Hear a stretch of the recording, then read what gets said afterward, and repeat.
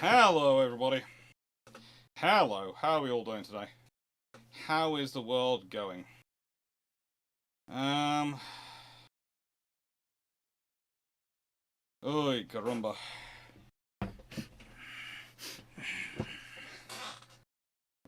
How much force were President Butler John?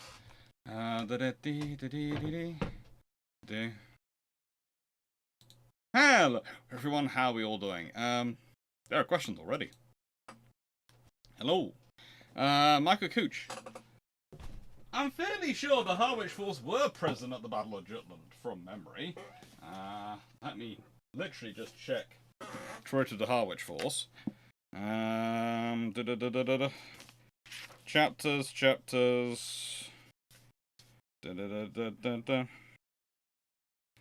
Battle of the Blight.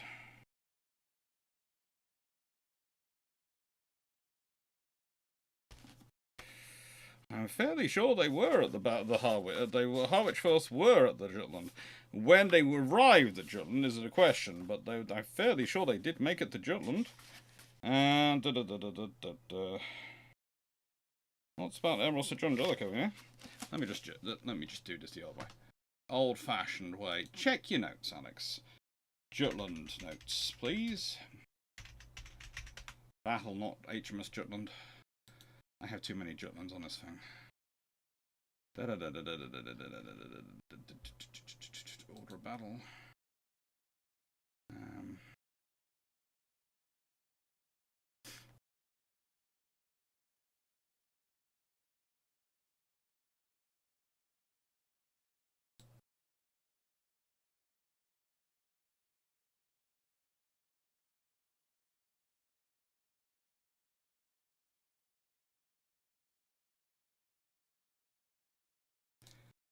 They were on their way there. They didn't make it in time of the battle, so basically they were ordered to slow down at the same time. So, but they were on their way.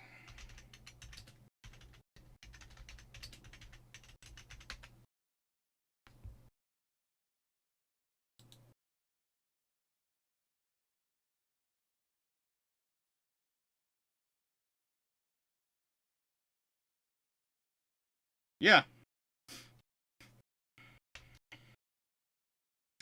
They were recalled by the Admiralty a few hours later and told to wait orders. But they sortied Carrisfoot, Cleopatra, Conquest, Aurora, Undaunted, Nimrod and Lightfoot as flotilla leaders, plus 4 divisions of destroyers: Lefore, Lookout, Lawford, Laverock, Lance, Lasso, Lysander, Lark, Loyal, Leonidas, Mentor, Miranda, Manly, Murray, Milne, and Mings. Which is pretty much all their cruisers, apart from the seaplane carrier Vindex, which was part of all the 5th Light Cruiser Squadron, apart from Vindex, which was actually in Rosyth, and did take part, if I'm not mistaken, and pretty much most of, I think that's most of 9th Destroyer Flotilla, a little bit of 10th,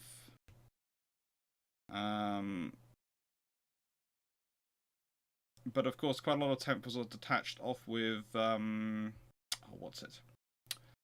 Oh, brain. They're at the north, so they're with 3rd Battle Squadron, isn't it? Wasn't it at the north? This is me going through the pots of memory. Yeah, but they were. So they very nearly were. If they're actually there, then the Royal Navy has extra destroyers and extra light cruisers and someone decent to actually command them. So, although they have fairly good commanders there, I mean, they have Commodore Turret, who is in his full I will ask forgiveness rather than permission mode at the time. That basically, the man is at full maximum I ask forgiveness rather than permission. Kodos, combined diesel steam, diesel steam. I think it's Kodos, isn't it? Have you ever heard of Kodos system on a warship? Yeah, that's combined diesel and steam. But I don't think it's called Kodos on there. Kodos.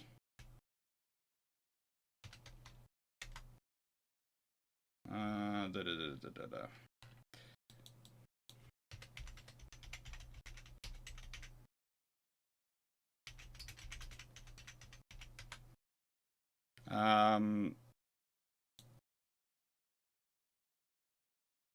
There is Codog, which combined diesel or gas.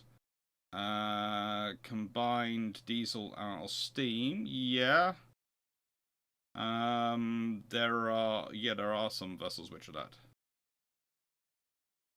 but they're very old. Usually, you're best using bunker fuel. Anyway. Hello, Peter Dawson. Hello, Knights of Gotron.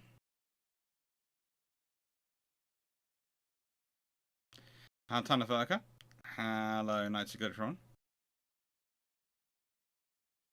Hello, John Shea. Hello, Timu Locker. Hello, Jacob. Hello, Michael Cooch. Hello, Carmen Gasberg. Hello, Byron Newman. Hello, Runon. Hello, Steve Richards. Albazersky. Hello.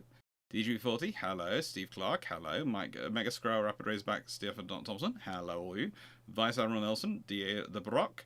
Carl von Gasberg. Leslie Mitchell. Hello. Joss Fonk. Wayne. Blackburn Maximus. And Mark Harness. Hello. Dan. Hello. Just home from work. I hope it was as good a day as it can be. Duke Petchin, hello.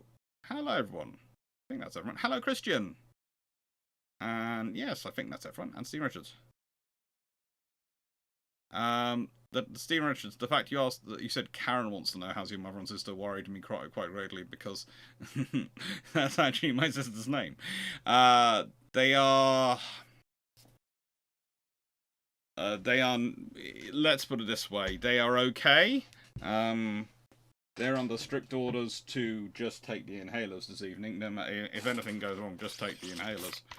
And yeah, they are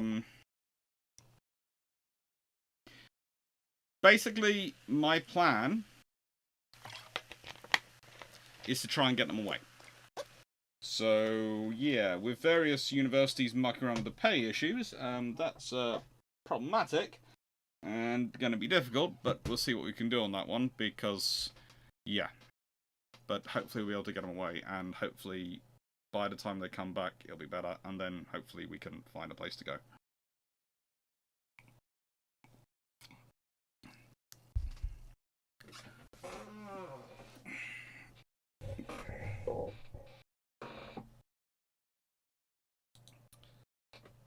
Turret, talk about a commander who landed exactly where he needed to be. Yes. There are few as capable in that position as he proved to be. He was lucky, and he knew how to be in the right place, but also he had the right tone. He knew when to ask for permission and when to ask for forgiveness.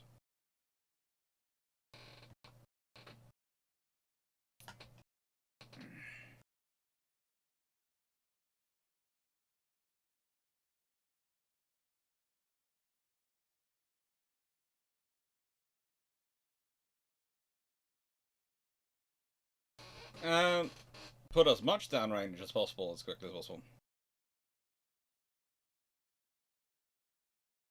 Debrock, Drakenmel did a video on the designs leading up to Yamato, and most were diesel steam hybrids. Yes, the Japanese were searching for a way to make their life a little bit better.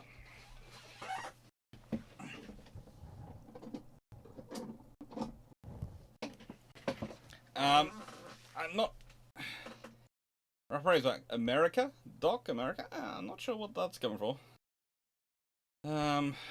So, yes. It's basically, in a proper Bruships, it's both an open naval history Q&A, I do them every Sunday, and I'm also going to review some books, and I've got a roughly theme from the books. And Knight 6831 usually has about 2 dozen questions to keep everyone's going. The first question is, how likely is it that Iceland would go ahead with starting Cold War 1 if the British was still an empire and a major power in a three-way Cold War? Knowing Iceland, they'd still do it. Because Iceland would do it, because of Iceland being Iceland. But how Britain would handle it would be a very interesting thing, because Britain wouldn't really want to be seen to be fighting with such a small target. Now, you will notice that there is a Q&A open, which puts the questions up on the screen. I do this because the amount of times I get asked by people, oh, where are the questions? And I can't see the questions and those things, so I just made life a little bit easier.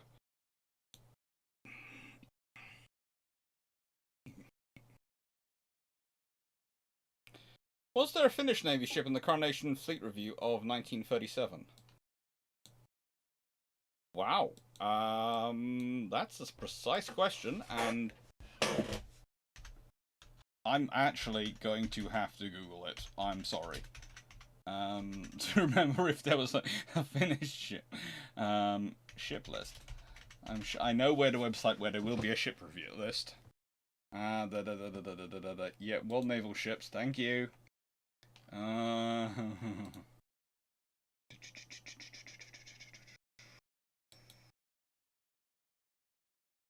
Zealand.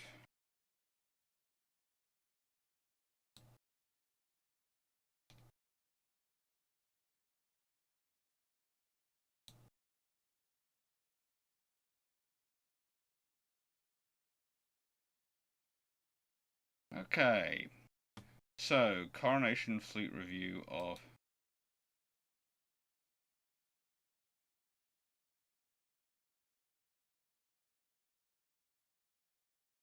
There are 101 surface ships which were listed there.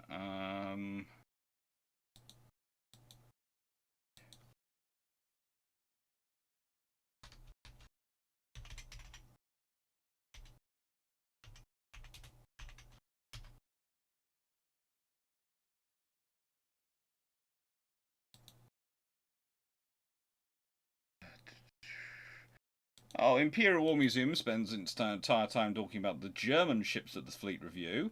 No,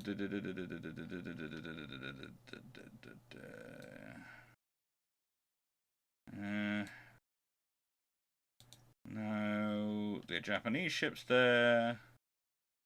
I want to know the small, minor European powers there.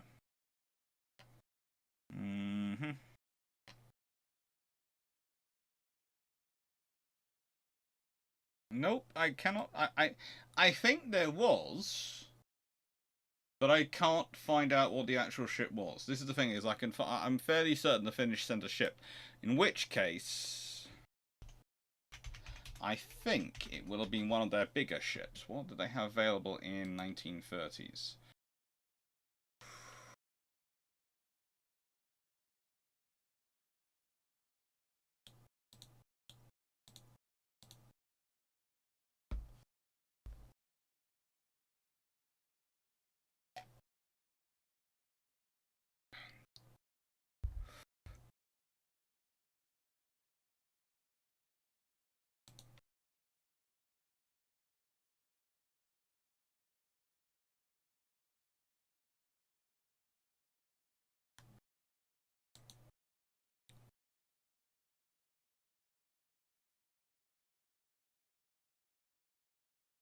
My instinct would say if they sent any ships, it would have been Amarian or Vanamonian.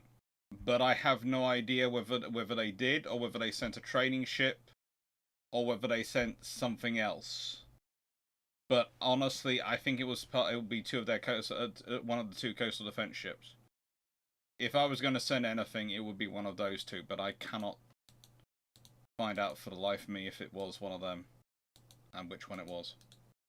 I'm going to have to really dig some archives for that one. So can someone send me that as a Discord note so I can definitely remember it?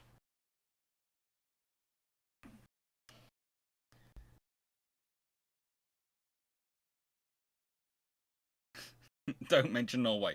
No, Lord Corkinori does not need to be mentioned. I believe it was Ilmaran. I had this feeling it was Ilmaran, but I have no way to find an actual source to verify that.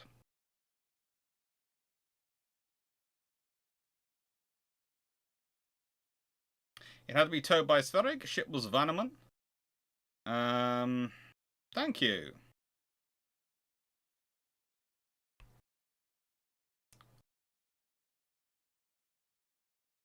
Hello, Michael Button. Vanamon, yeah. Vanamon. It never left the Baltic, so Van Monen. Okay, Van Monen. It is Van Monen. I'm happy to go. I'm happy that the chat says it's Van Monen and they know. But as said, I will do some digging up on that one. Paul Amos. I hope you remember of us and sister. Well, Fluffs are well. Fluffs are happy. Mum and sister. Yeah, I'm not. I honestly don't know how to fix. The only way I think I can think of to fix this is to move, but we'll see. We'll see. I said you might get mobile naval history. Right, I've got some questions building up before and answer those before I start doing the book reviews. Was there a answer on Vice Admiral Elson, was Alexander's strategy of beating a superior navy by conquering its bases on land ever repeated successfully afterwards?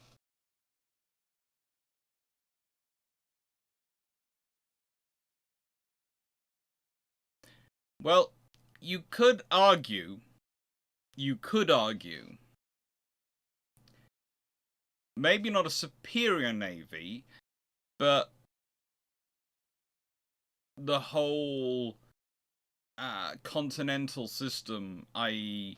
taking over the Dutch navy, the French taking over the Dutch navy, etc., and the Spanish navy by trying to form them into one Bourbon power, well, you know, and then breaking it up and it all being, it was sort of, there were attempts at it beforehand.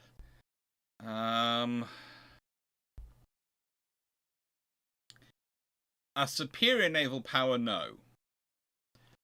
There have been naval powers who were strong, who were destroyed that way, but not superior naval powers.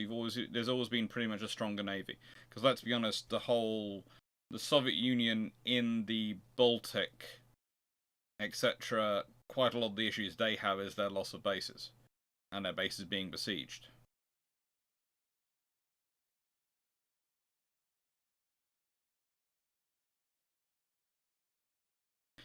Do you think the battlecruiser as a type would have been invented if the armored cruiser hadn't been invented first? Probably, because you need something for that role. So even if you don't have the armored cruiser, you would have something in that role. And I think the whole point about the armored cruisers, there's two strands of them. There's the armored cruisers, which are armored enough to basically hoover up light cruisers. And there are armored cruisers, which are armed with the intent of being second-line battleships. And that's really sort of the problem, because you've got... And this is what causes the interesting strand and differential in the battlecruiser construct, because battlecruisers coming from the armored cruiser line from nations who have their armored cruisers as basically second-line battleships, i.e. the Japanese and to an extent the Germans, are going to be heavier because they're automatically going into the second-line battleship role again. And they're going to be structured around that. Battle cruisers which come from the armored cruiser lines from nations who are thinking about them for commerce warfare because they have enough battleships to fight their opponents, i.e. Britain, is going to design its battle cruisers differently. And then there's France, but we'll leave France as they never actually get a battle cruiser to see, but they never actually it's not a problem. But yes, they would have been, a battle cruiser would still have been invented. But that would just mean they'd be developed from something called something else. But probably wouldn't actually looked at similar to an armor cruiser, because when armor cruisers come about, that's because they fit a niche technology and everything else that's created at the time.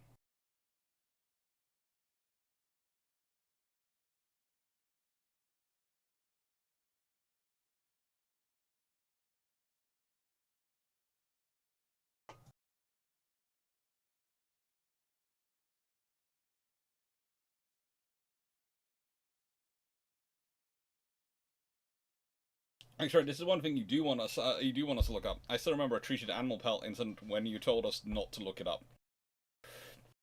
Look, if I specifically tell you not to look something up, it's because I've already been there and I've already suffered the trauma, and I don't see the need in spreading the trauma. I did that. I did that most most importantly with the Blackburn, and it started a cult. I have no idea to this day how it did, but it did. The world's ugliest aircraft.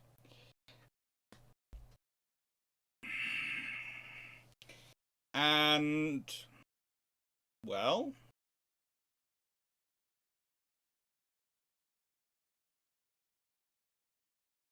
the rest? I try to not mention topics which I know will lead to traumatic searches on Google. I also try not to mention topics which will lead to searches on Google which could get you into trouble with any significant others in your life. Richards, why are all modern submarine props always covered when in dry dock? It's to stop people being able to work out the harmonics from the pitch of the blades. So it's to make them harder for people to try and track them on the water. Thank you, Jack Ray. 5 memberships, thank you.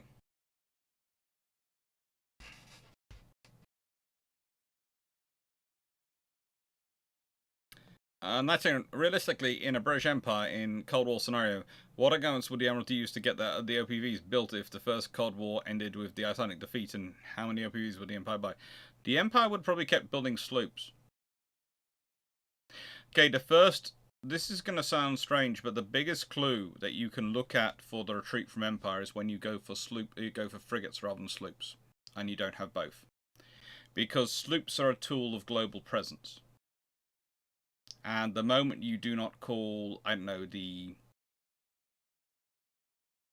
tribal class, the post-World War II tribal class vessels, those ones, the moment you call them frigates rather than sloops, you've set them up to fail. Because they're not anti-submarine warfare frigates, they're sloops. That is what they're designed for. They're designed for the presence mission. Sometimes they're called second-class frigates and all sorts of weird things, but they are the Type 81s. They are sloops. And they should have been left at it. So the argument is, if you had a British Empire for some reason was the third power in the global Cold War, the odds are the sloops haven't gone. So the odds are they would be doing it. It was more often not sloop diplomacy rather than gunboat diplomacy. Gunboat is the phraseology which was made famous mainly by people like Cable and etc. When he wrote his discourse on naval diplomacy, he called it gunboat diplomacy, and others who have sort of written of it like to talk about gunboats. But more often than not, the gunboat in question, i.e. the boat with a gun, was a sloop. It was just, we have sent a gunboat. Well, it's got a gun, but it's actually a sloop. And the thing is, it's shallow enough to go up the rivers, but it's good enough at sea to actually go out to sea. Yeah, it's a sloop. The Avro Bison is not compared to the Blackburn, but I do agree it is heading along the same lines. But actually have a look at the Blackburn, and you will worry. Jack Ray, a pin-up poster of Blackburn might get you a question about your sanity by your partner. For that, we would have to ask Dan Freeman how the various partners in his life have felt with him being the high priest of the Blackburn. Apparently, he prefers the term boutique religion. Oh, good lord.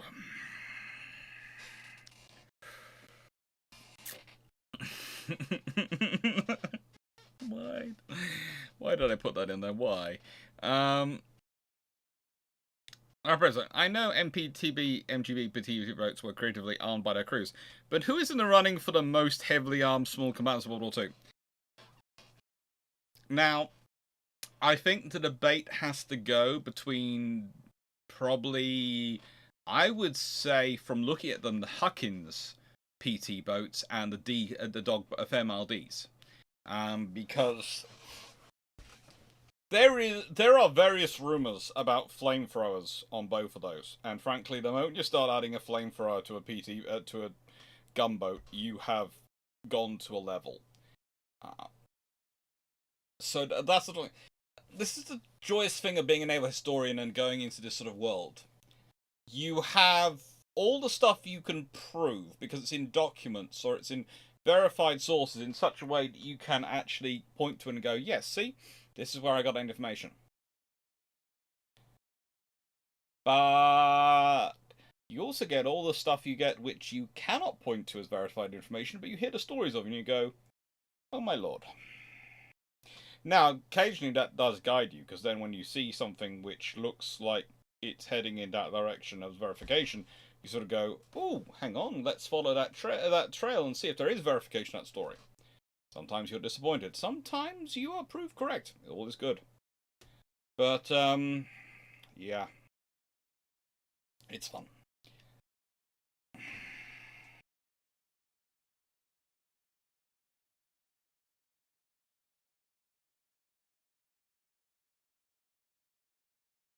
Since my dad passed away and listening to your channel, I've got interested in marine engines.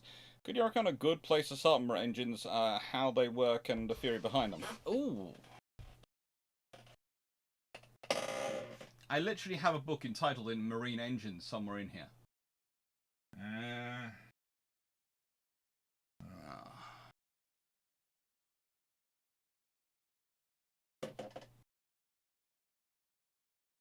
Where is it? That's Modern American Marine Engines. This one is one of these books. The sort of the classic imprints you can get from Amazon. Modern American Marine Engines, boilers and screw propellers. As originally published in, I think, 1881. If you're interested.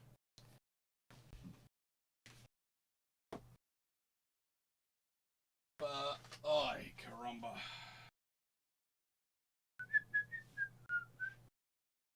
Engines.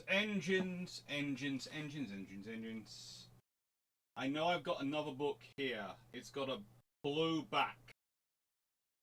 Sure, it's got a blue back. Which is all about marine engines. It's a modern one. Modern marine engines. Not that one, but a different one.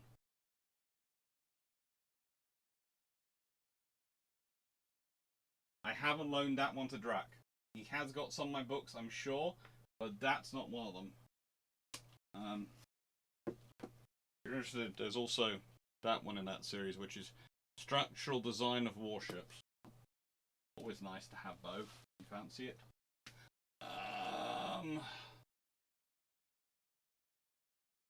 Oh, where is it?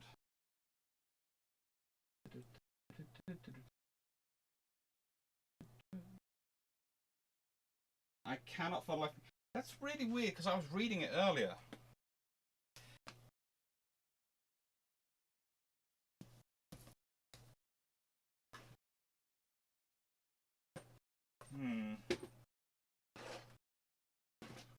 Where's Jutland? How's it managed to drop down behind anything?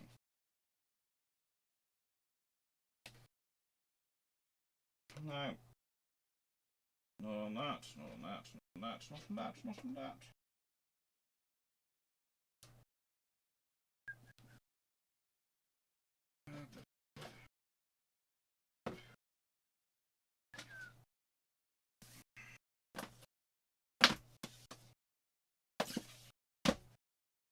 Nope. I don't know. It's marine engines. There is a good one though. It's blue.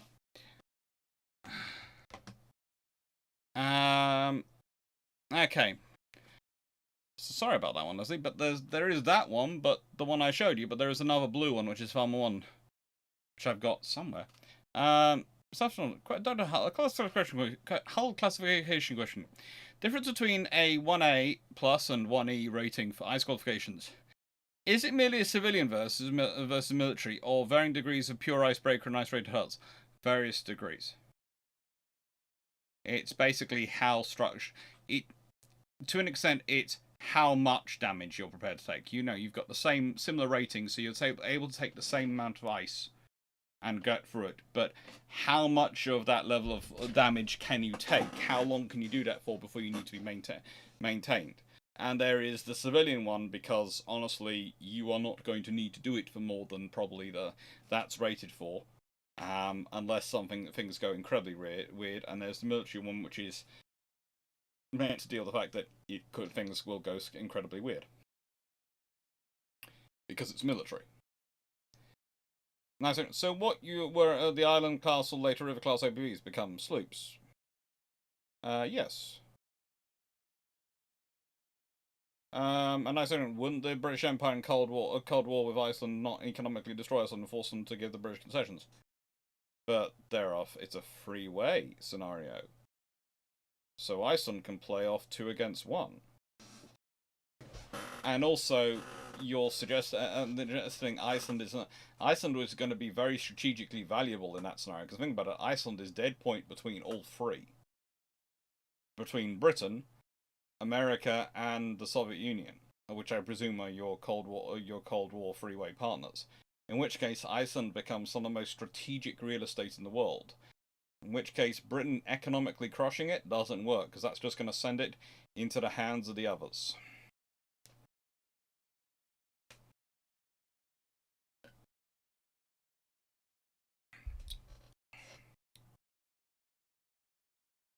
Considering, was there ever a time when someone saw a ship of a fleet like, I can take them on easily, but it turns out the other way outside one easily? Lots of times. Honestly, battles are never entered into by people who don't think they can win. I tell a lie. Occasionally, the French Navy enters into a battle, and they can't win because they know they can't win because they're already outnumbered. But again, the Royal Navy, there are battles. The Battle of Chesapeake is a good example. There are lots of battles where, frankly, both sides think they can win. Turns out one side can.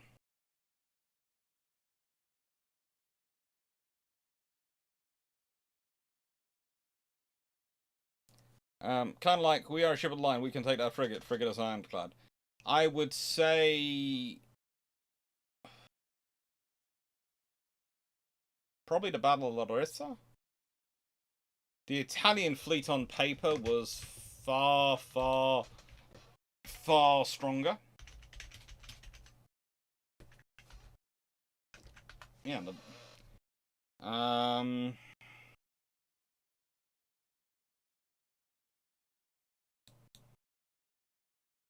yeah, the Battle of Lisa. I think I called it Battle Larry, so a second ago. Battle Lisa. Yeah, basically, on paper, the Italian fleet should have absolutely walked that one, but the Austrian fleet won it.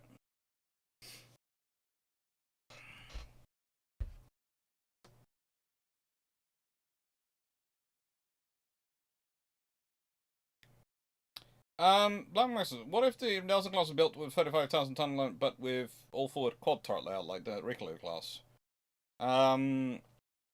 Depends. So they have 12 guns or 8 guns in this scenario. And I should remind you that the Royal Navy wanted 9 guns specifically. And in answer to your question, actually, if you're going to the 35,000 ton limit, that gives you roughly 1,500 extra tons to play with in standard. And that's not total tonnage to play with, that's just standard tonnage to play with. So the thing is, if you do use that much tonnage, you can probably put in a third you can put in a third shaft, the engines and boilers for that. In which case you can probably get to, I would say, 28-30 knots. I would say if you've got 3 shafts and you have the appropriate number of boilers and engines for them, for 1,500 tons you can get there.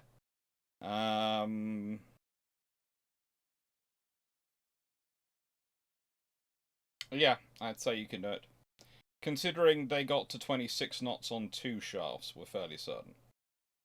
And I'm basing that speed on what speed the Germans claimed they were doing, chasing them, rather than the speed that the Royal Navy officially claimed they're capable of, because As we all know, what the Royal Navy officially claims as speed for ships, and the real speed of the ships, tends to be slightly different.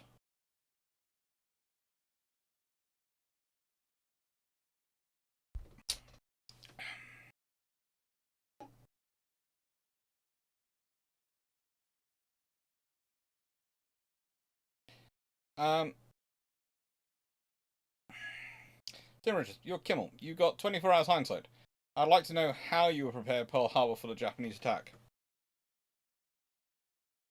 How would I prepare Pearl Harbor for the Japanese attack? Disperse my fighters and aircraft to all the various airfields. Make sure the radar's switched on and stays on. Make sure all the air defense crews are in there. And get every single ship out to sea.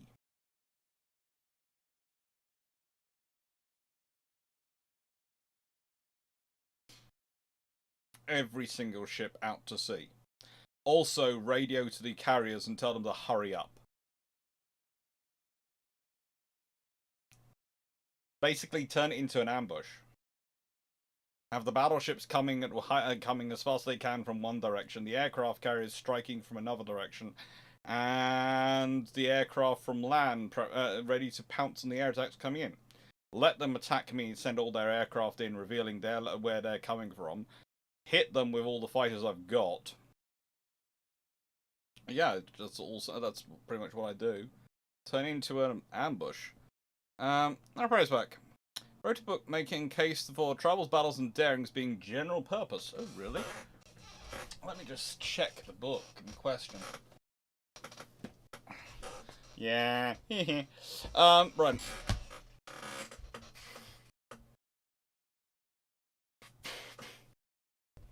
Please note, there is a reason for those who are watching the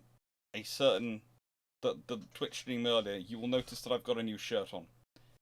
That is because I ended up having to help my sister and ended up getting covered in soil, okay? So I had to go and get the soil off and change shirts. I even think I got some up my nose. We'll leave that to one side, though.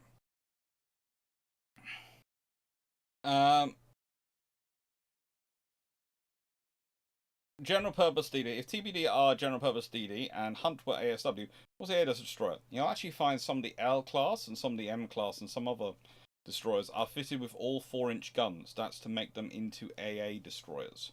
So any destroyer which is fitted with purely 4-inch guns, it becomes an AA destroyer.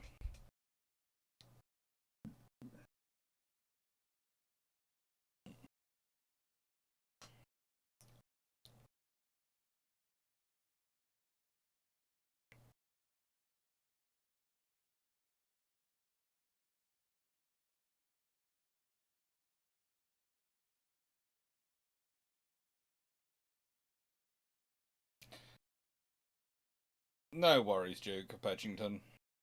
I guess that was something interesting going on there. Has there been a naval battle that you consider a draw?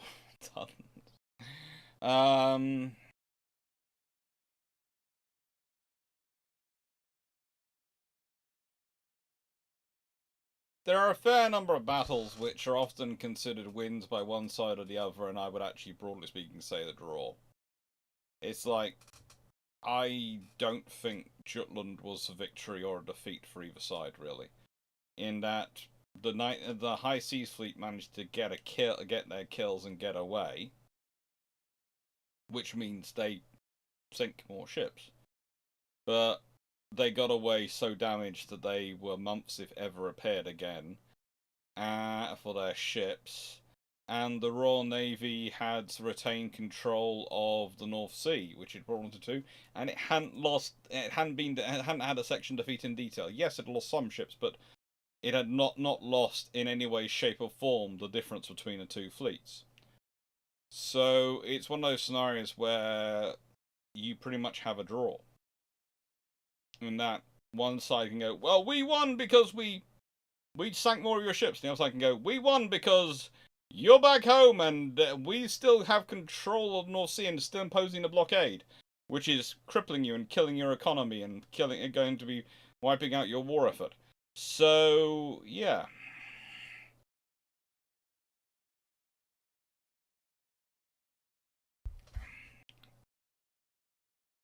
Andy Shepard, any chance of Nielsen running were faster than water was pumped out of the torpedo defense areas? There are all sorts of interesting options going on there. Don't worry, Andy. All sorts of interesting options.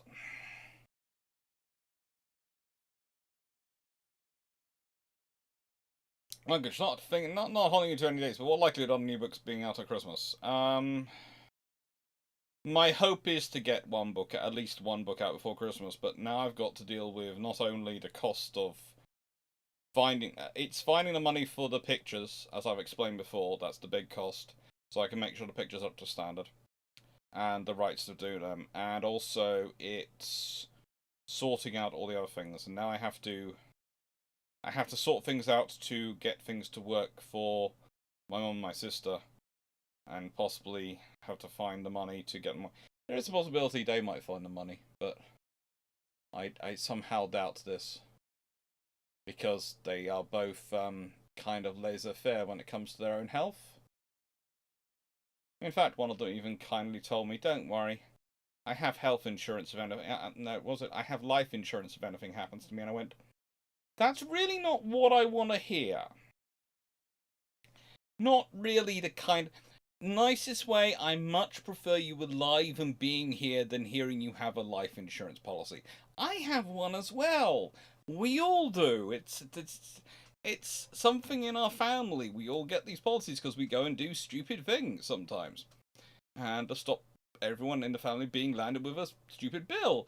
But that's not a thing to say when you're being made ill. Don't worry, I have a life insurance policy. I don't want to hear that. I'd rather you were better and healthy.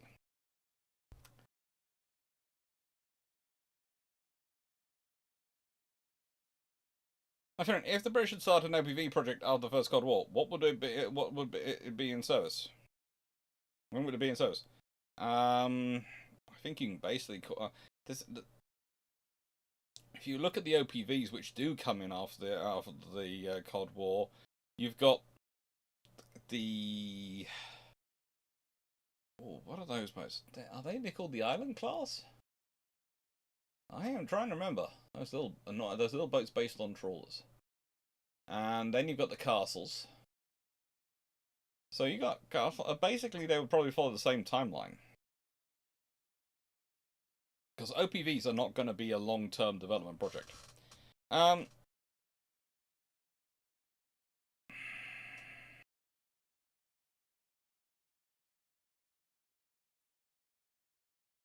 Enjoy. Thank you. Came across it recently. I haven't been able to get a straight answer. So an upsized version of the RCN Harry de Wolf class wouldn't be a lost effort then, i.e., 1.5 times larger, a 75 minimum to 120 gun, and a 1620 horse. It wouldn't be a lost cause. It would actually possibly be quite useful for some of the high north. Because also you have to think, what's the likely threat going to be in the high north? In the Arctic, what's it likely going to be dealing with? Did the turrets on the turret farm dreadnoughts and super dreadnoughts have magazines paired to each individual turret, or share magazines? Well, why not? Now, it depends on how paranoid your designers are, right? So, you could have magazines for all the forward guns. You could have magazines for all the aft guns. You could have, if you've got a turret farm scenario where all the guns are put together, have a shared magazine. Or multiple or you could have a shared magazine complex. Now that's always the interesting one, is because a shared magazine, it would have it all as a sort of a one space, but a shared magazine complex would have it as a series of honeycomb spaces. So it depends on how paranoid you are, and it depends on how survivable you want the ship to be. So basically, you think about navies, think about what they're designing, and then go, how paranoid is this navy? The more paranoid they are, the more likely they are to have individual magazines.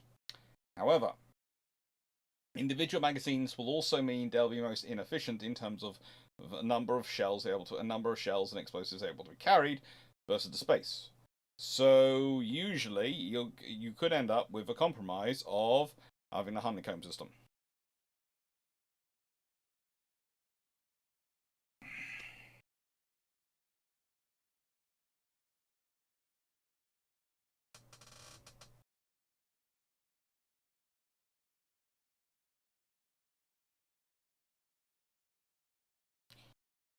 Nice to everyone. Offshore patrol vessel comes from NATO.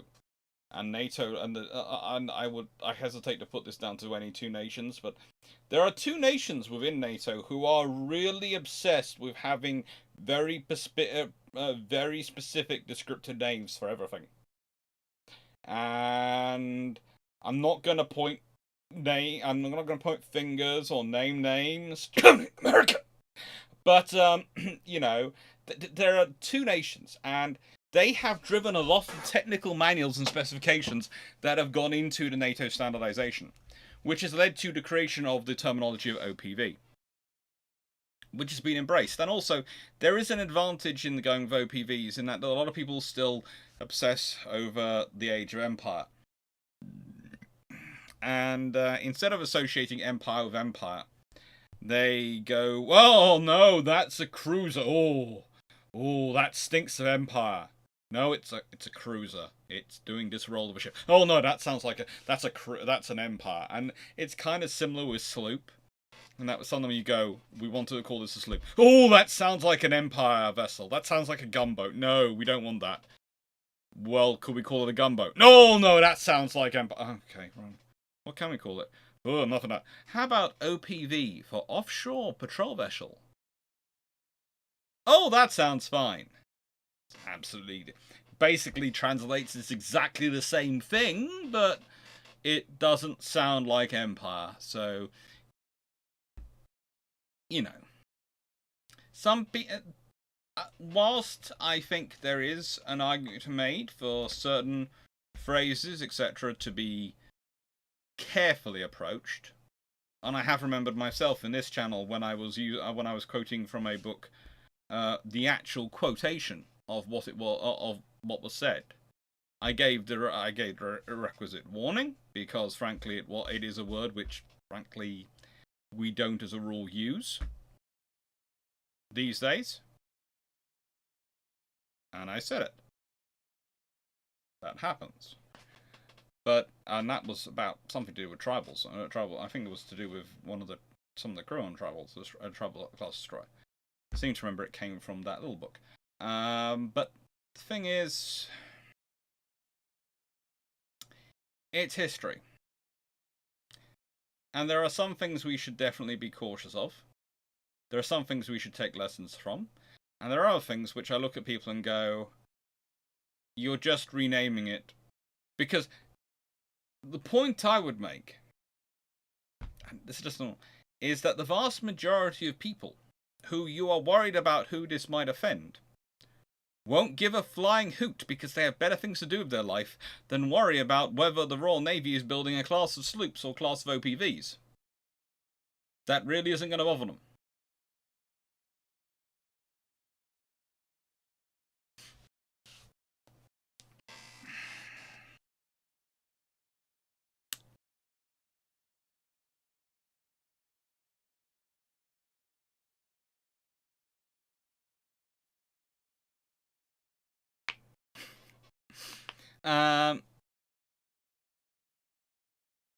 Mark Hartness, 1196. Beatty and Seymour fall off HMS Lion, wind up in hospital. Admiral Willis Lee magically appears to replace Beatty, minus knowledge of future tech or events. Jellicoe does a jig? I mean, first of all, you've got to explain how an American admiral is ending up in charge of the battlecruiser force. But basically, considering how good he is, I'm fairly sure Jellicoe might accept that. But then Jellicoe would have to be told how good he is. And that's going to be, without future knowledge, that's going to be difficult to demonstrate. So probably you end up with a gentleman called Admiral Hood in charge of the battlecruiser force rather rapidly. It happens. But Lee might well be very helpful. Could do a gunnery inspection of the entire squadron, offer some recommendations. Renan, could Kimmel get away with such an ambush as hostilities would commence before the official declaration of war by Japan, presumably before they started shooting at what you say? Basically, the idea would be to take a punch. So you would wait and position your forces, and when their attack started hitting you, i.e. they flew over Pearl Harbor and started attacking, you'd have your fighters up in the air ready to come down on them. So you'd wait for everything until they hit. And then you chuck it in. So the idea would be literally to take the punch. It's a cynical thing to do, but, you know, preemptive. But also there is a difference in that preemptive strike is allowed. And you can make the fairly sufficient case. They're not coming all this way to here to say hello in secret. They came all this way in secret to attack us. Makes life a little bit more difficult, but, you know, not massively more difficult. Honestly, if the entire Japanese carrier force is wiped out at Pearl Harbor, and you could conceivably do that if you had 24 hours to arrange it. If the entire Japanese carrier force is wiped out at Pearl Harbor, I see World War II going very, very differently in the Pacific. Because think about all the offensives they do that without the aircraft carriers aren't really practical. There's no Operation C.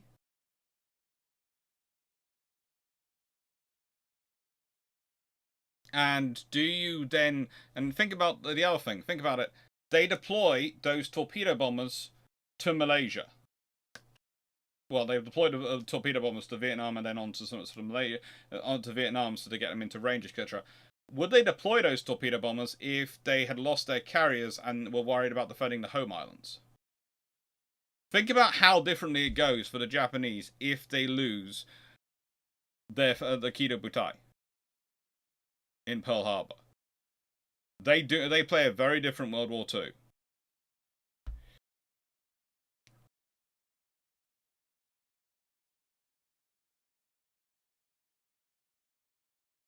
I don't know. Why didn't the British start building OPVs until after the Third Cold War? Because have you tried to get politicians to pay money for things?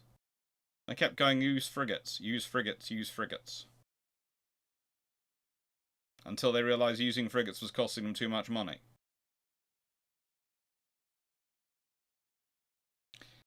If the British had decently funded Frank Whittle's jet engine concept starting in 1928, even despite the Great Depression, how early could jet engines be available and what impact would this have on Model 2?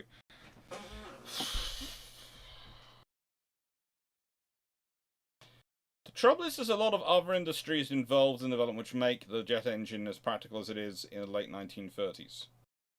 So in the late 1920s, you have to do a lot more development because you're starting from a far lower technological base, and especially in aerodynamics and understanding of airflow in engines.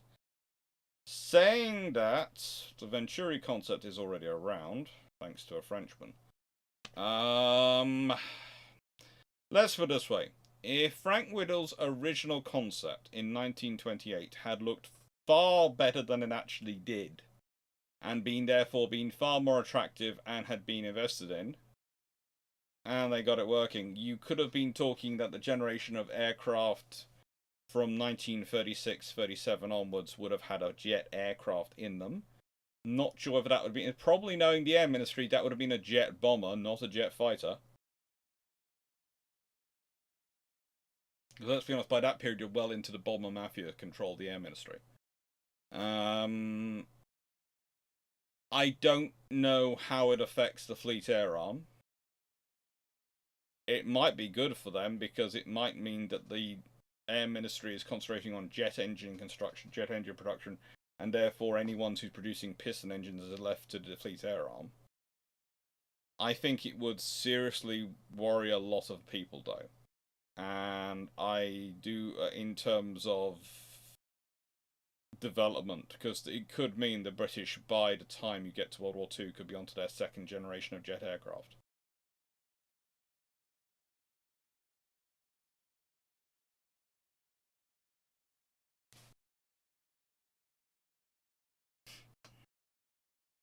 I don't in politics.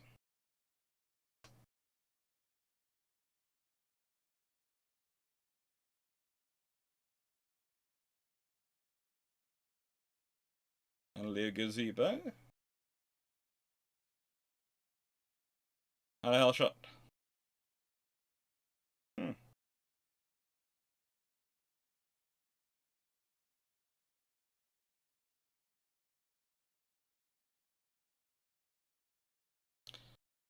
What did not look attractive about Whittles? Well, that's because he chose not to. He chose to give it to the nation. He chose not to. It sucks he doesn't benefit from his invention, but he chose not to. And what did not look attractive about Whittle's early concept? There were a lot of things which were we thinks. We believe in it. He was right, but the trouble is, there is a level you have to go to before you start getting a lot of government money. And that means you have to get probably some private investors, because whilst the government operate, normally what happens is the first level investment comes from people who get the vision. Next level investment comes from a government, and then the third level comes from commercial interests once they think it's practical, and they can make some money from it. That is the point, and that is the usual chain of funding. And the trouble is, Whittle went straight to the government because he was Air Force, and he believed the government would fund him. And the government were going, well, no, this is because again, as I always try to explain, we think about Whittle as being the great lost idea, but there are literally dozens, hundreds of people going to the government in that period almost every day with different ideas, which could have been the next great thing, but they're in a similar case to Whittle. And if you either, the government doesn't have the hindsight. They don't know that Whittle's actually, whilst it looks, paper thin arguments, they look at it, they go, well, can we develop that? Can we grow that? Possibly. But they don't know that. So they, the thing is, you can spend a lot of time being critical of them for not funding Whittle and not knowing that in hindsight. But there are literally, as I said, hundreds of other ideas which are at similar level of preparation, which they don't fund and which probably would never have worked out. I think there was there were a fair number of ideas of various rocket-type aircraft, and frankly, that's not a good idea.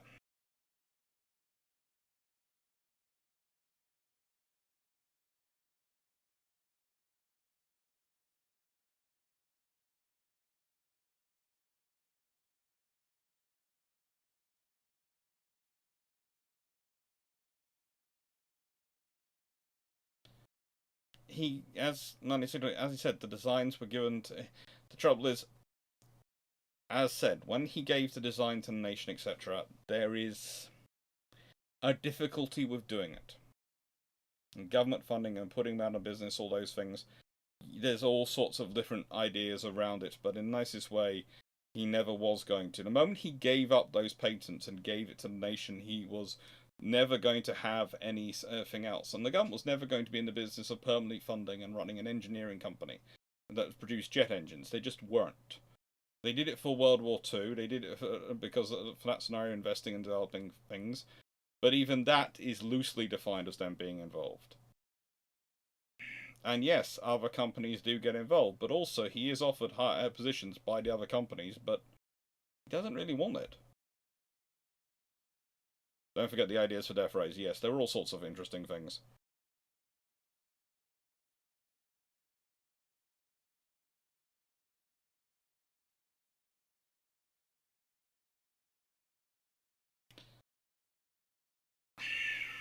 Sometimes I know that Polar... Hello, Pooh Bear? Sorry, Polar Bear has the best icebreakers. Polar Bear have been old late, but there's some interest, and I'm thinking of...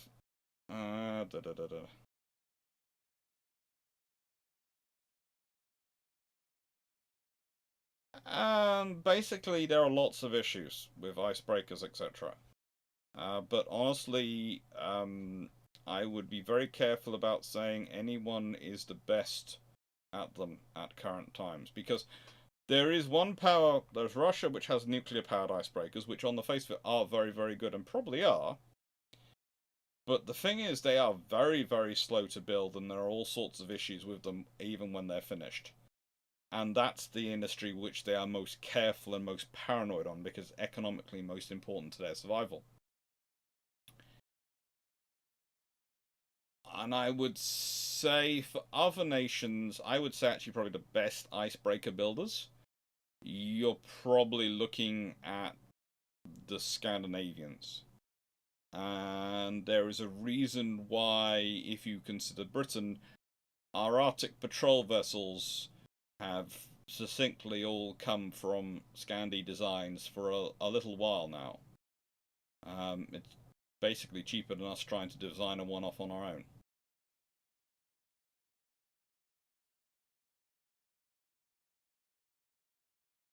Jack Wright. It was funny. The UK government developed working fuel injection in 1922. Don't forgot and didn't mention Rolls-Royce. That's because it was in the wrong different departments. Was he offered? He was offered positions at other companies. There are a few interesting documentaries going around about Frank Whittle, and some of them. Well, the point is, he wanted. What was it? I'm not sure whether it was Rolls-Royce or which of the engineering firms it was that he wanted that he was going to go that offered him post, but he was upset they didn't offer him a. They offered him to run his own research division, and he wanted to be on the board of directors. And they didn't want him to join the board of directors directly. They wanted him to spend time running his research division. And I think or something like that. And it was basically it was a really interesting. It was a I can see both sides scenario, where I can see whereas what he's done and all the things, and in mind of that caliber, I can see why he wanted the level of post he did. But he was being offered something, and I can also see why those companies might go, no, you're not coming straight onto our board of directors.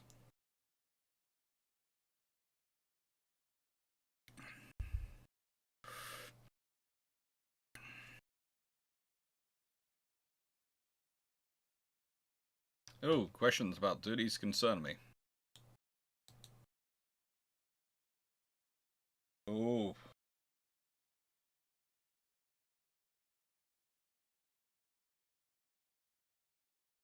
That's always fun.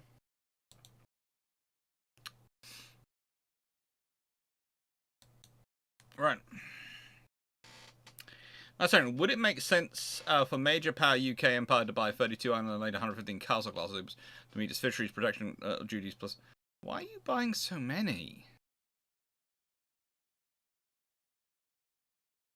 147 OPV sloops. Why?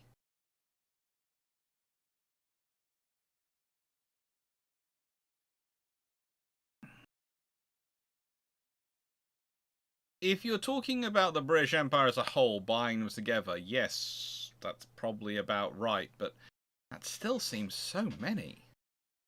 And again, I don't think they'd buy such a. I don't think they'd buy either the Island or the Castle class. I know you tend to bring it in Hearts of Iron and various other scenarios where people have written these, but honestly, I don't think in any scenario where you have that as a continuation that those are what are produced. They just don't fit that scenario.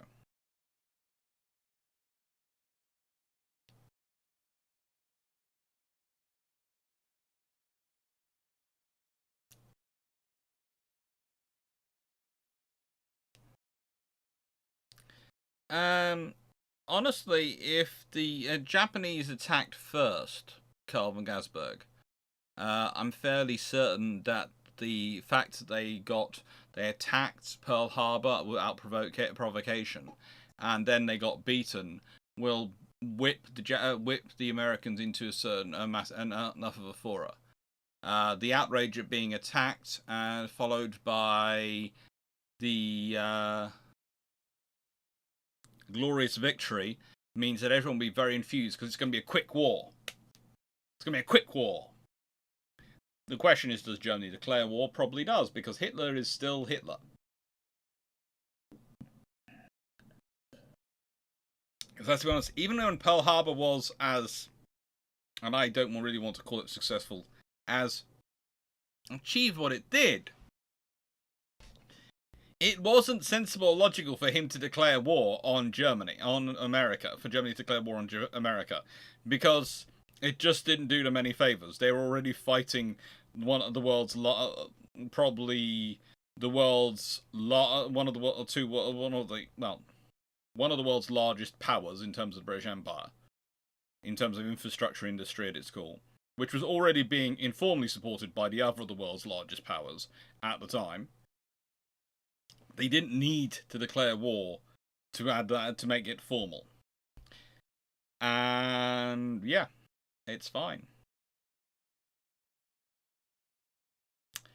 And also, Carl, this is gonna sound strange. That sounds like you're heading down the whole Pearl Harbor conspiracy theory approach, and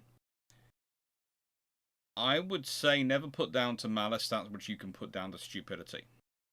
And the fact is, quite a lot of the American ego, in terms of the politicians, etc., believed Japan would never attack them.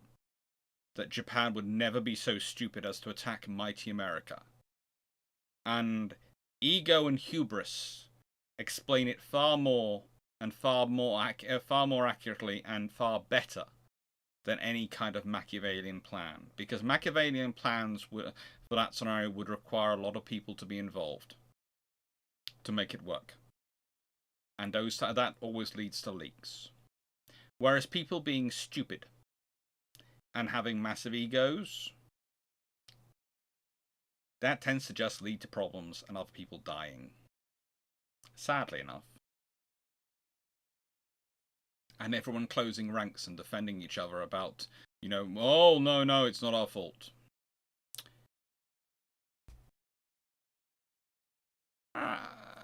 What if the Renown class was built with 4 twin 15-inch guns and 9-inch armor, but the same speed as originally available at Jutland? Then they're probably taking part in the battlecruiser force, and Lord help the High Seas Fleet. Well, i.e. the first scouting group, actually. Because if they've got that and they've got 9 inches of armor, then frankly they're going to be even more of a nightmare for them to deal with. I know Jellicoe had an attachment in New Zealand. He was Governor General there for a while. Did he ever consider moving there permanently? I don't think so. Black Masters, if in the earlier suggested scenario of earlier British jet engines, could the other nations keep up? Could Japan, US, and Germany? With effort, they could. Let's put it this way. It depends how much of a march the British get on the others before it's revealed to the world what's going on. Japan is going to take forever to catch up because their industry is already at the limits. Germany will be pushing down that route quite soon anyway, but they take a time and they're going to have to develop a lot of effort as well, put a lot of effort into it as well, especially as 1928 still not got Luftwaffe or anything like that. In case of America, you're probably going to be dealing with more the commercial interests trying to get behind it than the government.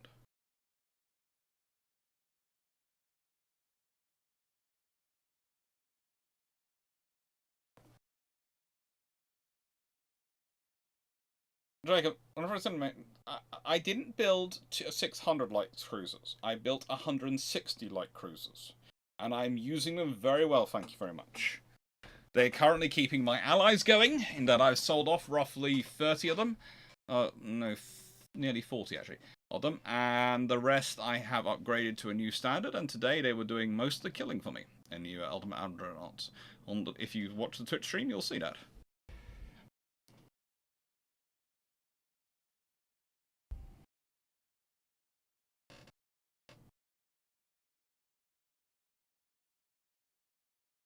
Sure. Again, if you expect Pearl Harbor to happen, you can cripple the Japanese fleet. There is also ancillary evidence that FDR didn't see it coming. No, he didn't. The other thing is that for FDR to see it happening, he has to be almost amazingly pernicious in his view, and he doesn't. He's human.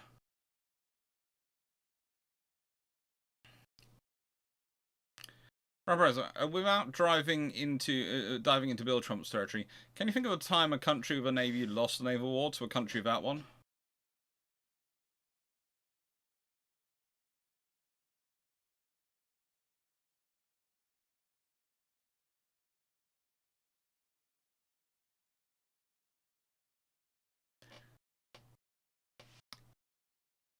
You could argue but that's thanks to the French and the Spanish getting involved. American War of Independence. And then it's arguable whether the British actually lost that in terms of naval terms. Because whilst they lost Chesapeake, they then, the moment the French left, they were back in charge. And back as the overwhelmingly dominant power. Even the French didn't come back again.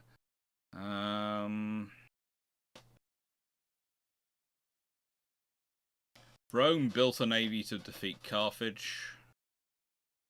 So I don't think that counts.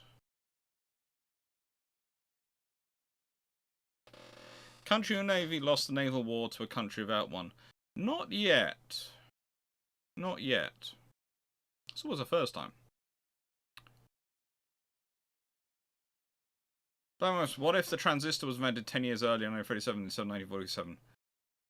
You would probably have a growth in the capability of radars beyond belief. Radars and radios would be very, very much improved in World War II. You would probably see the British and the Americans at the lead in this because of their investments in their companies already. They can make the most quickly adapt to it because they've got the infrastructure to quickly adapt to it.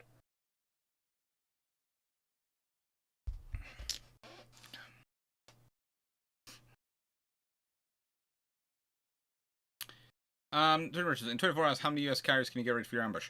There's probably about a couple of carriers in range that with 24 hours notice and telling to steam at full speed in direction of Pearl. And I'm not worried if they run out of fuel outside Pearl. I'll send a tugboat to pull them in. And actually, I would dispatch the tugs in their direction anyway. Or maybe I dispatch tankers or anything. I'm dispatching everything out of Pearl Harbor anyway. So if necessary, I could always send my older, slower battleships in the direction of the carrier groups with full fuel tanks to fill up the carriers. And that would also get them on a carrier while using the faster battleships for the mission.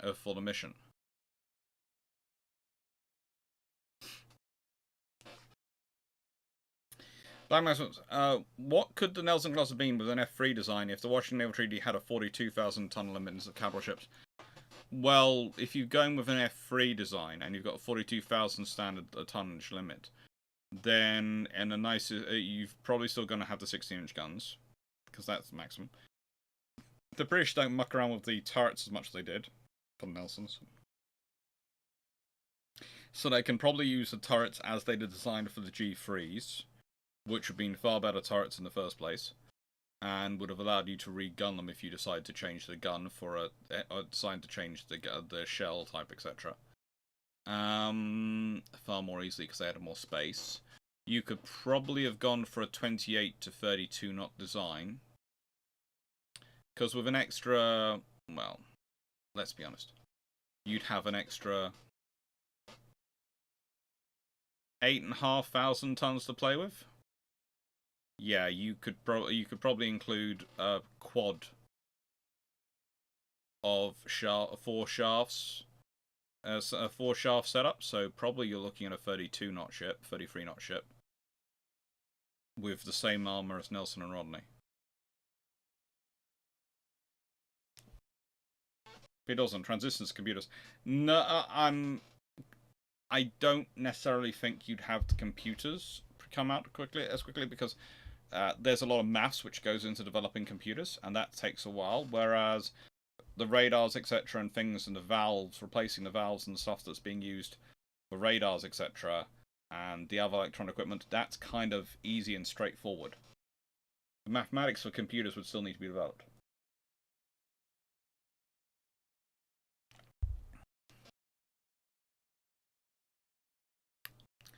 I am going to continue the Battlefleet Gothic Armada campaign at some point. Probably it's going to turn into one of either the Friday night video or maybe something else on a Saturday night sometimes.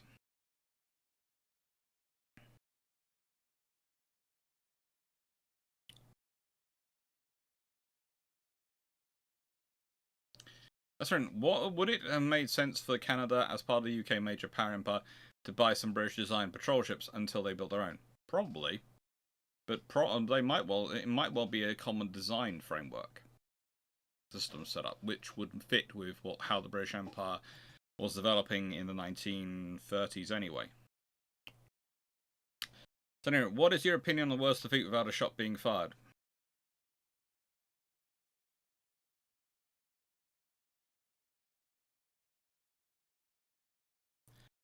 I would argue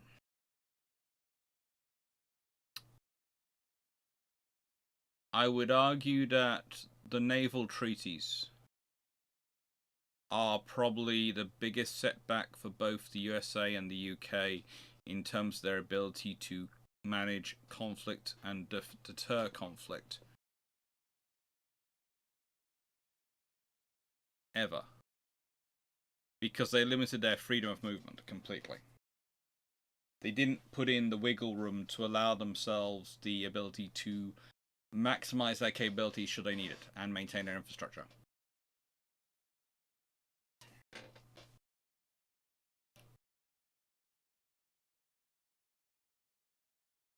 My line of thought was a failed, instead of historical tactical victory, master mistake and a strategical. Pearl Harbor attack results in Al-Dadoff seeing Japan as losers, while the US public opinion is occupied by pushing the pesky Japanese, which will see result in a few jungle island fights. Just after that, Japan, the US, not keen direct European intervention. I doubt that because Adolf has a massive ego, but also if he deserts the Japanese, that's one thing. So he doesn't ally, but he doesn't ally with the Japanese. The point is that the Japanese go through with their other successive attacks. It might not even end up being a jungle island fight, because why do you invade? How can you invade the islands if you've lost your Kido Batai, and the Americans are able to push their carriers and their fleet forward pretty much intact? So you now got the intact American battle fleet with carriers able to move towards you in the Philippines and everything. Why are you expecting there to be island fights? You change the entire run of the war. The fact is, at that point, there is no change in naval command. And one of the interesting things is, at that point, Nimitz probably doesn't end up in charge. Because you think about it, if Kimber wins, how do you justify replacing him? If Kimber wipes out the Japanese Navy attacking, how do you justify replacing him? He just won the battle. You can't justify replacing him. So Nimitz is going to be there, which frees up Nimitz to do something else. He might be used as a task force commander.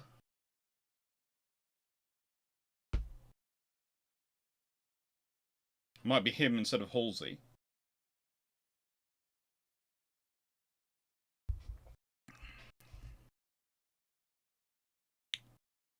But that's the moment you change.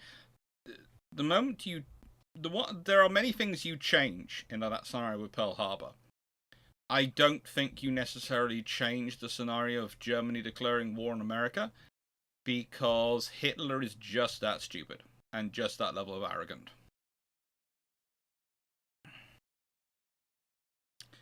Mole's Revenge. Do you use Spring Sharp? I keep meaning to use it. I haven't yet, and but I have seen others produce stuff with Spring Sharp, and it always looks very good. But there are others on the channel who use it far more often and do far better than I do.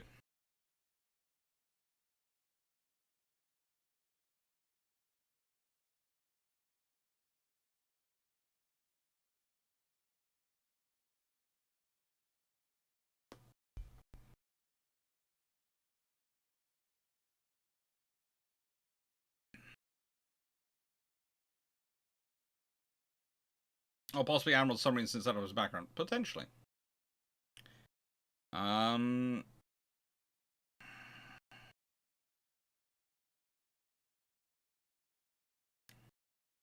What would the Yamato class have been built to with a Washington Treaty allowing an allowance of 16-inch armed 42,000-ton battleships and no second London Naval Treaty?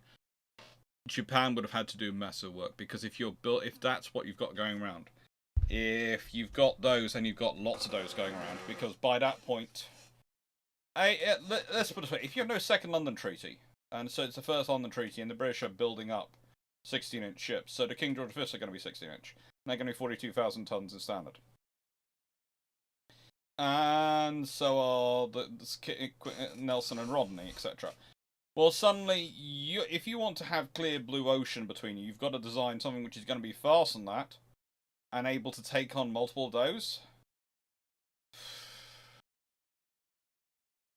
If it's got less than 12, 18-inch guns, you're in trouble. I think Yamato and Musashi are sufficiently large and sufficiently big compared to what they were originally designed as. You might well see Japan having to do what the French did and build them in two places and then put them together. Or alternatively, what they'll have to do,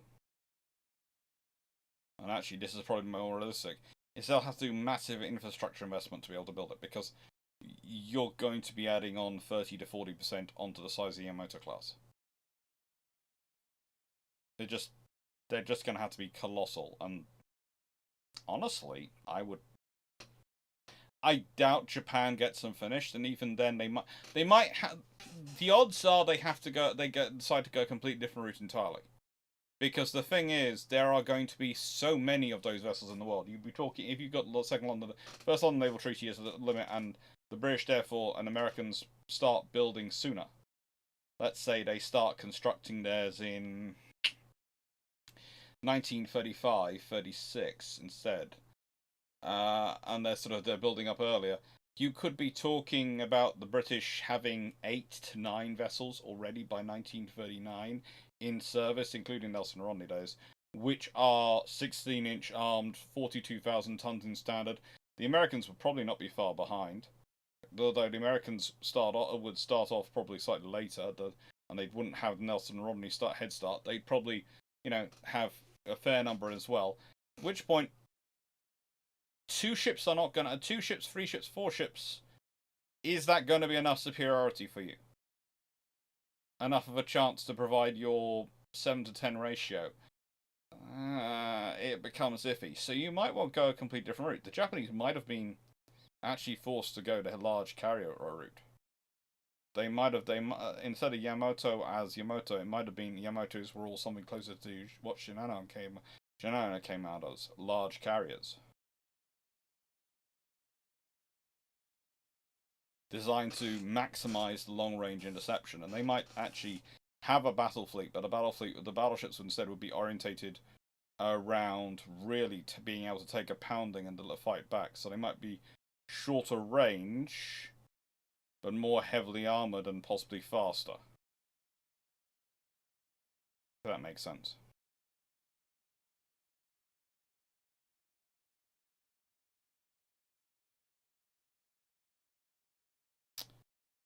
St. Richards, on your theoretical ambush, how would you know about the trouble with American torpedoes? Nope. You'd probably learn about it quite quickly. And Backmosters, how are radios shielded against the interference caused by solar minimums, like they faced by the forces of World War II around Iron Bottom Sound? Oh, that's a whole load of... Well, it depends on the system, how it is. But basically, it's shielding like any form of shielding. With radios, it's a problem because they're supposed to receive signals. So you can't just put them in a, what's a cage? What is it called? A Ferris cage? No. Fahrenheit cage. Yeah.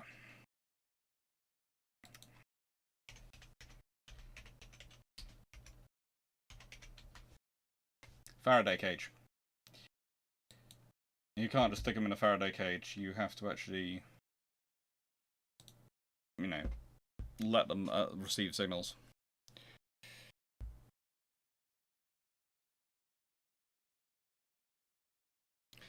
Yeah, what if the Germans had gone for primarily mine-laying submarines instead of World War II instead of torpedoes? Britain had a lot of mine layers at the beginning, mine layers and minesweepers at the beginning of World War II.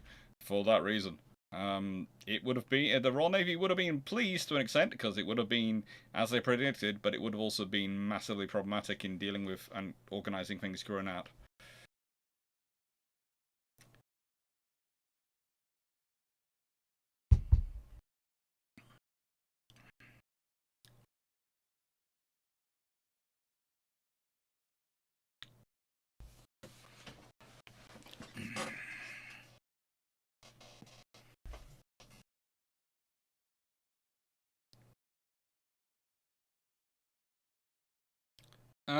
Subtitles for fjords. Yes, Scandinavians have conventional power ships conventional power ships, and unfortunately, do not have the longevity that the Ruskies have.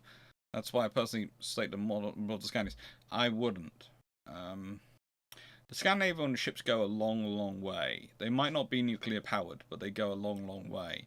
The difference is that the Russians have to go a long, long way without any place to resource or refuel. But as a rule, I would say the Scandinavians. Yeah, I put them higher in terms of their tech.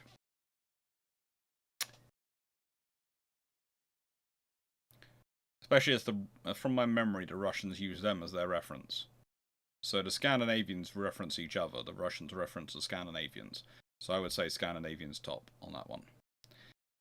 Does the European theatre kick off if Hitler suddenly gains an instinct of understanding, respect to production capabilities and logistics? The trouble is, Hitler might have that understanding, but he's still a gambler. He's like any politician, he gambles. And gambles. And gambles. Sometimes without cause.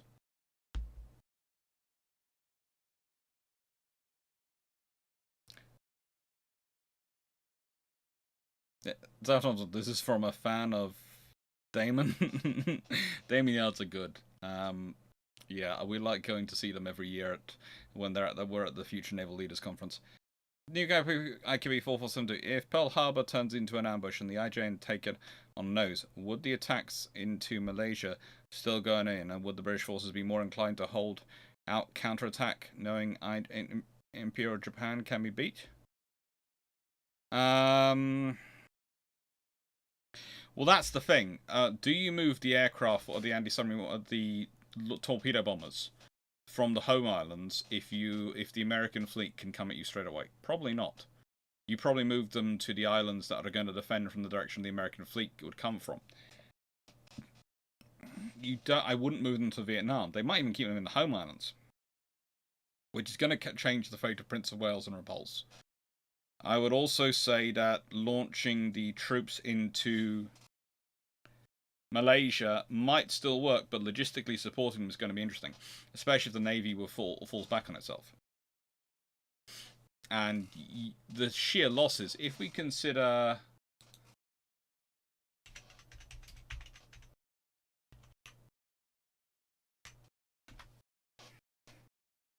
So,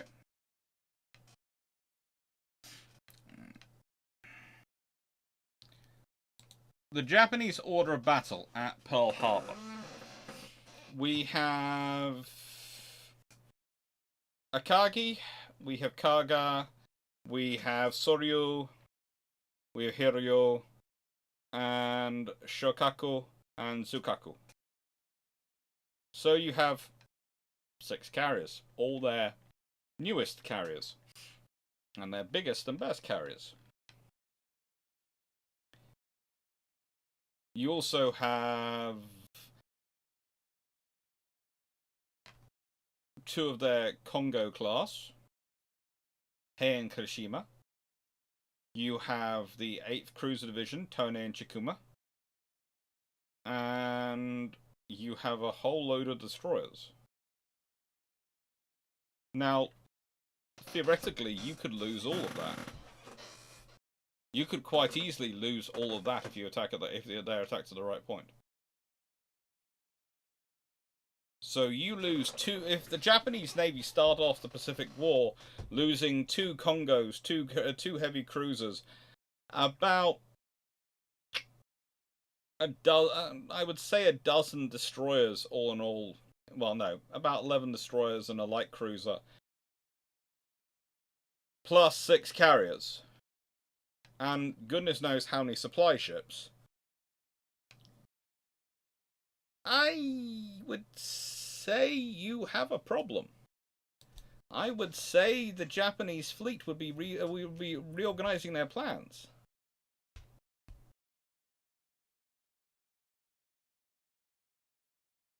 Emilia Burry, your thoughts on a Pensacola cruiser with all triple turrets?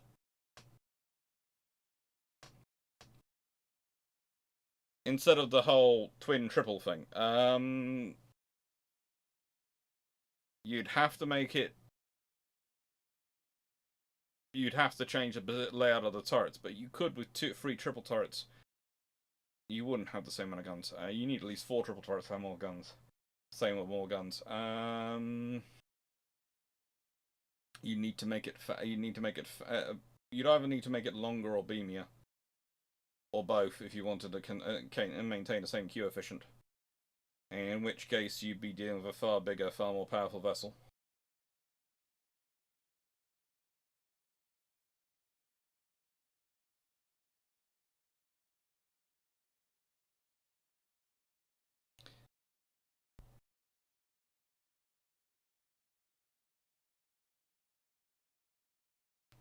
Blackman Maximus, what if the Washington Naval Treaty goes to 10-10-7 route and the Brits gave Australia HMS Tiger to replace HMS Australia? How would this affect World War II? Australia with probably an upgraded HMS Tiger with 14-inch guns. As part of a modernisation process. It could be interesting. What could also be interesting is seeing what they replaced her with. What they'd replace her with in the run, because in a nice way they could be. She could be one of the ships going to be replaced in the run up to World War II. It'd also be interesting to see what effect it would have on the Australian Navy to have such a large capital unit to support in the interwar years, along with their cruisers, etc. That would be quite a big crewing commitment. Interesting to see how they do that.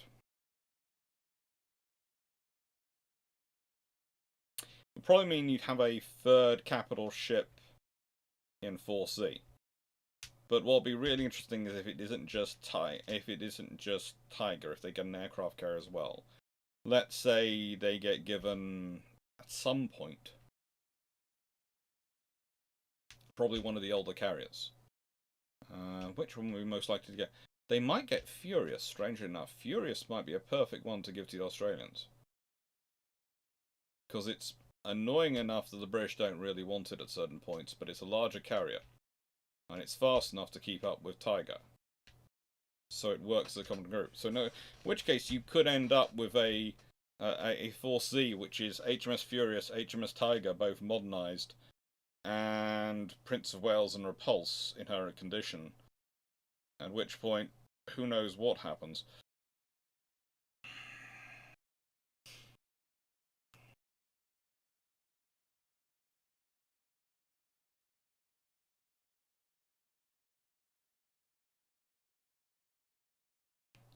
So I saw in a comment in the comments of a UK Defence Journal opinion base. Oh, great. Someone is claiming that the US will ditch all its ballistic missile submarines by 2050. That's interesting news to me. They're just building a whole new generation of them. They probably looked up the end of service lives for the new generation coming into service and just realised, oh, they're going to be gone in 2050. Well, they'll probably be replaced by a different new class at that point. And the US doesn't want the UK to have the Trident-free submarine-launched ballistic missile. US hypersonic missiles, according to his research.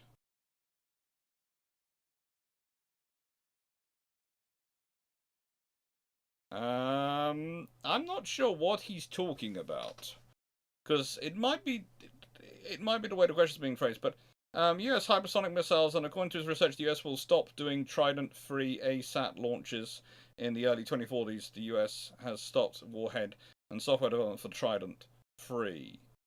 I don't think so, but there again, they could be working on something else. I honestly, though, I would... Anyone who says these things, I would worry about, because usually those things, if they are stopped, make massive news. If it's, if someone's saying, I have secret info that this is this, and I'm publishing it on a website, the odds are they are talking twaddle. If it's not made major news. And this is going to sound strange, but I spent enough time with the SimSec people and the various other things that if they didn't happen, I'd probably have heard about it. So if Scotland votes for independence in 2023, is there a referendum I didn't know about happening this year? Because it is 2023 this year, so is there a referendum being agreed this year that I don't know about? The SSBN will be canned, and we all live under Russia's nuclear umbrella, not America's. How daft is all that? Well, I don't think Scotland's having a vote on independence this year, and I think the nicest way for Scotland to have a vote on independence, it has to pass another act through the House of Commons. And I don't see that happening anytime soon. I also don't really see, considering, and please note I'm speaking this as someone who talks to my Scottish relatives and Scottish friends, and I have a lot of them, because my family's Scottish on one side, Cornish on the other side. I don't see there being the appetite for another referendum that any time that soon. There is in the Scottish National Party, because you have to remember their very name, their very ideology, their very raison d'etre is to campaign for independence. They are called the Scottish National Party. So you always have to expect them to be saying something about it and pushing it. But I think in the wider Scottish community as a whole, it's less of a we want this now. And I don't even think the SNP believe they'd win now if they had it right now. Even with a Tory government, who are not exactly the most popular government in the world. But there again, politicians are rarely popular. Leaving that to one side, basically you have... No. No. There are so many different issues, and that's so much wild speculation, it's beyond belief.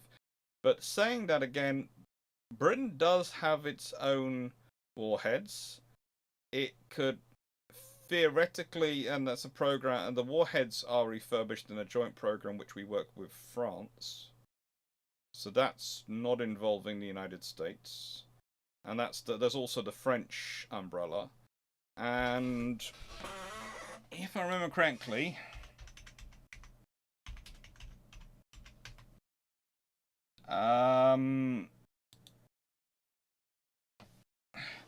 the French have their own SLBM program, and if the Americans really did decide to cut Trident and not do it, and Britain still wanted to do it, then probably we would talk to the French and end up doing a joint program to replace it with the Trident with the French. Okay, that would seem most logical to me. But this particular gentleman, I'm not sure who they are commenting on, has forgotten that the French exist completely, and has forgotten that the British have quite a lot of money and quite a lot of capability themselves to develop stuff, and if they really wanted to, we could probably push it through ourselves, but it would cost a lot of money. Be far cheaper to... That's why we partner with the Americans, because it's cheaper to do it with the Americans, and we still have independence of it. Yeah. Spanish Armada. How quickly did disease take over the English ships, e.g. a couple of days in port? You're talking 4 or 5 days in port. It's weeks they are in there. They are stuck on their ships. Blackburn Maximus. When the Canadian Naval Service Act of 1910 came to be, it was proposed Canada would construct 5 cruisers and 6 destroyers.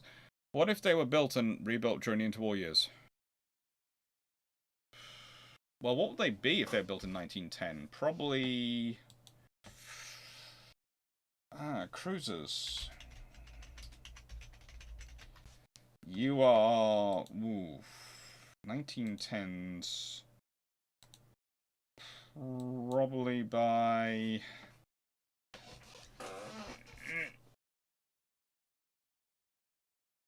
You might be talking about active class scout cruisers. They'd be what the Royal Navy's building in 1910, or they might hold off and wait for the Arafusers as a design and build them 1912. That would probably make more sense, Arafusers. It's also the town class, I suppose. They're 1910, aren't they? So it could be the town crew class, which they go with. Which generation of them would it be? We'd be talking probably Bristol, or we'd be talking Bristol Weymouth class. Weymouth class could be interesting. Weymouth.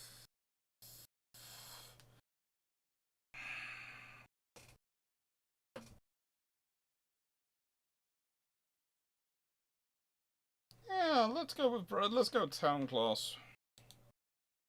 Town class cruisers. Yeah, they'd probably be scrapped and replaced in the interwar years. Instead of being rebuilt, because if they're town class cruisers, they are hopelessly out of date. C class can just about be kept around and modified. Town class are woefully out of date by that point. Same with the destroyers. And then you have more ships for World War II.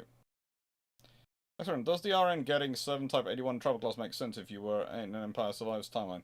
You'd probably be getting more. We'll take a closer look at Skinners. Ask your thoughts on the new M10 light tank. What are you saying? If you believe that the UK Army might be interested in such a vehicle. I'm sure the UK Army is interested in such a vehicle, but no, we're not getting them. It's one of those things of, it's a lovely capability to have if you have a big enough army to justify having them. If you were talking about Britain, would we be, if we found the money for extra armoured vehicles, extra tanks, it'd be far better for us to have something, i.e. the extra Challengers or Challenger replacements, than to have the light tanks. Because we don't need another penny packet of vehicles. You have to standardise and streamline at a certain point. And at a certain point, Britain has a fleet problem in that it has lots of little fleets of vehicles and systems which require intense maintenance and their own logistics train, etc. And that's just not efficient. So yes, some people might like them, but no.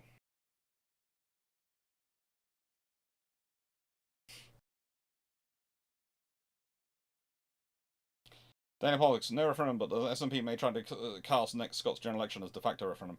The SNP cast every election as the referendum. This is one of the fun things of British politics. Something that always goes to me: the SNP, watch out, the SNP are going to cast next election as a referendum, and they do. Every single election is cast as a referendum on independence, and that's their raison d'être. Every single one is a referendum on independence. The trouble is, they're not referendums on independence. They are elections and constituency elections. And they have, and often the government will have nothing to do with independence and a whole lot to do with running schools, hospitals, taxes, all those duties. And that's the reality.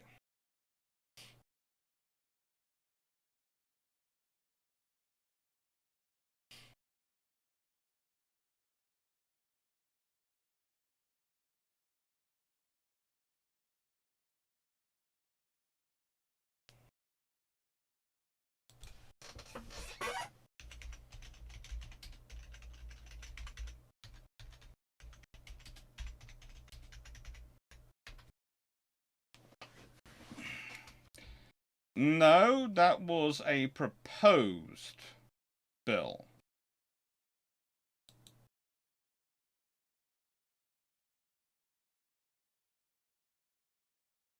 That was a draft proposal, Leslie, not an actual bill. There is a difference. They published the draft. It never got made into anything other than a draft.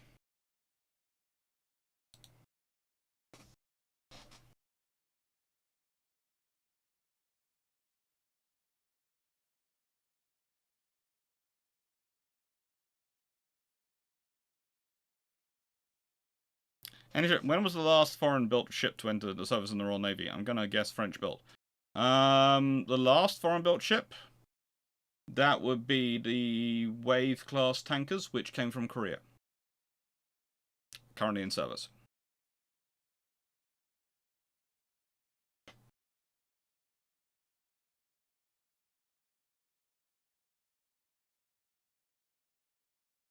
There's also HMS Argus, which I'm not sure.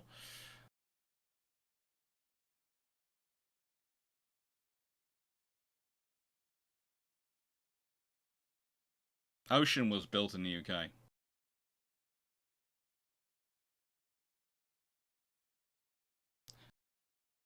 What if Isambard Kingdom Brunel won to have his 7-foot 4-inch, 7-foot and a quarter inch rail standing gauge? What impact would this have on the UK and rest of the world? It would have made British railways a lot faster. It would also made them far better for moving goods. Made them far not so good at going around corners, which would mean require a lot more infrastructure and industry developing them and supporting them. But worldwide, you'd probably have far easier container movement, etc., by trains, because they could move them far more, and take them far more easily. And because of the shallower curve to corners, the trains would go faster around them.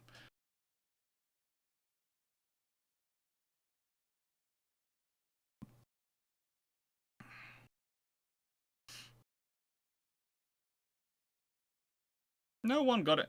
No, let's put it this way. This is the joy of being asked these questions. Sometimes the answer you can give can shock people.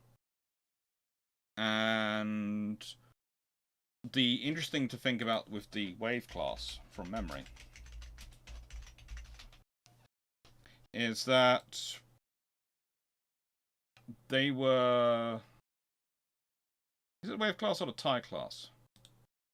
Might be the TIE class. Oh, what a TIE class? Yeah, the TIE class. It's not a Wave class. I was wrong. It was a TIE class. TIE class came after Wave class. And they are very good ships built by Daewoo and then fitted out in the UK. And it made sense because when they were being built, all the yards in the UK were either busy or going through upgrade, and therefore we would either have not had tankers in service or we could get them. And honestly, I think the problem at the time we had was that no one was smart enough to tack on and go, let's do the solid store ships at the same time. Because that would have made sense, and you could have just built some in solid stores mode and built them all at the same time and got them in service. Instead, we're going to be waiting for ages for the solid store ships to be getting in, and they're going to be half built in Spain anyway. And then they're going to be assembled in the UK.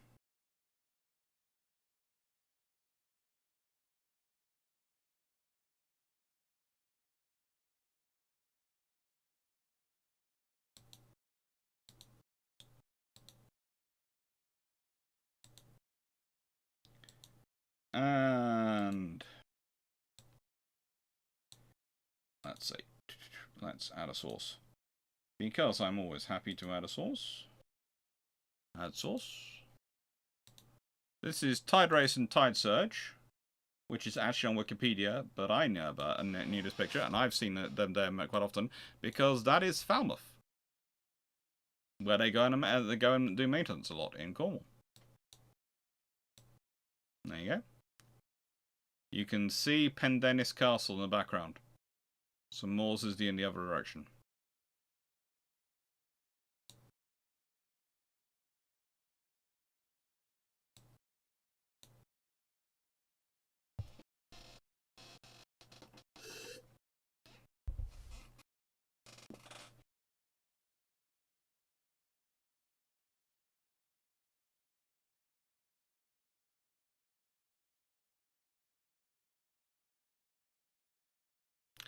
That's right. Without World War I, would 3 Emeralds, 12 Diane 28 C class, 8 Refuser, 14 Town class, 4 1910 Trout class light cruisers going to the RN be what the RN would have been? I'm not quite sure. Without World War I could see things being different. I could see possibly less C class, more D class, more E class being built.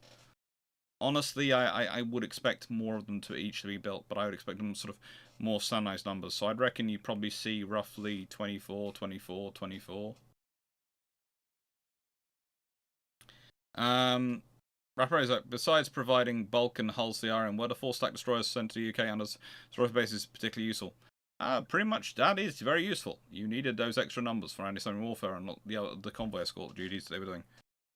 If 1950s and 1960s, the British converted Port Stanley into a military naval base and built RAF Mount Pleasant and had a stronger army and marine presence, which seems more likely as their fleet is caught and sunk on the way, or it's destroyed. More likely if they try, what seems more likely, it's destroyed in 1950s and 60s. If the British have already built up Port Stanley and have got it massively crewed like that, i.e. they have a full naval base in that area and they have a full RAF Mount Pleasant scenario, air scenario with air defences there and troops, then in a nice way, I don't think Argentina ever invades. Because the cost is going to be too high. Naval Party, I forget what they are, 4801?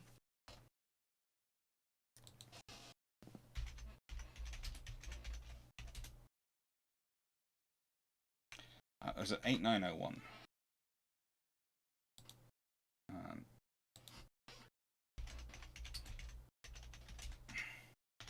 I think it's 8901. Yeah. Naval Party 8901 were roughly 43 strong. Were 43. And when the invasion actually happened, there's an incoming and outgoing detachment on the island. So it's actually they're at 86 strength. They are a tripwire. And that's a very good tripwire, but it's still a tripwire. So you have that kind of force there, probably nicest way. If you have that kind of force there, you're going to have RAF regiment. You're going to have still probably have a Royal Marines Naval Party, but it might actually be 90 normal rather than 40 normal. So you could have 180 of them. You could have probably about the same number of RAF regiment personnel plus a few companies from the army. So you've got that all there, plus artillery, plus the aircraft, and the amount of force you would need to bring if you were Argentine to invade the islands is far greater. But what you might do might be different. You might just take land in one of the more isolated beaches and take some land and go, yeah, we now here. We claim it, or something like that.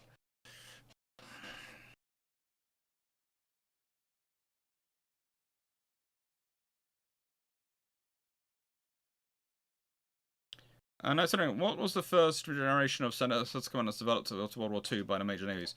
Was that generation still with guns and not missiles? Yes. You're talking most of the 1950s builds. Daring class destroyers, pretty much all of those. Missiles don't really come in until the 1960s. Blackman Max was, what if the RN had built the four Maltas, but also had built and retained 4 Century class light carriers, light helicopter carriers like Hermes and Confederation? Well, they have some great amphibious warfare vessels, and they have some great strike vessels. So they would end up with, it depends how they pursue the amphibious warfare formation. But you could end up with a Royal Marines made up of roughly 8 commandos, 8 squadrons, 8 commando squadrons. Maybe slightly more, depending on if you have reserve group.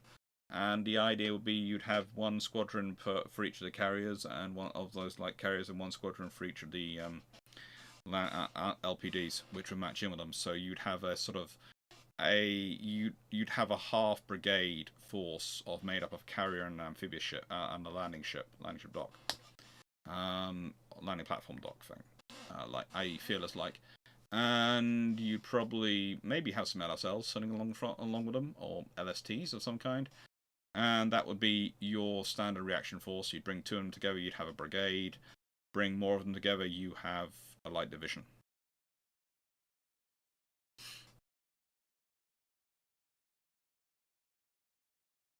I thought that, no, they published the draft of the bill, but they then took it to the Lord Advocate General and it was told no.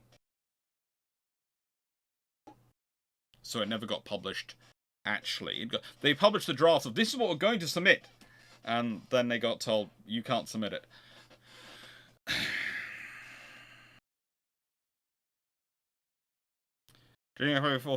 So containers might still happen early to combat the transshipment costs. Might lead to minor lines in Scotland and other places being built. Potentially. How did Dunny write? It's a narrow gauge, most likely 3 foot or 3 for 6 inches, as that will present for mainline rails built to different gauges. Potentially. Or potentially, they will just build the railways to that gauge, and they will do the extra effort.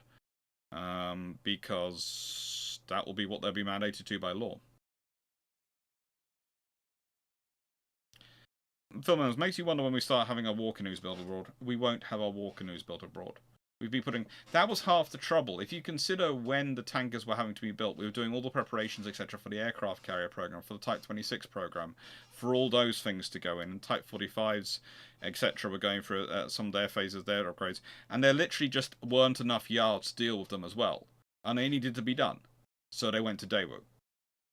And that was literally it. It was just a case of, okay, we've exceeded the capacity available in the UK. Not we want to build abroad, not we can build abroad, but literally we can't build in the UK in time.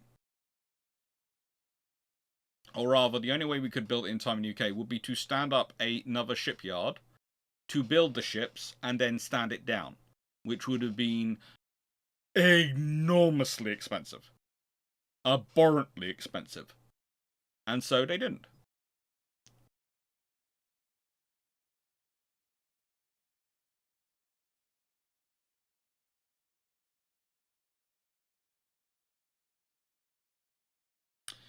Honestly, before some dude, actually, that's the problem is that Isambard went up against George Stephenson, and George Stephenson was a far better politician than IKB was. IKB was a far better communicator, but he wasn't a better politician, and that was his problem.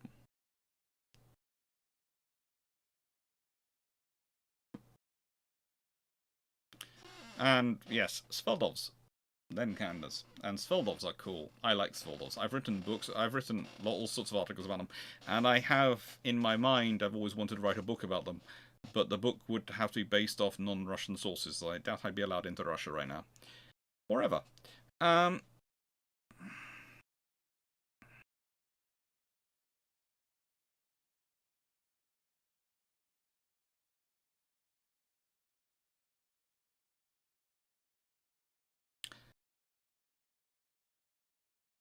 So assume the RN really wants to push for a overage exemption to keep its 13.5-inch ships a reserve fleet. Will the British be willing to allow the USN 2 to 3 new hulls in compensation? Probably not. Because in the nicest way, those new hulls would wipe out the reserve fleet. There is no advantage in having ships which are going to get annihilated. In the time of warfare they're going to fight. This is going to sound strange, but there is a difference. I would say keeping a reserve fleet of destroyers as escorts, of frigates as escorts, or these things as escorts, especially for convoy duties, for second line duties, is great. 13.5-inch battleships. You could argue for second line duties you should keep them. But the trouble is, again, a lot of them are coal fired. So for the British, they represent a lot of problems. You would have to spend money upgrading them.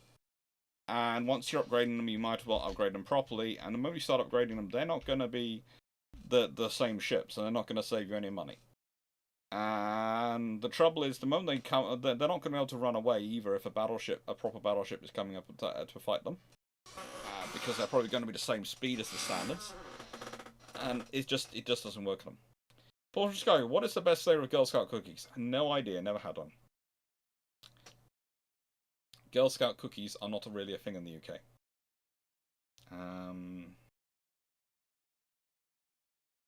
Beavers, I've had beaver cookies, but I'm not sure if that's a national thing or just something the beaver group that my friend Sam was in charge of did.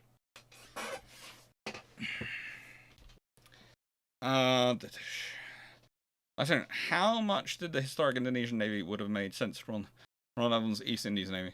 Yeah, probably not much. What if the British had captured Iceland during the Napoleonic Wars and kept it into the 1950s? What impact will this have on World War I and World War II? That's an interesting thing, because if they had... I'm trying to scratch my back here. Yeah, got it.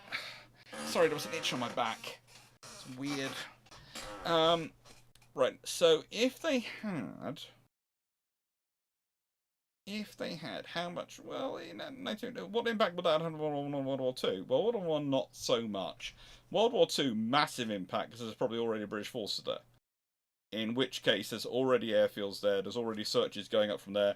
There's no need to invade Iceland, you're already there, you already have the forces there. And they probably, in a nicer way, would have been incorporated as a colony into the British Empire, as sort of a dominion. So Iceland would probably have been a self-governing dominion with British forces present. So it had probably quickly turned into sort of Canada or Australia-like status. Which would be interesting because they might, knowing the Icelandic people, they probably be quite, they probably would have been to some extent content to keep it that way, and the British would have provided military forces there. In which case, you wouldn't need to occupy the islands, but you'd already had basing rights for the islands. So, it makes everything easier and quicker in World War II, and you don't have the problems from the get-go. Might cause scenarios if you've already got, especially coastal command aircraft operating out from there at the beginning of the war. It might mean that when the Germans go foraging and wandering around, they might get spotted earlier. So, for example, it's more likely that the Deutschland gets caught if you've got aircraft operating out of Iceland. And if the Deutschland gets caught as well as the Graf Spee, then, well, that's going to be fun for the beginning of World War II. Ooh. The Deutschland gets... imagine the Royal Navy going, yeah, we sunk Germany. That would be the Royal Navy's entire thing.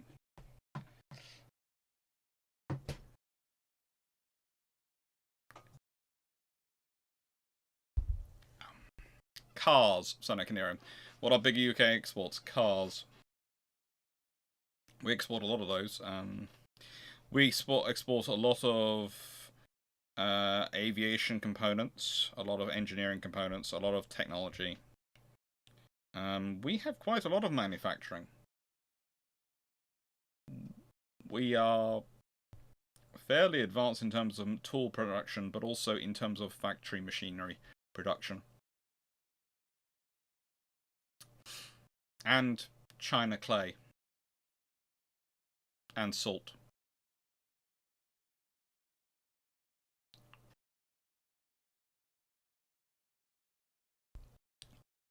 Lucas Trench, how would you build a ship in 1950s knowing that missiles...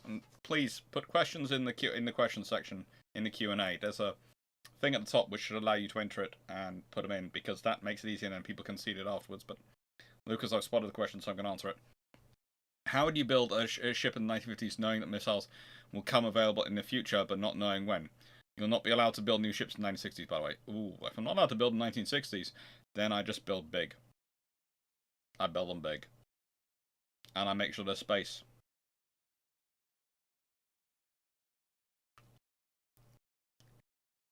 Build a lot of 6-inch cruisers.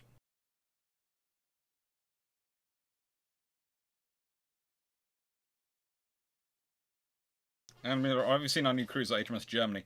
Yeah, there's all sorts of fun things in that. Rolls-Royce engines, they are some of the aircraft components we sell around the world.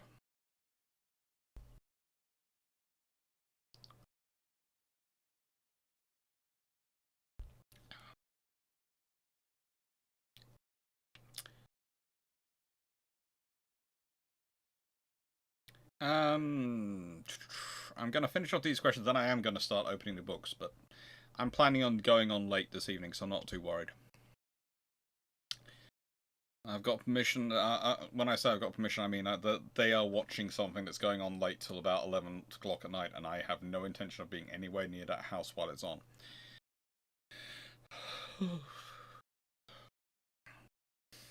So I will leave them to their movie marathon, or whatever their movie marathon, as I'm going to call it, and I will be chatting with you all for at least, well, probably we'll do 4 hours tonight, so probably till about 11 o'clock tonight.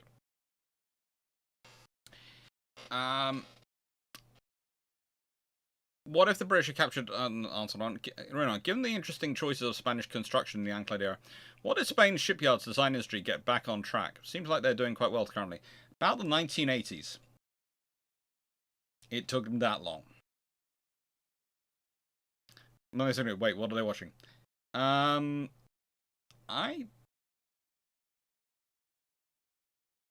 honestly took one look at it and went, how long does this go on for? And I said, it's going on to 11.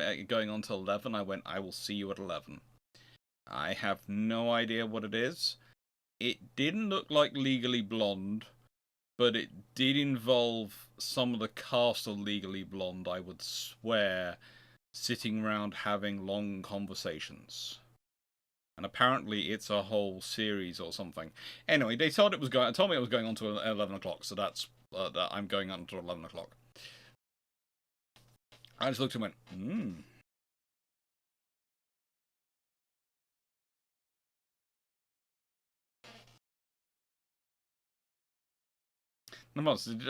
just order a ship. No, fit it with the big guns and fit it with the 6-inch guns, etc. But you know, you can rapidly convert those.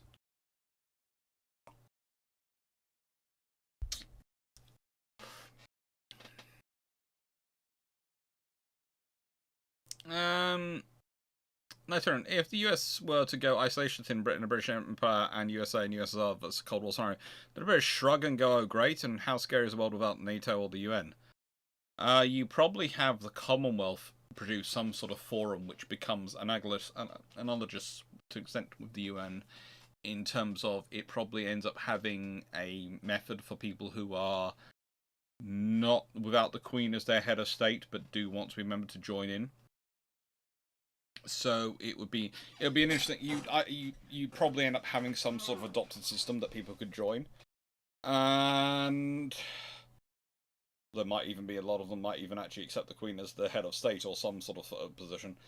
It could be an interesting one. We'll see. We'll see what happens. But basically, you would have that as the sort of thing compared to the United Nations. You might have the League of Nations still going. You may still have the League of Nations, although that'd prove toothless without the United Nations, without the USN, because it didn't balance. But it would be your League of Nations divided between the Soviet Union on one side and Britain on the other. The Soviet Union's a member of it.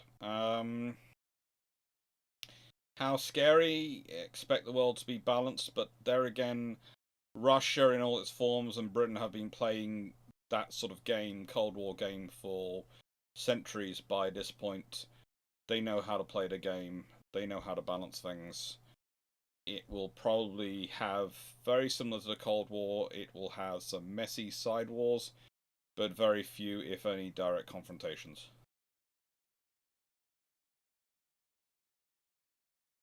And Ireland could be a very interesting touchstone point. Recently read in a book in the US-UK Atlantic convoy took between 10 to 13 weeks. I'm hoping this was round trip. Either math is wrong or convoys were even slower than I thought.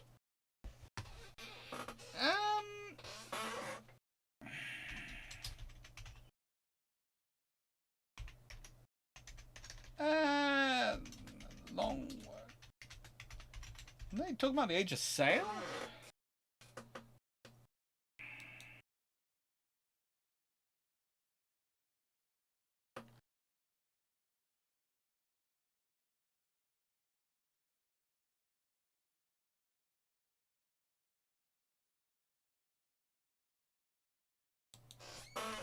Atlantic Convoy series.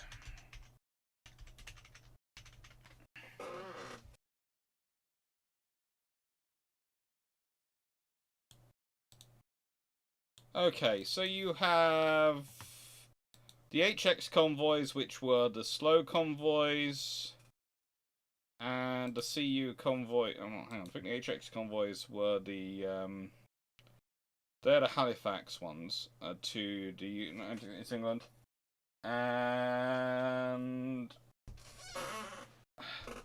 yeah, they ran 377 convoys during World War II. That one. Their ships would make 9 to 13 knots.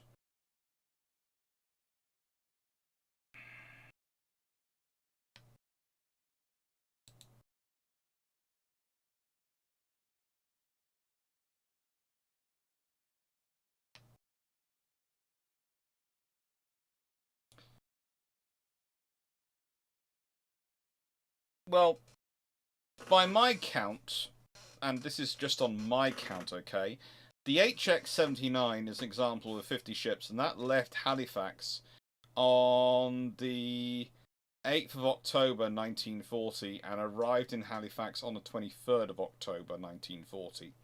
So, by my maths, 23 minus 8 is 15. So that's a little over 2 weeks. So I would say 2 weeks crossing. So even I'm not 10 to 13 weeks seems absurdly long. The CU convoys that were the fast convoys.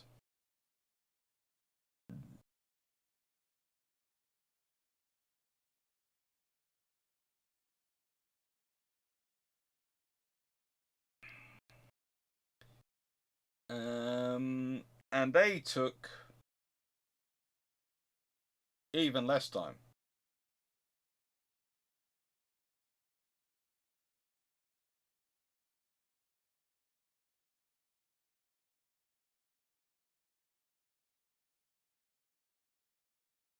So no, they took a lot less time. The CU convoys were a lot quicker. So no, I'm not sure where they got their stats from, but I think they've done some. I think some maths has gone wrong somewhere. There's convoys for that long. Are they sure they're not talking about convoys to, I don't know, from America to India? Because they were pretty long, but I don't even think they were that 10 to 13 weeks. I don't think even they were that long.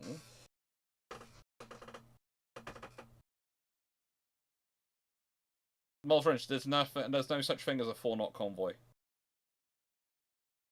I can understand the Kazi 4-knot too.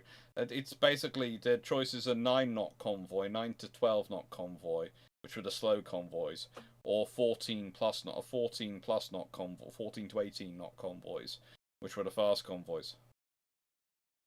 Perhaps that includes assembly times. Assembly unknown. No, they would still be quicker than that because usually you got in and the convoys went within about a week or so.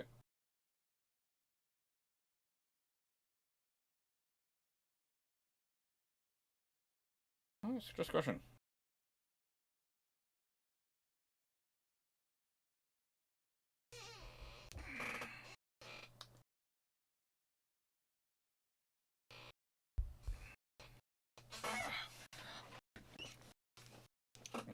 Anyway, I figured out the real secret reason for your proposed move. You need room for the Clarke Naval Research Library, complete with gift shop. Well, that is a not so secret reason, actually.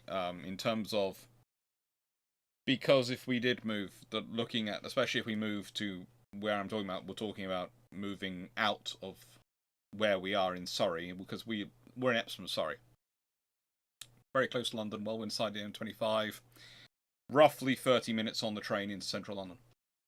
So prime commuter belt, and neither me or my sister need to be here. Mum certainly doesn't need to be here, and we've got a lot of family down in Devon, Cornwall, that area, and so we're sort of looking at moving down there. And you can imagine the differential between house properties, etc., and the size of the place you can buy. So the idea is, A, we get a house which is designed for multi-generational living, so already has an annex, or is easily convertible to having an external annex, as well as retaining its garage, because we have some classic cars which Mum would really like to keep in her garage because they're her car. She has a MG 1100, a really nice one that she's had from new. It literally has had one lady owner all its life. It's been looked after all its entire life by her, and so basically she wants a garage for that, and she wants a garage for her Volvo, a garage space for her Volvo. So we need a double garage and those sort of things. But yeah, the idea is I end up with hopefully a 1 or 2 bedroomed annex to myself, which basically will be office. The lounge and kitchen area will be turned into an extended library, as well as having some form of seat for me to relax on. But basically, will be a library as an extension to the office, and have the kitchen space, and then have my bedroom, and that's suitable enough space for me to be quite happy and wandering around from.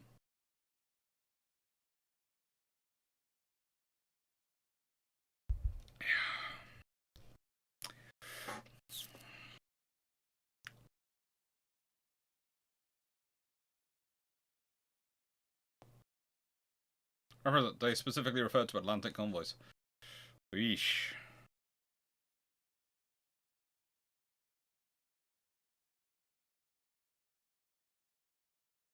The book Swordfish cites a 4-knot convoy as taking an eternity, 4 knots, 168 hours per week. 4-knot convoys.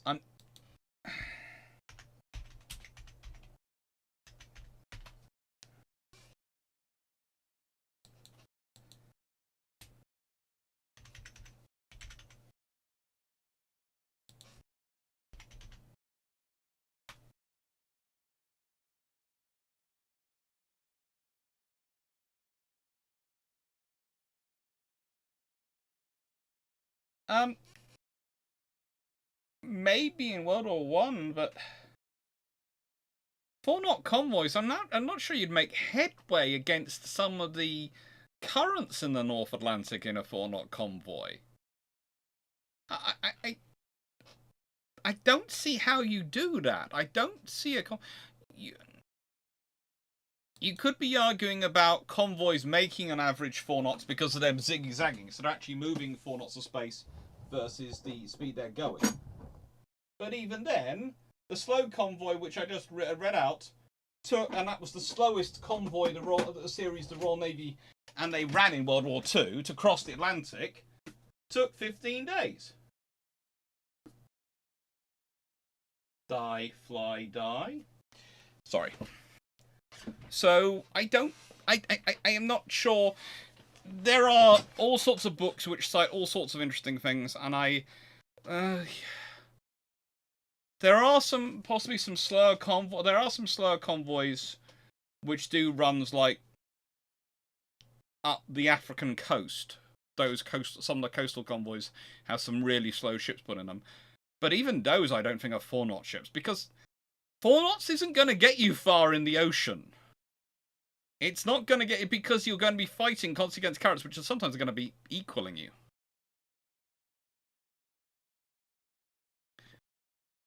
My sister sold a 2-bedroom house in commuting distance in London for enough to buy a 4-bedroom detached with stables and 3 acres in Scotland. Yeah, that's an interesting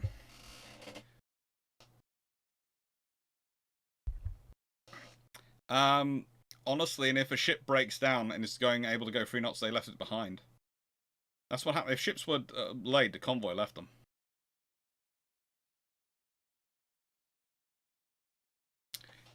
Oh. No worries, Mole's Revenge. Interesting question. Blackburn Moses, could the F8 Crusader land on HMS Hermes R12? Depends when you're talking about. When she's configured with arrest the gear and accelerator, i.e. that sort of system, yeah, then they could probably land it. I'm not sure. I'd have to check the weights.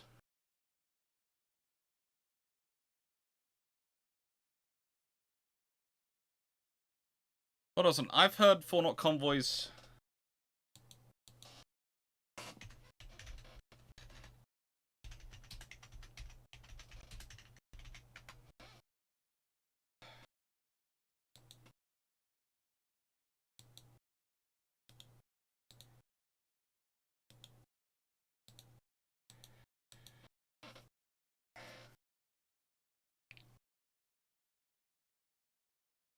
Um,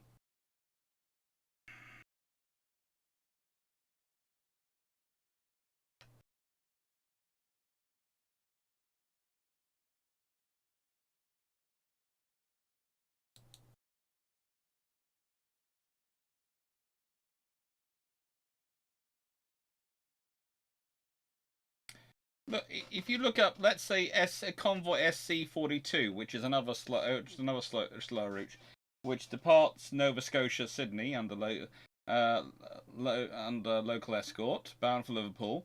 They departed on the 30th of August, and they arrived on the 20th of September. After having a severe attack in the middle of the way. So 30th of August to 20th of September. So, okay, there are 31 days in August. So I will say that's roughly 22 days. So that's 3 weeks. Okay, that's 3 weeks. And that's a convoy which was pretty much crippled at one point. And that's the SC series. Okay, the ONs. Well, we've got ON 122 is a good example. They departed Liverpool on the 15th of August 1942. And they arrived Cape Cod 3rd of September, which was their target. 15th of August 1942 to 3rd of September. Again, you've got roughly 19-20 days. So roughly 3 weeks. So the slowest convoys you have doing it are 3 weeks. And they are definitely the 9-knot convoys. And then the 12-knot ones are under that. They're roughly 15-16 days. And then you have the 14 to 18-knot convoy fast convoys.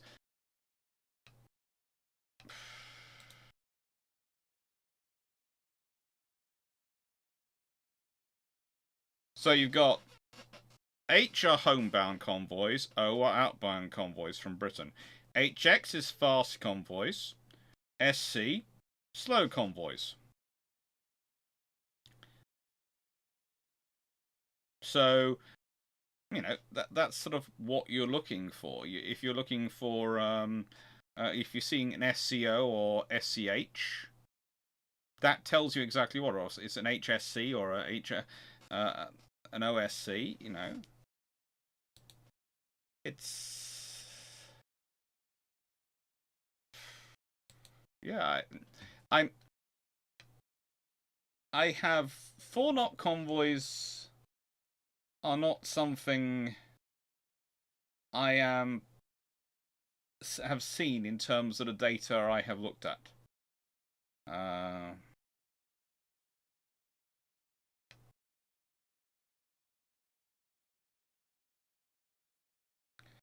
Sometimes the fast convoys in some periods are 9 to 13 knots, and the slow convoys are 6 to 9 knots. But again, at no point is it mentioned as as sort of 4-knot convoys.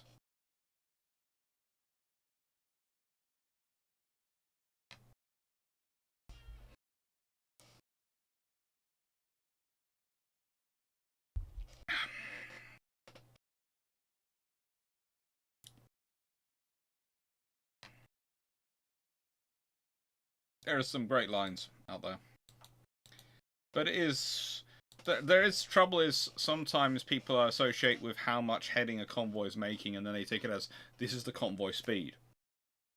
If you're doing 9 knots, if you're doing, let's say, 9 knots in terms of your convoy speed, and you're zigzagging into the current or into a storm that's pushing against you, you might end up making an overall progress of 4 knots. But you're not a 4-knot convoy. You're not travelling at 4 knots. You're just making 4 knots progression in your direction. But you're also not going to always be doing that, because sometimes the current's going to be behind you, pushing you, and you're going to be going faster. And sometimes, you know, that's the reality of it. So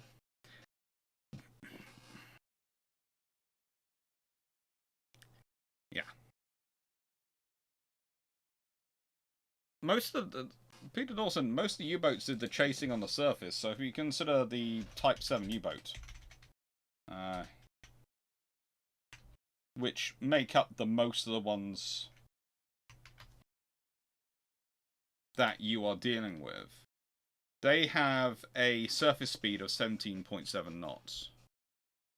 So you do not have to be going that 4 knots for them to be able to keep up with you.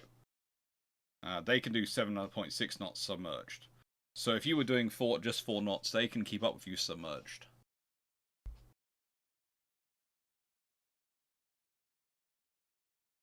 Also, the merchant ships can go faster than that. Why would you be slowing down to 4 knots?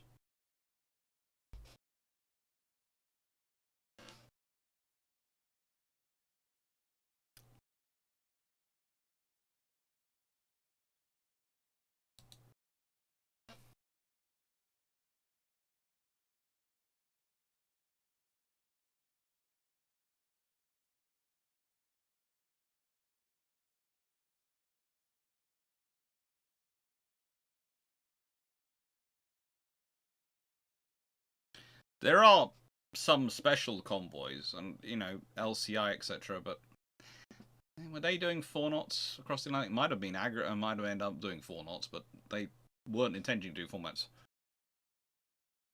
And managed to 7.6 knots for submerged for what? 6 minutes before they deplete battery, if you're lucky.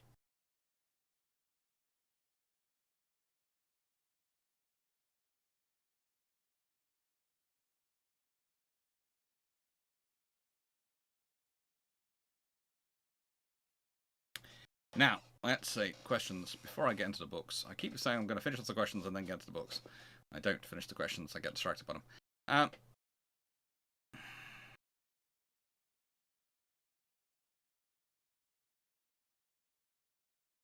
Sam Thompson, the best time to start influencing is always right now, for anything. If you want to influence from naval history, construction, and industry, yes, now. And you might want to talk to USNI, they're pretty good, or SimSec, they're pretty good. I wouldn't necessarily call them lobbyists either group, but they're very good at informing politicians what they should be doing. How would a major power British empire fall the Soviet Union? Probably similarly as America did, through proxies, allies, and through watching things. There's going to be all sorts of interesting things going on, but yeah, it would be nothing Britain hasn't been dealing with for a long time anyway. And I added the ideological component onto the Russian threat, but that's not much of a problem. That's to be expected.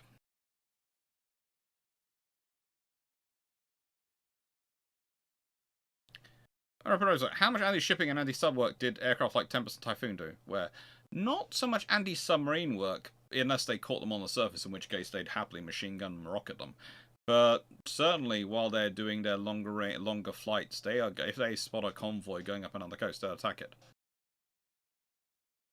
Maximus, what if the Jacobs bogey had been invented in 1904 instead of 1934? That makes life a lot easier for movement of goods and logistics. Hello, Admiral Jacqueline. Duff Johnson. I was about to say, our sailboat did 4 knots on the main alone. 6 plus depending on the jibble, Spaymaker. Nice one. How would a major power British Empire fought the Soviet Union if the... I think I answered that one. Jericho, question about today, future, RN19 service ships. Is too few or just right? Yes, it's too few. And would we have been better from ordering more Type 26 into 31? Yes, I would like to have more. I would like to have ordered at least 12 Type 26 and probably at least 9 Type 31 because I like to have the rule of 3 and preferably the rule of 4. If I could have 12 of both, I'd be really happy. Because we did the study a few years ago and we concluded we needed 36 escorts. And the reason we needed 36 escorts was because it's the rule of 3, and you have roughly 6 stations in the world where we are required to maintain an escort. And we want to maintain the ability to have a carrier battle group, and that requires roughly 6 escorts as its core force. And currently we are not managing to achieve either. but we are trying to fudge both by having ships wear multiple hats and do multiple roles at the same time, which doesn't really work out sensibly. Peter Olsen, I'm not sure where you've got that. I've heard 4-knot convoys will stand water slow enough to allow being chased by U-boats. And nicest way I said, you don't need to be going that slow to be allowed U-boats to chase you. Was it just the troop carriers that went on their own? What speeds did they maintain?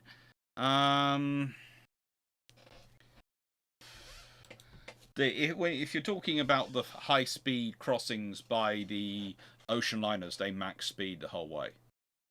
And the Royal Navy regularly managed to wreck cruiser engines keeping up with them. Because cruisers were not designed to max speed the entire time, the whole way, but that's what a liner's designed to do.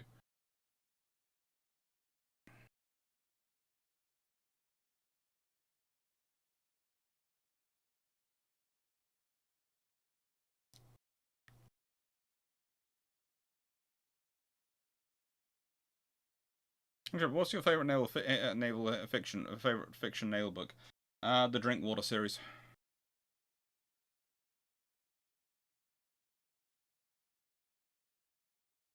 Maximus, what is the freeboard of a flag class corvette and tribal class destroyer at a bow, middle, and stern?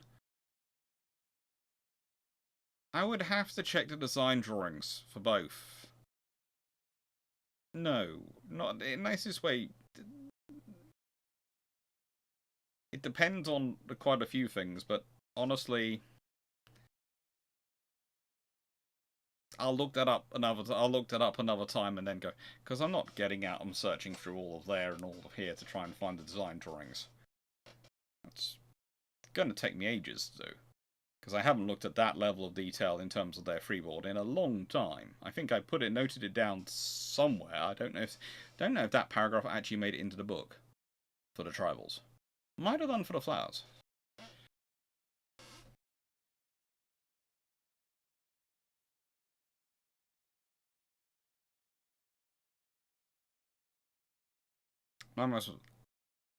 Doesn't matter when it was built. If it's built earlier, it makes things easier.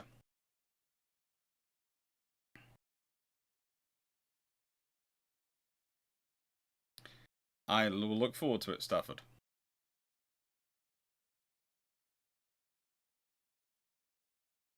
I'm going to be doing this till 11, Verdun, so you've got another hour and a half. Wait, no, just wanted to say I watched you on World War II TV. You did a great job. Thank you. I always like going on Paul's channel. Paul is fun. Honestly, just he's one of the other people who I would sort of consider if we ended up doing a ship-shaped trip to Normandy, etc., we'd probably abduct Paul.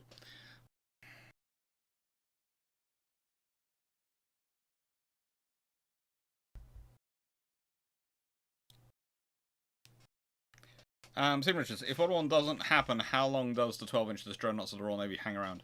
Probably not as long as they did historically. Because if the Royal Navy continues building 4 or 5 dreadnoughts a year, and they probably could do, even, occasionally peaking up to 8, but keeping it to roughly at least 4 or 5, the odds are, some are shifted. At first, they'll be shifted into reserve, and then they'll be got rid of. Because at a certain point, what do you need them for?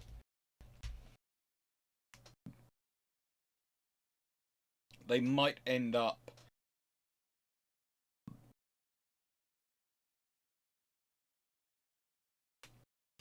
some of them could end up being sent to places like Australia and Canada.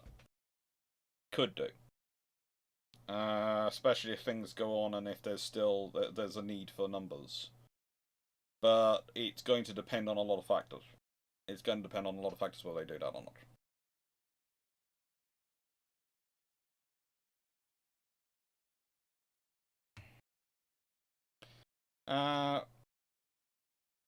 What models of trains do you have and on what scales? I have OO, gauge. I have a nice collection of. I have some Fleischmann German trains. I have lots and lots of L and the R and LMS trains, which are my main railways at that one. And in gauge railway, I have they're all GWR. Main gauge railway is God's Wonderful Railway, and that is meant to go on this behind me. But I keep doing so much work in terms of fixing the house and fixing other properties. This has turned into a general work desk, and occasionally it's got a huge pile of books there because I'm moving the books around the house as well and still sorting those out and things. And also because I keep finding more boxes of books. Basically, when COVID hit, I condensed down from multiple offices to home, and I brought home all sorts of books in my books, and I put them all over the place. And I keep finding boxes of boxes of books in places where I didn't realise. It's like I found a whole load in the. We have a little mezzanine floor in the garage. Best thing to describe it, mezzanine floor. I have model railway up there. And there's where my model railway is. It's there's the roof above the garage, and years ago, instead of just having it open up to the roof, my dad, and with help from me and my grandfather, installed a mezzanine floor. And it's properly built. It's as you can imagine, as two very ardent carpenters / and one naval architect engineer, it's over-engineered to the nth degree because a grandson / son was going to be up there, and model railway up there. It's lovely.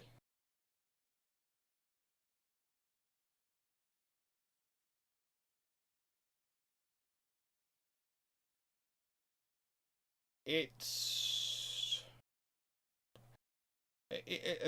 went up there and I was looking at the trains and I was looking, and I looked underneath the railway and I just, oh, that's where I put those boxes. And there were 5 boxes of books. I've now unloaded 2 of the boxes, but I haven't got the other 3 down yet.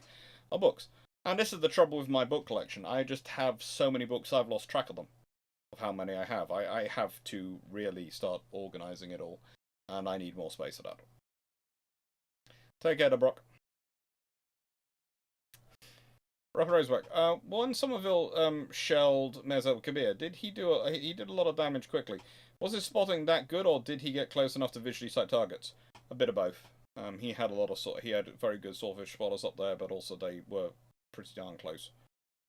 Assuming Fisher doesn't get rid of all the old ships, and you have to find a combat role for those old hulls, what would they be?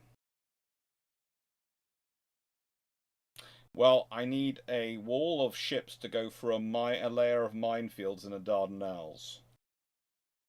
Clean out minimal crews, fill up as much of their hold with cork as I can, put on torpedo bulges, run them through the minefield.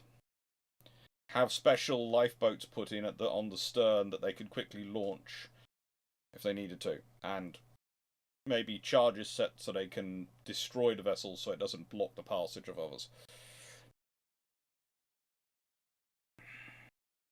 Amberjago, what's stopping us from increasing ship numbers like more Type 26 zone? Because if there's money, then I'll be surprised because the M&D wants Type 83, which I assume will be insanely expensive. Type 83 will not be insanely expensive, but yes, broadly speaking, its government's prepared to fund it. The government sets down how much they're prepared to fund. One of the interesting things with the aircraft carrier project is we all knew the Royal Navy needed multiple carriers, and the Royal Navy went to them and basically went, look, we'll accept a smaller carrier, but we need more of them. And they went, no, you can only have 2 carriers. So they went with one of the biggest options they were considering, because it makes sense. If you're only going to give us 2, we have to go for the biggest. If we can't exchange, have slightly smaller and have more of them, then we're going to have biggest. And it's the same with the Type 83s. The reason they're replacing the Type 45s with the Type 83s, and they're going to probably be basically cruising all but name, is because the odds are the Royal Navy's going to get 6 again. And rather than the 12 they wanted of the Type 45s, 9 they were supposed to get delivered, and the 6 versus the 6 which were actually delivered. Yeah. This is a problem. So the Royal Navy is going to go for 6 as powerful as they can, because they're not going to get. The government doesn't promise them terms of money, etc., they promise them a number of hulls. So you've got to make sure those individual hulls are as capable as possible, because you're not going to have enough hull. You're not going to have any chance otherwise.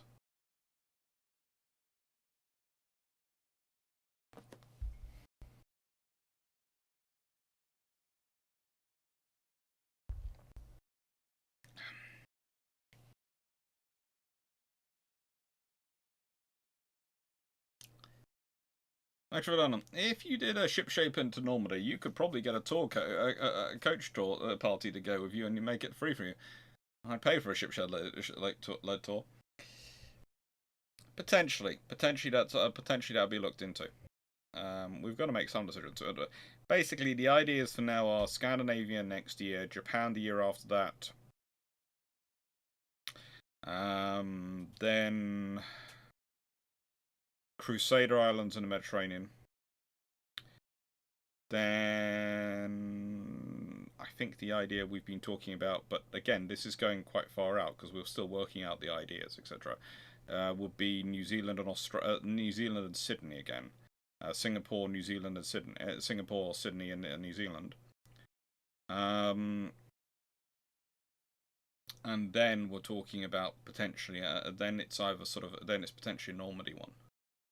So we'll be talking about 5 years out. But also we're looking at potentially South America, and whether we could do a naval history tour there. It would be interesting, South America. It will be interesting.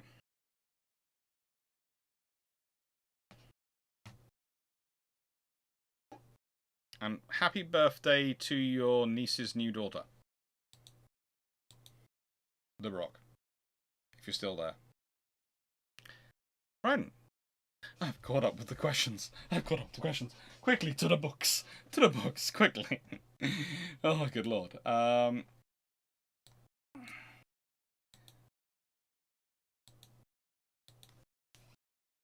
02.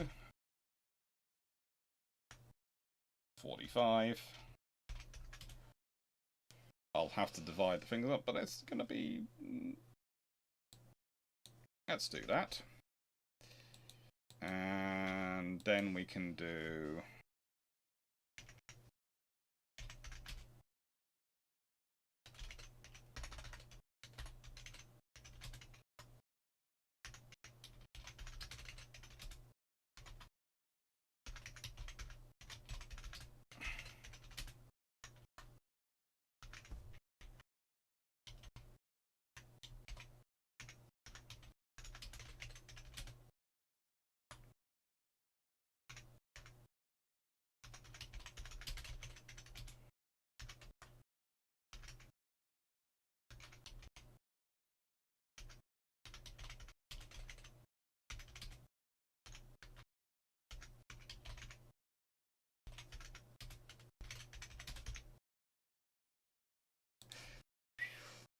There should now have appeared timestamps. So let's start off with, I think the strategy was going to be the first one. I've got 5 books listed.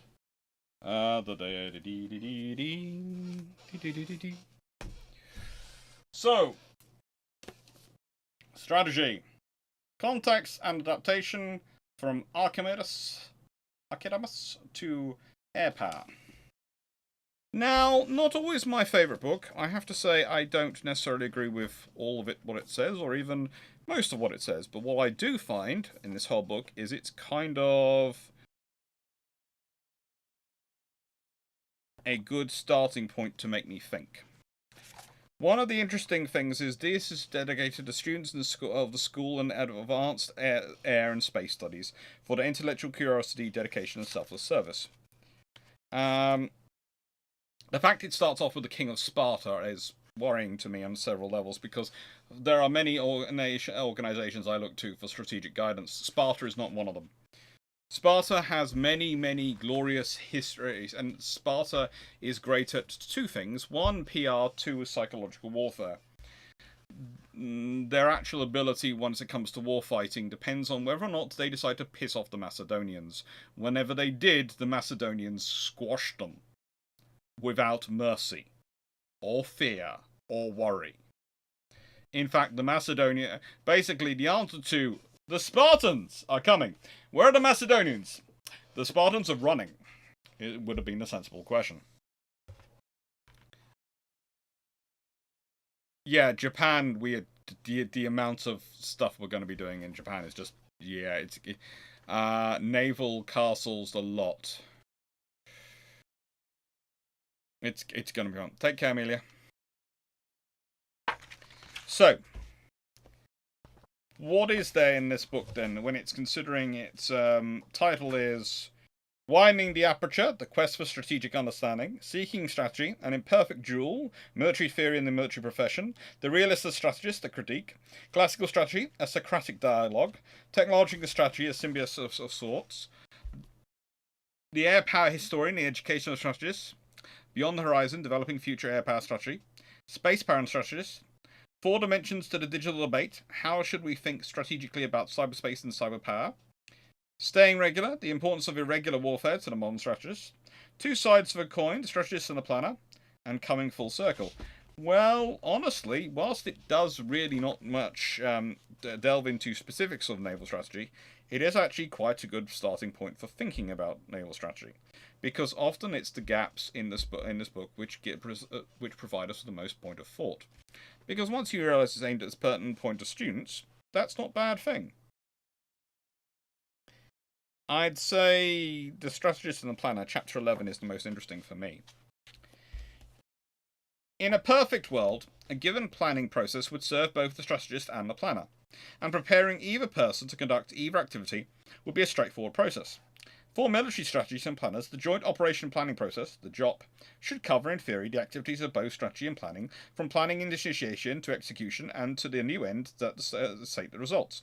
In fact, Joint Publication JP 5.0, Joint Planning Operation Planning, places operational design activities within the JOP under planning initiation, as the first step of course of action development and approval and subsequent plan or order development.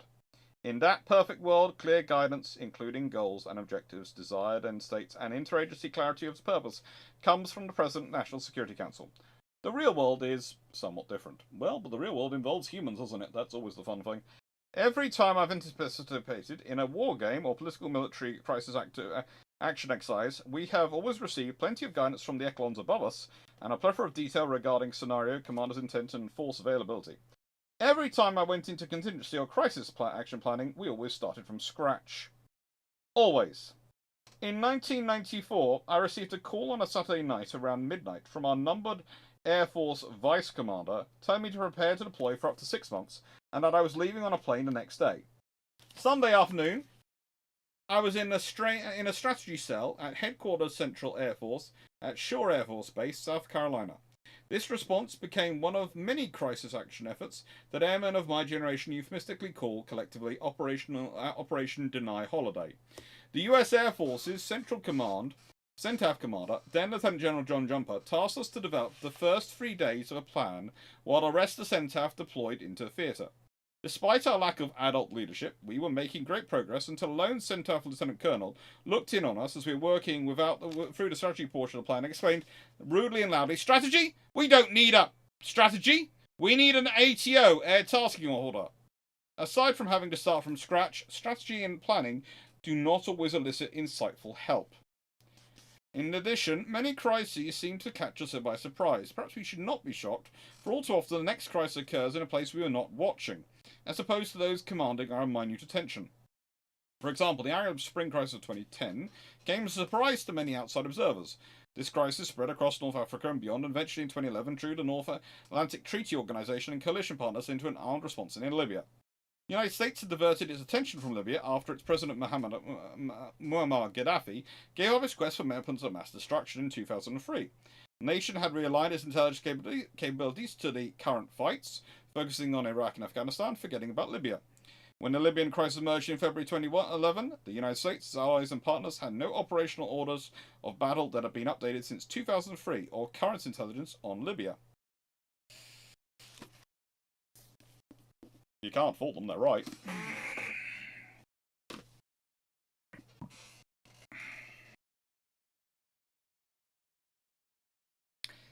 Now, Blackbelt Maximus, what if the Shanos class and Bismarck class had been built in class of 3? What impact would that have? Well, it would have massively delayed things because they only have 2 docks they can build them in. So that's why they're built in class of 2.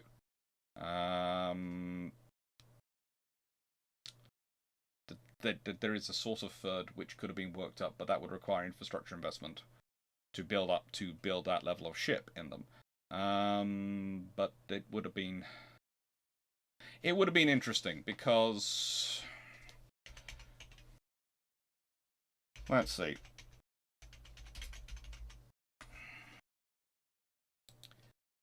Scharnhorst and Gneisenau are built. Scharnhorst is built by the Kriegsmarinewerft at Wilhelmshaven, and the Gneisenau is built at Deutschwerk in Kiel. And they're succeeded by the Bismarcks, which are built at the Kriegsmarine Wilhelmshaven and Blom and Voss, Hamburg. So yeah, that's when they got the Bismarck is built by Blom and Voss at Hamburg, and that's the third yard which they work up that can then build us. They then have a third one. So the thing is, they would need to build that one up, and the reason they worked that one up is because, if I'm not mistaken, Graf Zeppelin. Which yard was she being built at? If I'm not mistaken. Yes, and guess where the Graf Zeppelin was being built? In the Deutschwerk and Kiel. So that's what happens. Basically, they move one of the Scharnhorst yards, takes the Graf Zeppelin, then the other 2 work on. Then they get Blomvoss up to working on her. So if you're building a third, either you don't build the Graf Zeppelin and you build the third Scharnhorst at Kiel, or which would make sense, and then, oh god, no, or you get Blomvoss working earlier, and then you build 3 and 3, and you still don't build the Graf Zeppelin. So basically, yeah, you have a lot more capability. But also, if the Germans are building 3 Gneisenaus and 3 Scharnhorsts, and if we consider the Gneisenaus when they're built, the Royal Navy is going to react. The British government are going to react, because if that class is built, if the 3 Scharnhorsts are built, considering when they're laid down in 1935. In June and May 1935. So if you lay down another one in July 1935, and they're going to be completed in a roughly same timeline, then probably the Royal Navy is reacting to that. So you might well see. Oh, that's a good question. King George V class are the ones which are first ordered, and they probably will order more of them. They probably won't order just 5. It's going to have an impact on the London Naval Treaty, on the Second London Naval Treaty. It's going to have effect on decisions made of there. It's going to have an effect on the upgrade plans, because if you're building 3 Scharnhorsts, so basically it's going to have impacts on what's being built.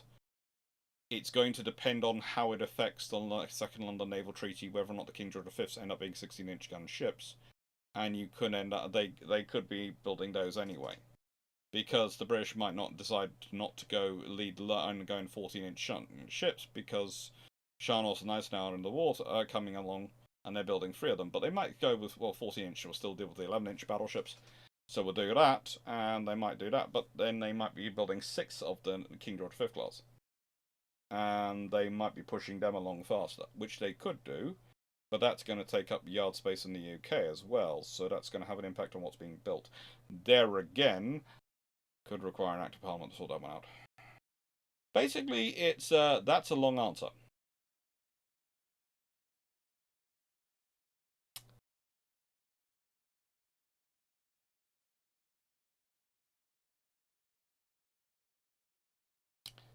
Correct me if I'm wrong, but if the British were in the same position economically, wouldn't stuff like Sea Dart, Sea Wolf, Type 82 and Type 42 and Type 21 come sooner?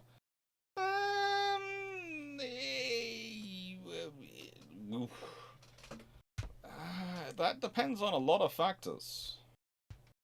That depends on a lot of factors, what comes sooner and what's built. And honestly, as I've said before, if you're dealing with that sort of scenario, I don't necessarily see all those being built.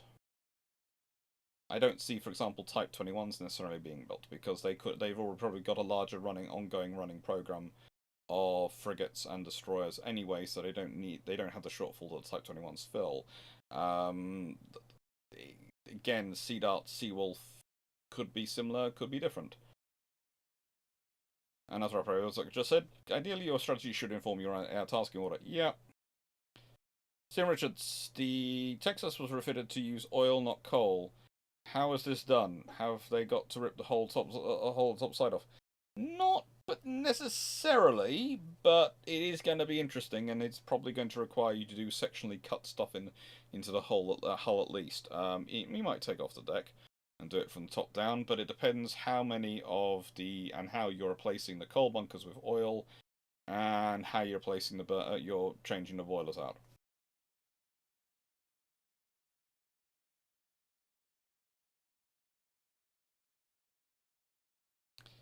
Is there a book that the common term naval strategy is build strategy comes from? Not particularly.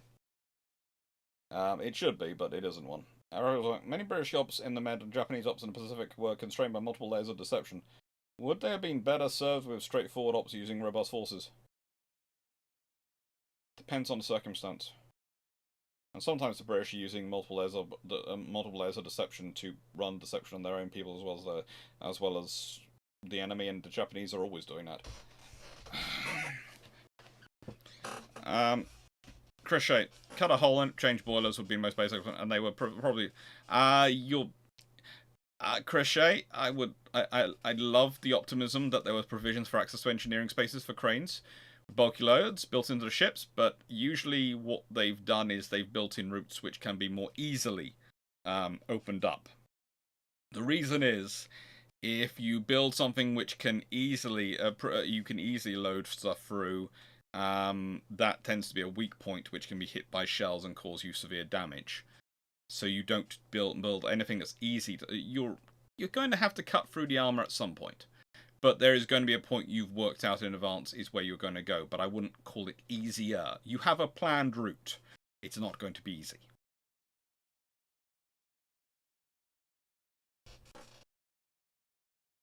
Yeah, and as Danny Wrights pointed out, the ship was already the Texas was already undergoing a big modernization, including additional deck armor and more watertight bulkheads, so she was opened up already in a massive way. Yeah. Right.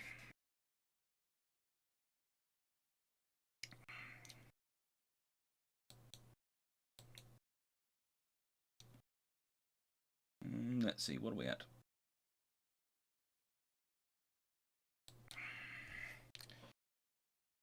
Oh, 2:59.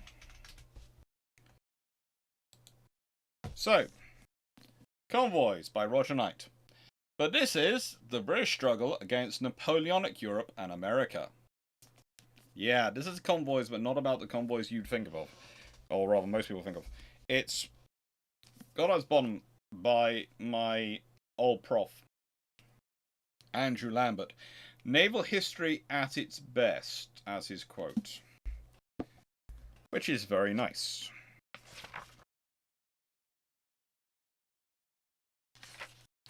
Dedicated to the memory of Alan Pearsall and Captain Richard Woodman.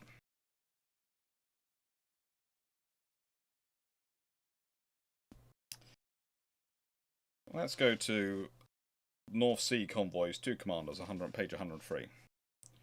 That was lucky as anything, wasn't it? I opened it straight up there.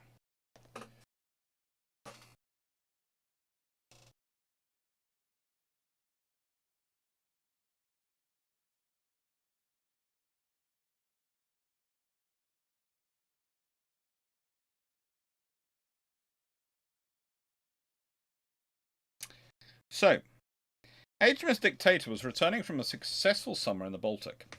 And this is a quote from her midshipman. We became bewildered in the middle of the North Sea, and the captain determined to anchor, which we did in 28 fathoms of water. We veered to 3 cables on end and rode very pleasantly, but pitching tremendously at times bowsprit under, and the water coming over the forecastle poured into the main deck. We remained at anchor 3 days and were visited by 2 fishermen who gave us bearings. We weighed very easily and found our way to Swin and Sheerness.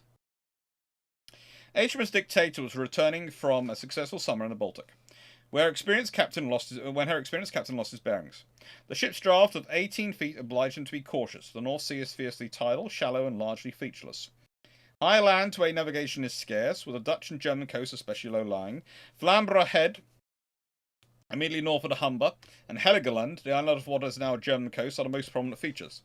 These are difficult waters. The summer convoys were easier, with long hours of daylight usually escorting a smaller number of merchant ships. Voyages to the North German ports from the east coast of England averaged between 3 and 5 days, but it was the winter convoys that took their toll on ships and men.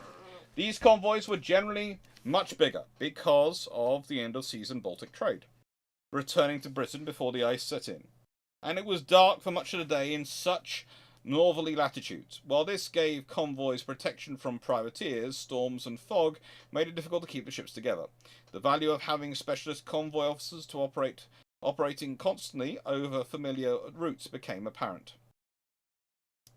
The reality of the lives of naval and merchant officers and seamen who maintained the blockade and escorted the convoys in the harsh conditions of northerly latitudes is the subject of this chapter. Commander John Hancock of the HMS Cruiser, 16 guns, specialised in blockading the French and Dutch coasts and hunting down privateers. Commander Peter Rye of HMAS Providence patiently HMAS Providence? Probably HMS, but we'll leave that to one side. Patiently convoyed merchant ships to and from Humber to German, Danish, and Swedish ports. But it is a mistake to categorize blockading and convoying as 2 separate strategic functions, for ships continually did both, sometimes simultaneously. Hancock was impetuous, aggressive, and hard on his men.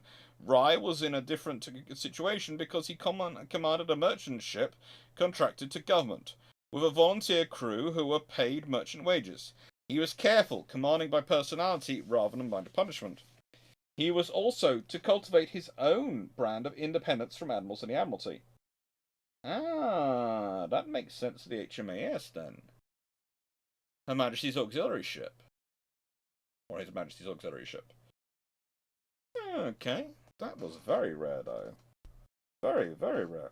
Before the beginning of the war, the careers of both officers had followed similar paths, having been born within a year of each other in 1765 and 66, and entering Navy within a month of each other in 1778. Neither had a patron, and both were held back by lack of employment during the peace after 1783, and thus were relatively old when they became lieutenant. When Rye was 26, he was included in the large naval promotion in 1791, which followed the Nootka Sound crisis.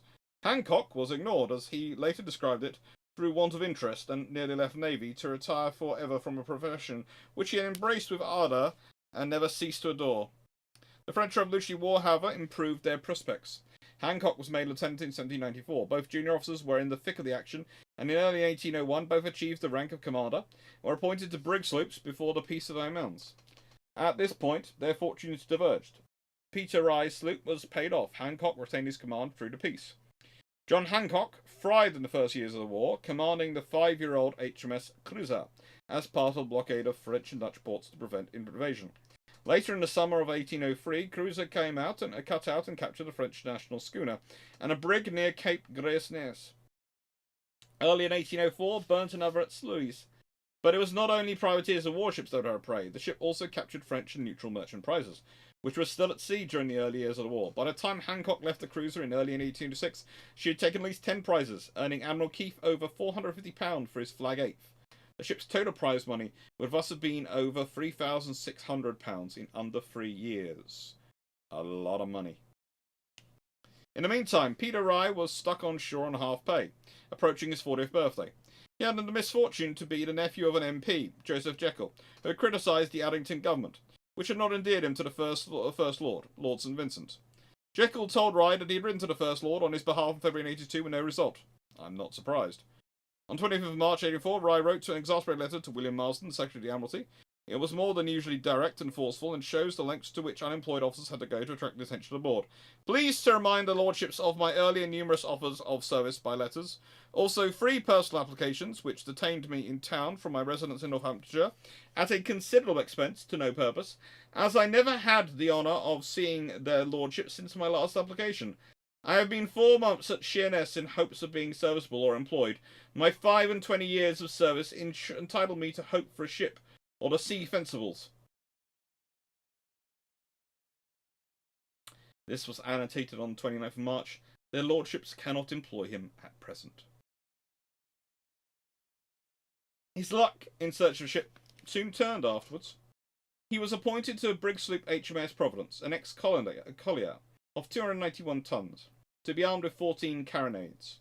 Although it may not have seemed to have been a proprietor's appointment, he was to stay with this ship for over 8 years. Providence was at North Shields, which Rye reached on the 6th of March 1804, by which time the owner, William Clarke Jr.,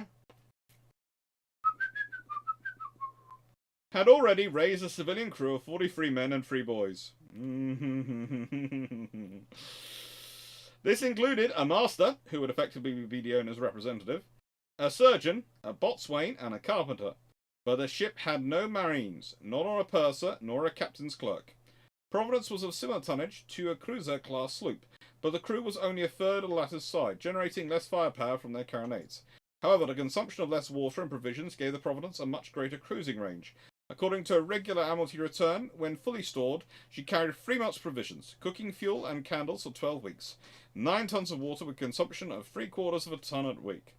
Rye was loyal to the ship which he commanded for so long, later describing it to the Admiralty as a well-found and good sea-boat. The day after his arrival, Rye mustered the crew and commissioned the ship, taking care to write to inform William Marsden, Secretary of the Admiralty, that he had done so.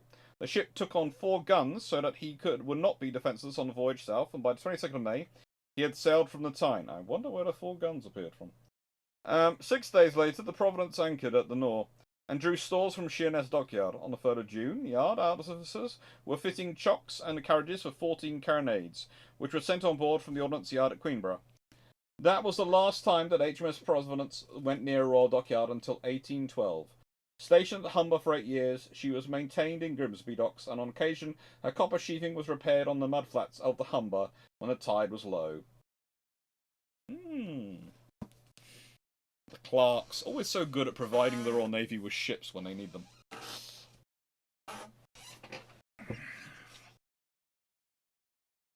Now,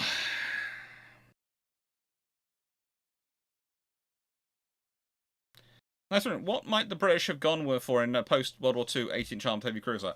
About 3 triple 9.2-inch guns. C. Richards, as the triple expansion engine still got the same problems using oil instead of coals. Wouldn't be surprised in Texas. Blackburn Maximus, roughly how many cargo ships were still sail-powered by 1939? No idea. There were a fair number operating in some parts of the world, but what kind of cargo ships are you including? Just the large ocean-going ones, or, well, even in this way, the ocean goes, you could including the dhows, which still, to this day, are still used sometimes around the coast of Africa and crossing the Red Sea, etc. There are, those vessels have been around and were being used for cargo for a long time. Yeah.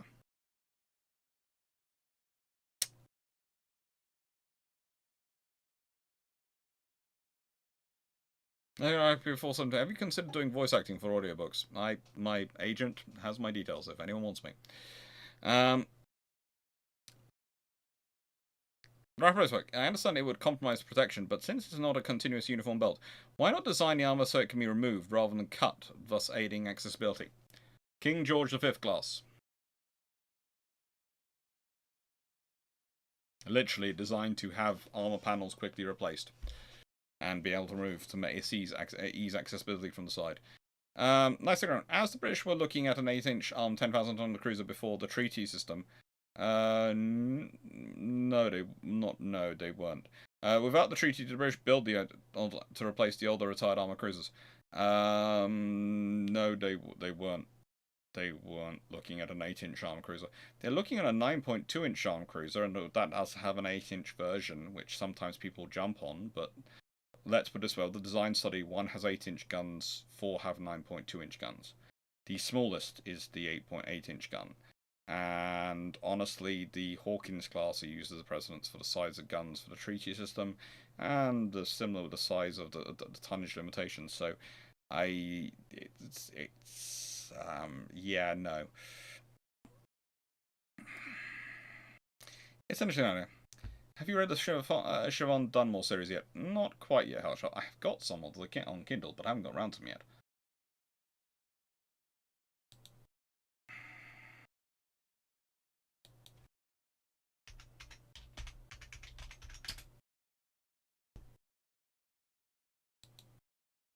Any TV work coming in the near future?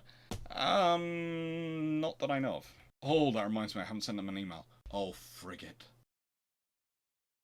I'll do that tomorrow. I'll apologise.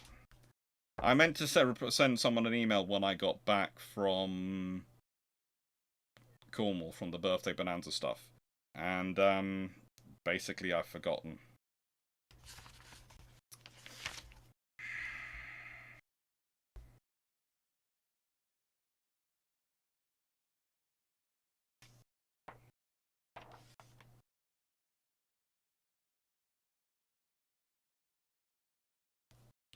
Now, this book interests me, I have to say, Fleet Tactics and Theory by Captain Wayne P. Hughes, because it's first published in 1986.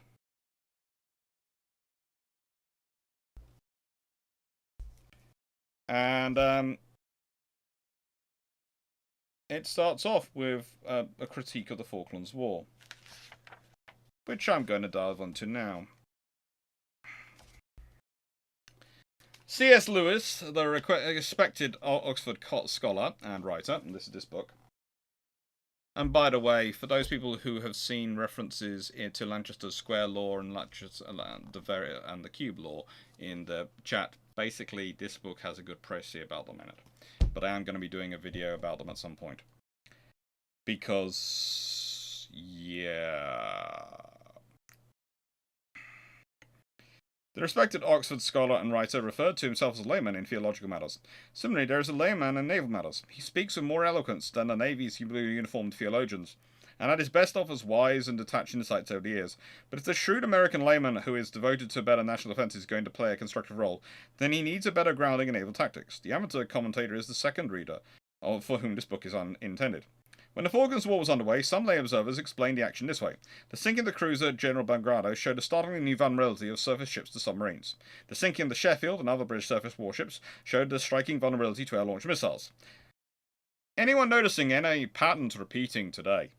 Therefore, surface warships are obsolete, especially large and costly ones. Fatal attacks will come without warning. Naval combat is becoming more lethal for the participants. Had nuclear weapons been used, the warships would have been even easier targets. This book is not a comprehensive guide to all the lessons of modern naval warfare. No book can be. But anyone who reads it will, I hope, read different conclusions about the Falklands and modern naval warfare in general. In my opinion, which I intend to explain in full later, wiser conclusions about the war would follow more along these lines.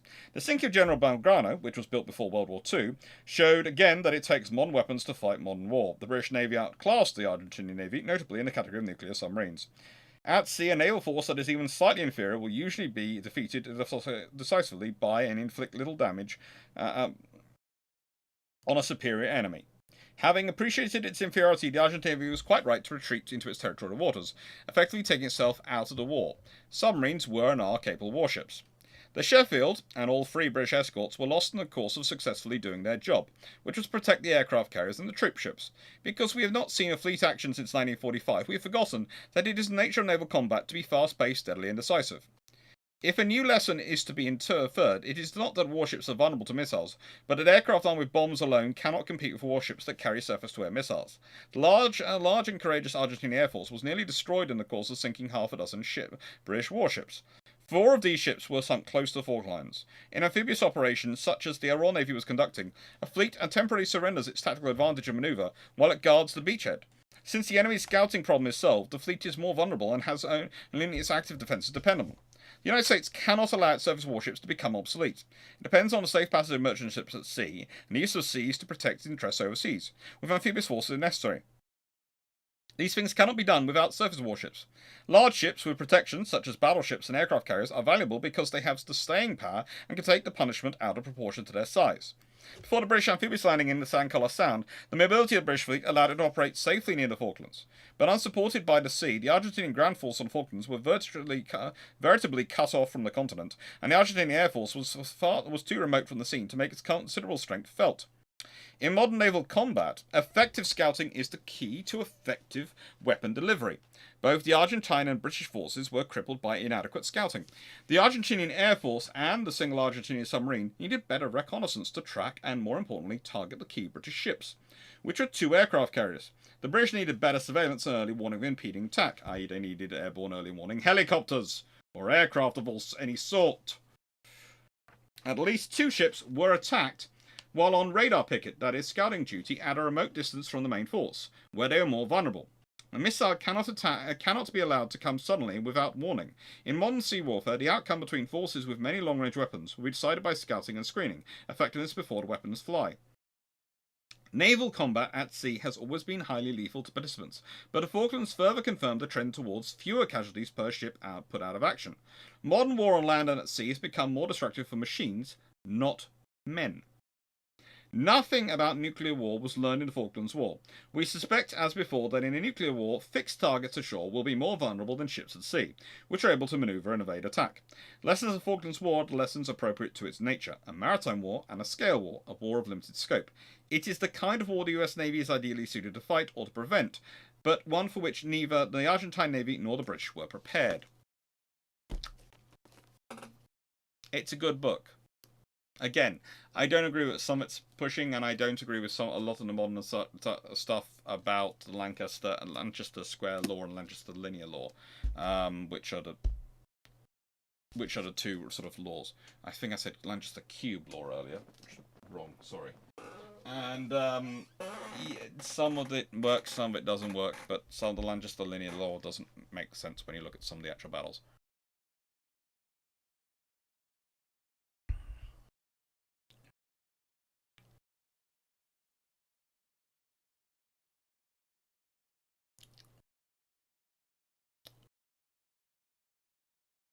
That's a good book.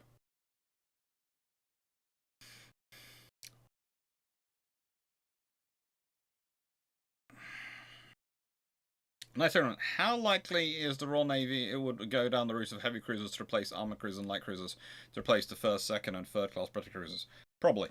That's probably where they'd have ended up. I think you'd have ended up with something of 15 to 18,000 tons as a sort of heavy cruiser, and you'd have ended up with something of around about 7 to 10,000 tons as a light cruiser.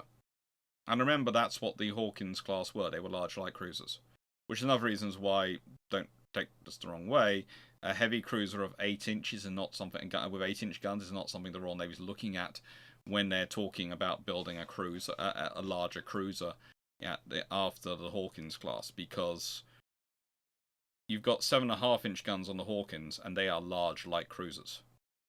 That's not going to be a heavy cruiser to jump up to 8 inches. You need some clear water, something to justify it being different. Nemo, talk about the convoys in Age of Sail. Any good book on the Spanish convoys and treasure fleet, how they managed to keep them going for a few hundred years? There is one. There is one. Let me look up my book list.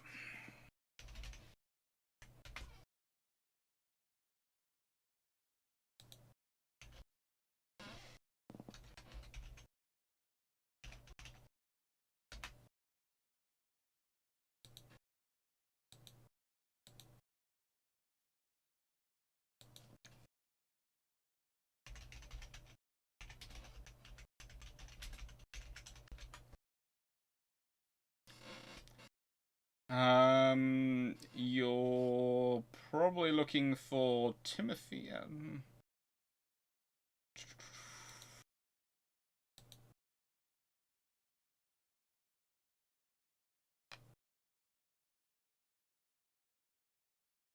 You're either looking, depending on what scenario you want to do, you want to go for either Timothy Walton's Spanish Treasure Fleet, which is a good one you can get in paperback or Kindle. Or if you are happy to go for the really expensive ones and options, you've got Beatrice Hughes's Strategy Before Clausewitz, which covers 1400 to 1830. I do like that book, and I do. Their paperbacks are now down to £26.35. So for new, let alone if you want to buy an old one. Ooh, that's a deal. Do I need another copy of that? Probably not at the moment. I should probably not spend more money on books at the moment when I'm just going to be moving them soon, hopefully. And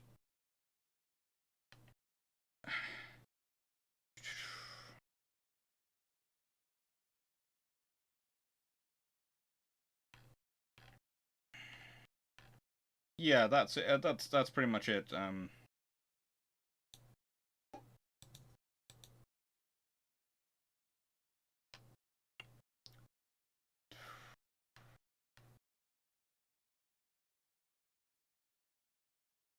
There's also some in Spanish, but those are the ones in English.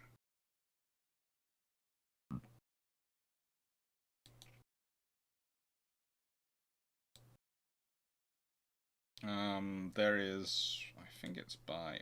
Let me just.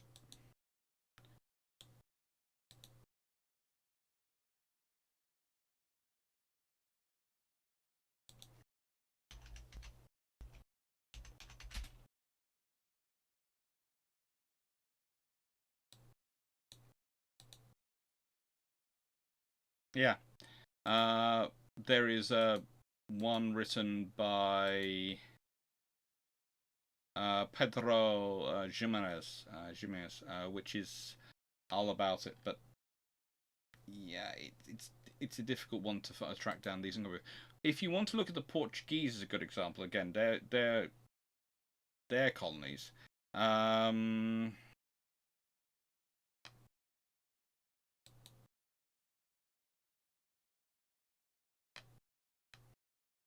There are some really good books about the Portuguese out there. But trying to find the one on there. Well, Dominic Haynes' Brief History of Portugal is pretty darn good. That's a good one to start off with. Dominic Haynes' Brief History of Portugal.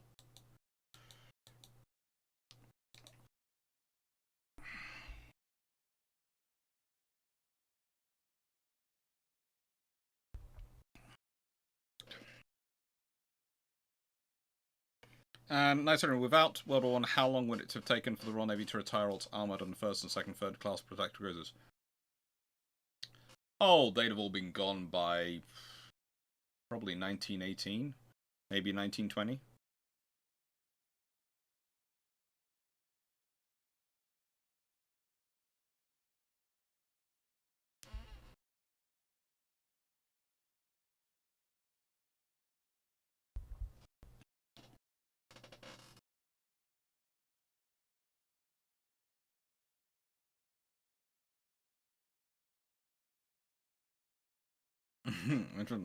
No, you don't need a new house for this month.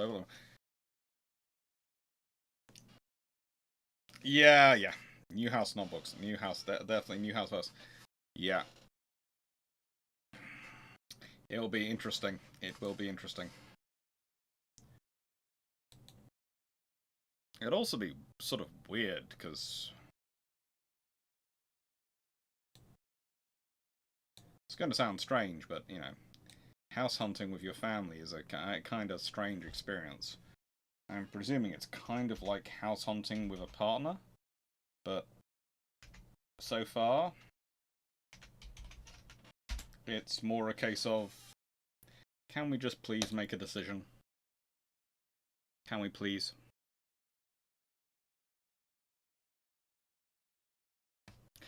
Yeah, we've been looking into the shipping costs of the house, and trust me, it's not just. There's entire ponds which my mum would like moved. Entire ponds which I have built up, because you could get kits a few years ago that you could build up, and then you could build a pond in them, so you could build a pond up, and I think you can still get those kits. But you build a pond above ground, so you could put it on a patio or something like that. And yeah, there's a couple which are in our garden. My mum would like to take those with her. I'm not sure that's a good idea. I half think they're going to collapse the moment that they start taking water out of them, etc. Because they've been there now for nearly a decade.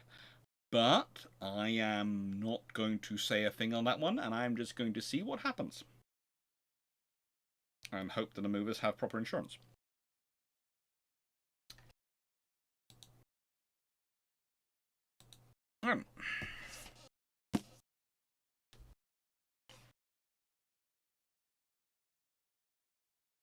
Oh, trust me, I've got something here to show you all once this is over, once we've finished going through the books.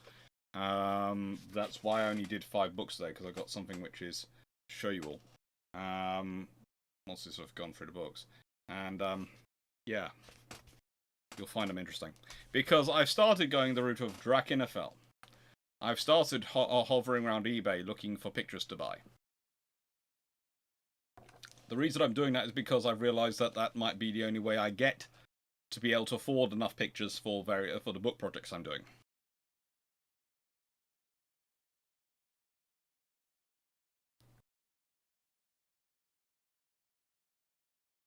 If this is your collection, I generally fear the number of books your sister the engineer has. Look, in the nicest way, you are forgetting one thing, HMS Verdun. One very small thing.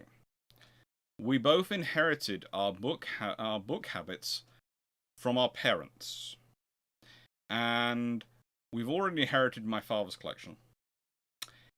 This move will be moving not just my collection, and not just my sister's collection, but also my mother's collection of books. There is a reason why I have been looking at properties which have 6 or more bedrooms. Just working out the size of books and the space we have for books already devoted to books in this house. And we are lucky in this house, because it was designed in the 1970s, and for some reason someone was very keen on having very large airy rooms.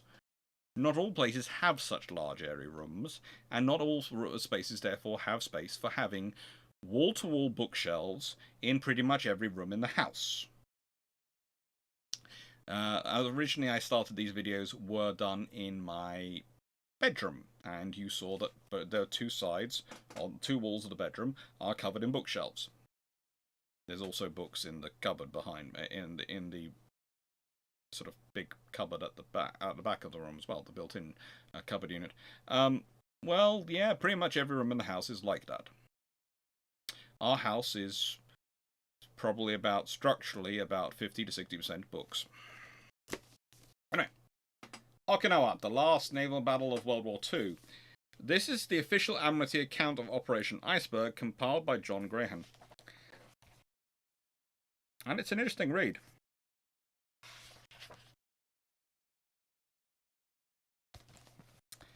Measures against suicide boats and barges. Scarcely greater success attended the operations of enemy suicide boats. It was known the Japanese assembled a number of fast, small explosive boats at Okinawa for use in counter-landings and attacks against ships. About 1,000 were accounted for, all in all.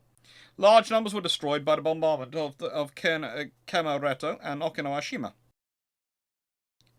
330 were captured at their base in Kemoreto,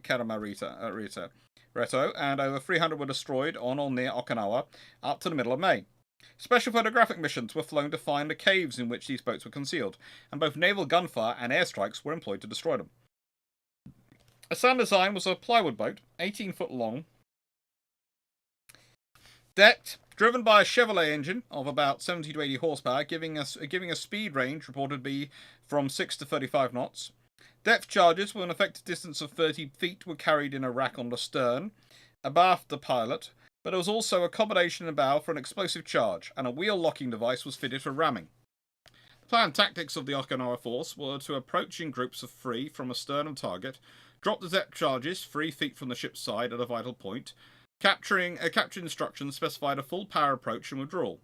It is obvious, however, that these tactics would have been varied in the case of boats fitted with bow charge, or if, as sometimes occurred, men with limpets for affixing to the ship's keels were carried. The majority of the boats were discovered at Okinawa were non-powered.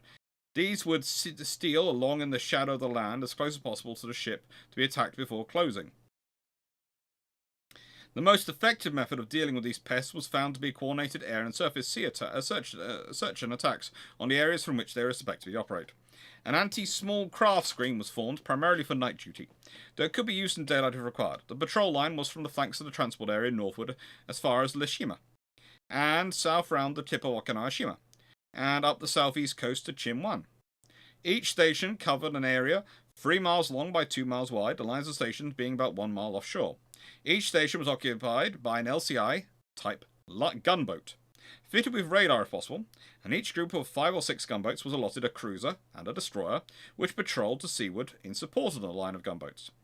The group being termed a flycatcher team. The screening stations were designed to cover the large bays and indentations on the coast which might harbour small craft. The function of the screen were to prevent the effective night operations of enemy barges, MTB, motor torpedo boats, and other small craft, by bombardment and illumination of suspected small boat bases, in which heavy ships operating to the seaward of the small craft shared, and by running to earth those which were able to venture forth.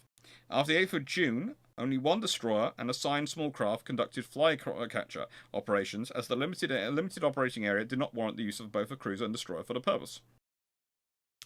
The flycatcher ships also performed the additional task of dusk to dawn harassment of Naha, Etoman, and Yonobara airfields to prevent enemy aircraft from taking off and landing. Each large ship remained in the transport area after dark, provided a landing craft, LCVP or LCPL, which patrolled round the parent ship at a distance of 300 yards. These crafts were equipped with machine guns, rifles, 5-pound charges, and hand grenades, with which to destroy swimmers and suicide boats. There were further boat patrols off the beaches. At night, 2 groups of 12 LCVPs each were stationed close inshore on the northern and southern flanks respectively of the main assault beaches. Cooperating with these landing craft were 2 groups of 6 amphibious and 6 armoured amphibious respectively, which occupied similar stations on the flanks, but took up positions on the reef inshore of the landing craft. The purpose of these patrols was to protect the transport area and the beachheads from midget submarines, suicide boats, swimmers, and limpeteers, and generally to fill the gap between the inshore end of the close anti-surface screen and the beaches. The amphibians were responsible for repelling infiltration along the beaches or over the reef, and for destroying small boats or swimmers attempting to reach the beach. In addition, to counter landing attempts and attacks on the shipping of the Japanese, both military and civilians, made use of small boats in efforts to escape to outlying islands. Gunboat types proved themselves to be most valuable in frustrating these efforts. Taking into account the large number of attacks by suicide boats and the numbers of the pests discovered and destroyed, the success achieved was exceedingly small. After the attacks of the 29th and 30th March, no further damage to shipping occurred until the morning of the 3rd of April, when LCI-82 in the Nagasuka-1 anti-small boat screen was so heavily damaged by an enemy motor torpedo boat attack that she sank next day whilst under tow. This was the only Allied vessel sunk by a suicide boat during the operation. The enemy boat was sunk, and the Zanami Karamareto patrol sank 4 boats the next day. During the night, 8th 9th April, considerable enemy suicide and small boat activity occurred. CTG 5115 reported that 12 to 15 boats in all were sighted in Karamareto area, of which 5 were destroyed by gunfire. At least 15 swimmers, some with hand grenades, were killed between 0830 and 0430 hours. Suicide boats of the 3-man skimmer type, I presume 20-30 hours that means? From 0830, but I'm not 100% sure, because between 0830 and 0430 seems like a weird scenario, because that's going from 8:30 a.m. one morning to 4:30 a.m. the next morning. It would seem more likely to be 20-30 hours, but we'll see. Suicide boats of the 3-man skimmer type, apparently, from Naha attacked shipping in the southern transport area. CJ Badger was holed on the starboard side and seriously damaged, and the cargo ship Star was slightly damaged, being saved by an LSM alongside, which was struck by the attacking boat. The destroyer Hutchins was seriously damaged whilst delivering fire support to 7th Division from Nagasuka-1 during the night, 26th to 27th of April. A 16-foot skimmer-type enemy boat came in on her port quarter at high speed, and an explosion occurred 30 seconds after the boat turned away. 20 or more boats were observed that night in Yonobara-1, and almost 12 were destroyed. On the following night, the cruiser St. Louis destroyed 9 off the southwest coast, and other ships a further 10. At 0240 hours on the 20th of April, LCS-37 was damaged in Nagasuka-Wan by a depth charge dropped by an enemy boat, which she destroyed. Several of the enemy boats penetrated the screen and headed for the transport area, where some were destroyed and the cargo ship Bozeman Victory was hit and damaged. With one exception, this was the sum total of the enemy's success. An attack on the cargo ship Karina, which occurred on the 4th of May, was the last occasion on which any ship was damaged by suicide boats or swimmers. Although enemy suicide boats of standard design were reported on several occasions, and many were destroyed, from the 17th of May at least, it was not positively established that any attack was attempted on any ship of the amphibious force. Mines of booby trap and other types launched from the shore by the enemy were encountered to considerable numbers, but achieved little success. The destroyer Vaman was damaged on L Day, and on the 8th of May, the motor minesweeper YMS 92 was damaged, and YMS 103 was destroyed in Nagasuka-Wan, and a motorboat gunboat was also sunk. Okinawa, the last naval battle of World War II, the official Admiralty account of Operation Iceberg.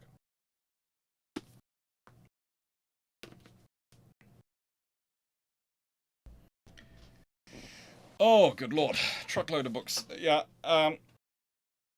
potentially severed. But potentially, more hopefully, we have proper properties and we can do stuff more fun than trucking books around. As good as you'd be, I'm sure you do it, you know, it's more fun to do other things.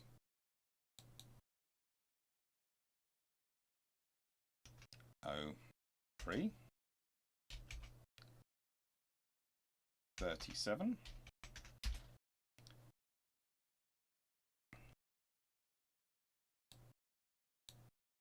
Now, take care, Paul. No, it sounds like you need a couple of Connex books just to act as holding area for all the books. We have been in contact with various companies. The moving van for all the books. Yeah. Yes, my sister has checked the floor loadings. And yes, some of them are load bearing.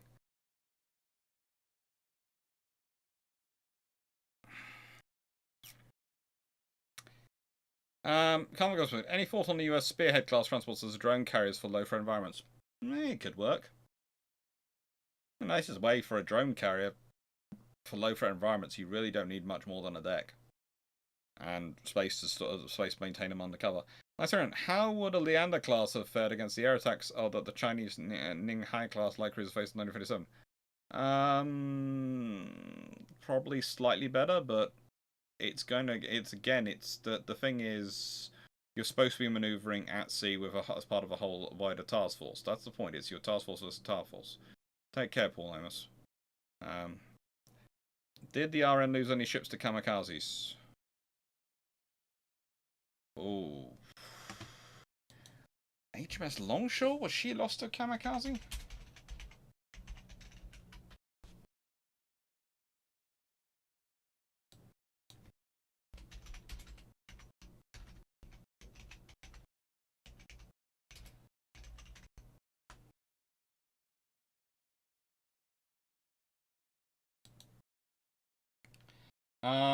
HMS Arunta and HMS Australia are damaged by kamikazes.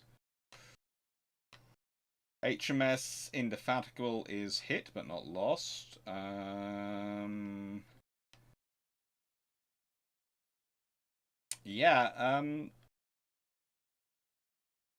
It doesn't seem many British ships, HMS Formidable is also hit but not lost. And that doesn't even stop working from the looks of things. It seems like the British have about 2 carriers which are hit, and they both carry on working. And the Australians have a cruiser and a destroyer, a tribal class destroyer, which are hit and they don't get sunk either. Arunta's motto is actually conquer or die. Yeah, the nicest way, an Australian tribal class for destroyer called Arunta with motto of conquer or die is not something I want to pick a fight with. I'm just sorry, it's not one. It's not what goes through my mind of, oh, they've got one, oh, pick a fight with it. No, thank you. So, last book today, Under Pressure. Living Life and Avoiding Death on Nuclear Submarines by Richard Humphreys. Seemed like quite a fun read to get.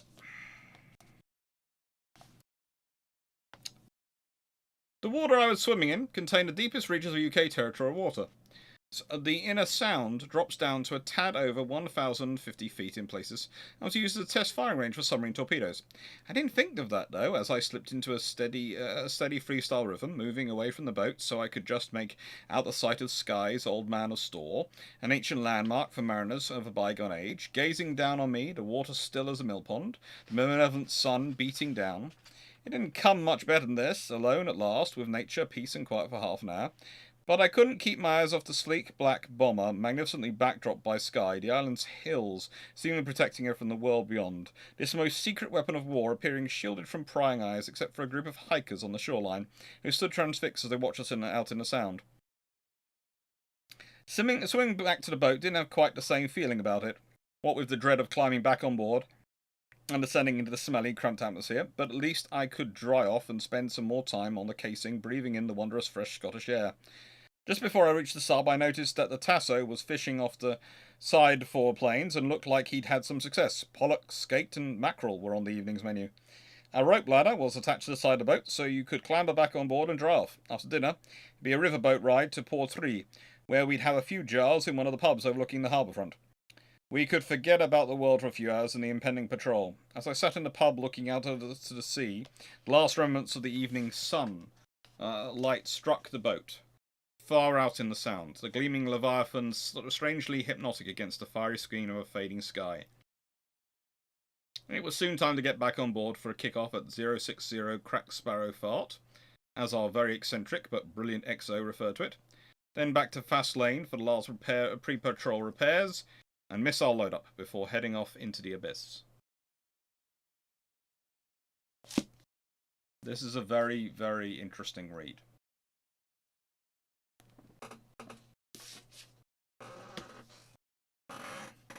I don't.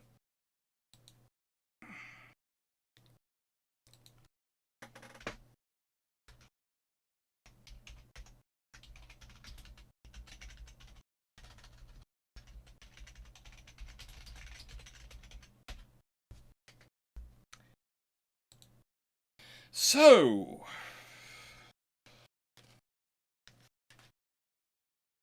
I know of the kamikaze hit that Ireland cruiser. That was HMA. That was the Australian cruiser.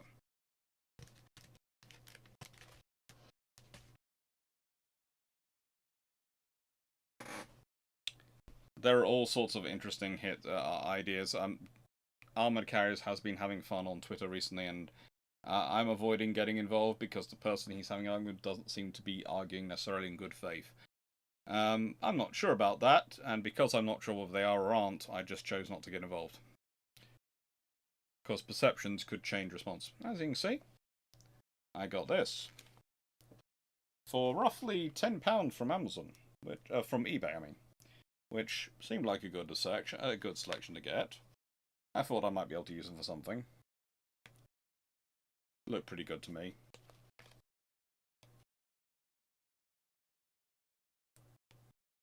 Now, that's Ark Royal. That's Iron Duke. And that is, if I'm not mistaken from memory, is HMS Kelly, K-Class.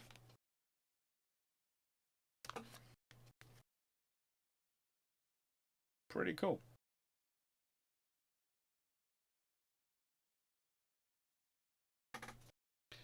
Basically, eBay is catnip to people like me. We have to be limited.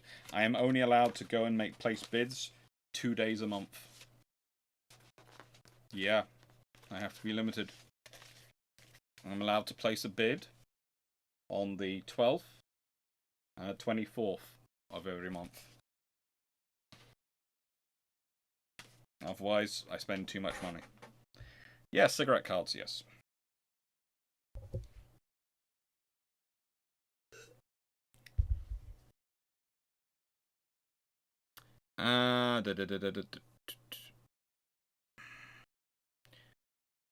Remember, are there any good books on LCI, LCT, gunboat conversion, and gunboat conversions in general? Not really.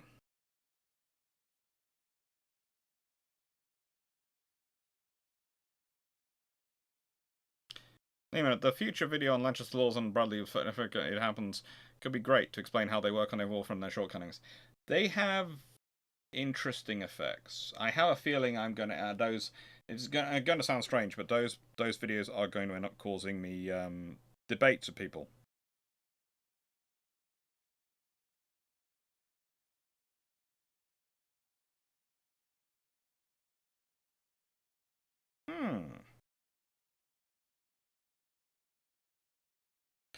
Oh, sorry. I've just had I wondered why my phone was flashing at me madly, and it's because it's just had a note that XSplit has been given access to my YouTube account, and I need to check and confirm it was me.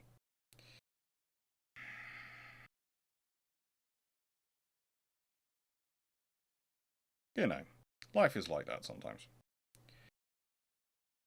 Or it would log me out. Oh, cute.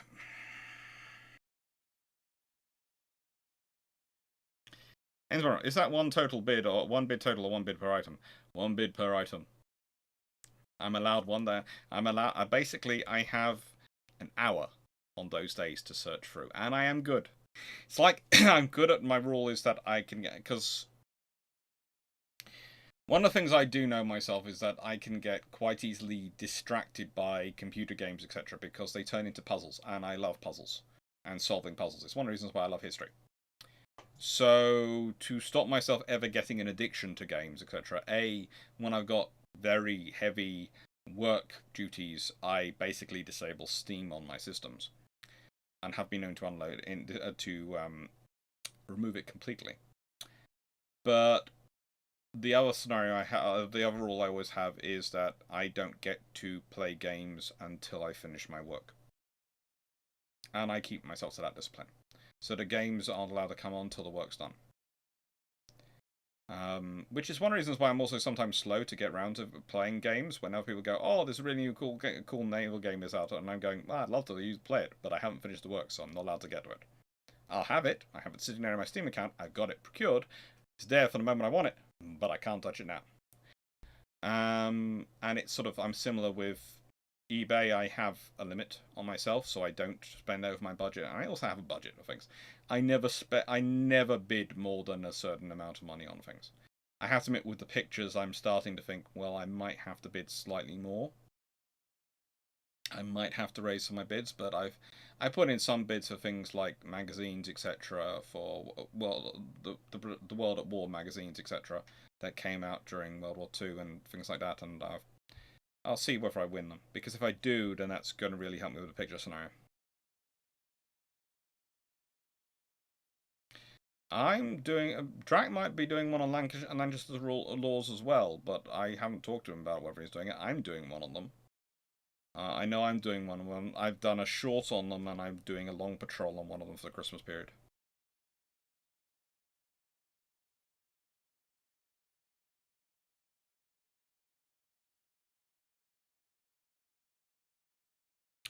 Later on, if K3 gets chosen to be the post-hood battlecruiser, which of the battleship designs would have been selected alongside it?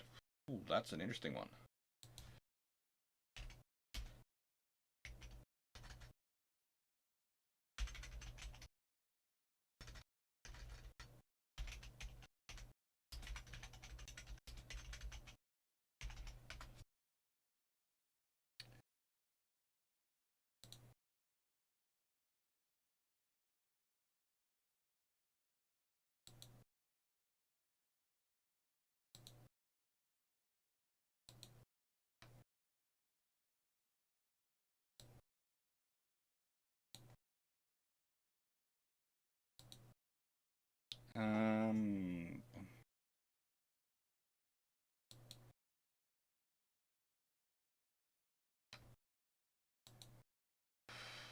Ooh, this is going to be a tough one to figure out because I have to look through all the options. What would I pick if I was doing a K3s? Oh, that's a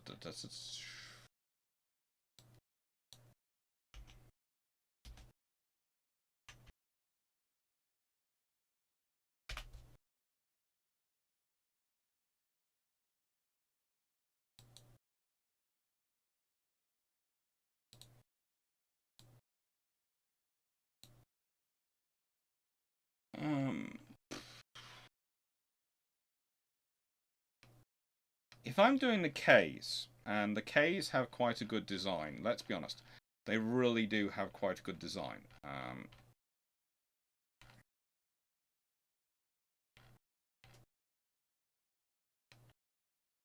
You're looking at something which is fairly balanced, fairly flexible.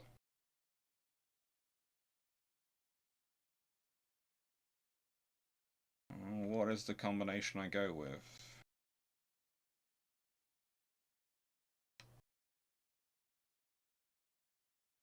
If I'm doing the K3, okay? So the K3 has 18-inch guns. So I'm probably going for one of the 18-inch gun options.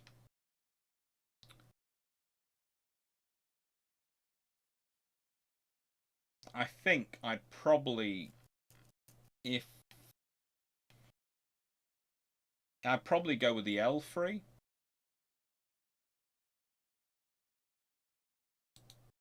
Because that's also 18-inch gun options. And the L3 is a pretty darn fighty ship. But the L3 does look, I mean, the L3 is gorgeous, but if you go and look at it, you sort of sit there and go, yeah, 25 knots, 70,000 shaft horsepower. That's a thick armor. Very thick armor. Fairly decent deck armor. Yeah, roughly 8 inches of deck armor.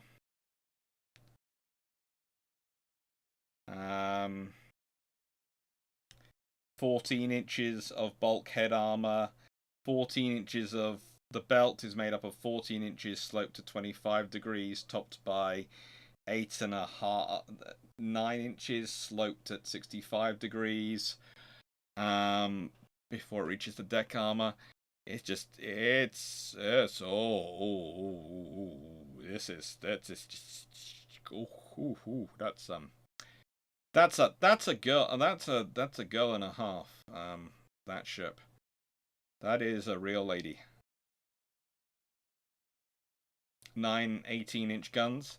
You'd probably be looking at that, and, like, I think it has, yeah, 9 18-inch guns and 16 6-inch guns in 8 twin turrets, plus 4 pom-poms, multi-barrel pom-poms, and 6.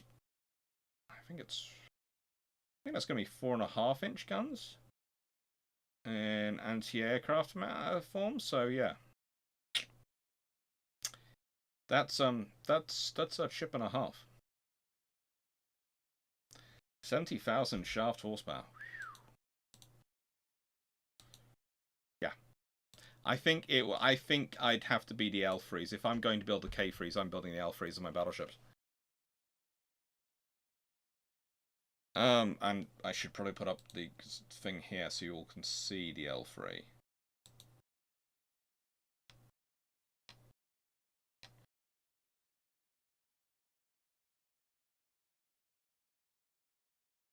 I will put it up because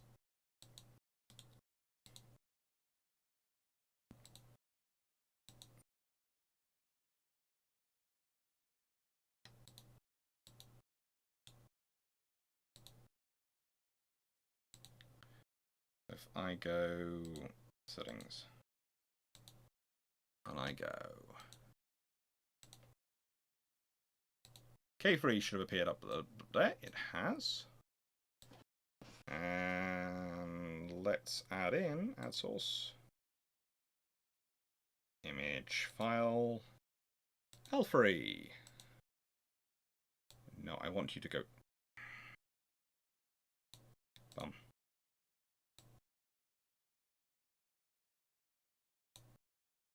That's okay.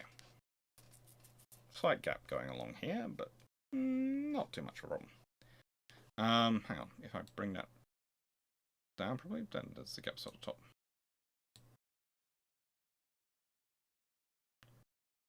Let's leave that. So if you're building the K3, that's the L3, and that's what I'd select as my my battleship, because you might as well.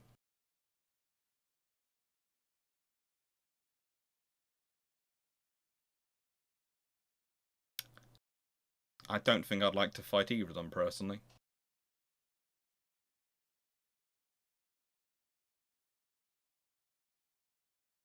Hi, Georgine.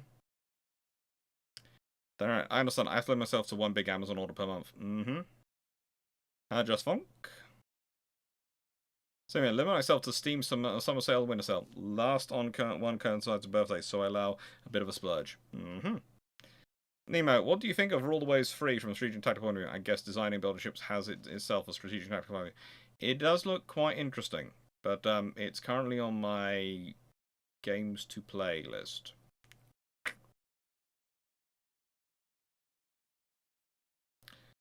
Yeah, I have my Steam folder open. So, in the nicest way, on Dreadnoughts, Ultimate Admiral Dreadnoughts, I have currently logged 138 hours since I've had it. Shogun, since I've had it on Steam, 300 hours, Total War. Total War, roughly, City of Rome, 300 hours. Total War Medieval, roughly 300 hours. Total War Empire, roughly 700 hours. Timberborn, roughly 700 hours. Supreme Commander Forged Alliance, roughly 300 hours. Yeah, this is not good for me. And Galactic Civilizations, roughly 700 hours. And Railroad Tycoon, roughly 900 hours.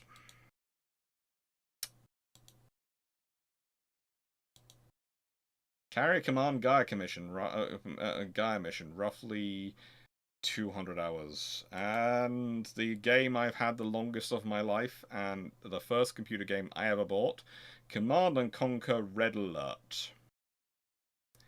This is what I've had since I was 14. So, in nicest way, I've had this before Steam. So, since Steam came out and Steam had this, I have managed to log, in that time, a couple of thousand hours. But that is over years, decades. So, not that bad. Hopefully. But often I'd use also computer games when I'm stuck on something in history. I will turn on the game and I will play the game while my brain's mulling over the problem in the back of my head.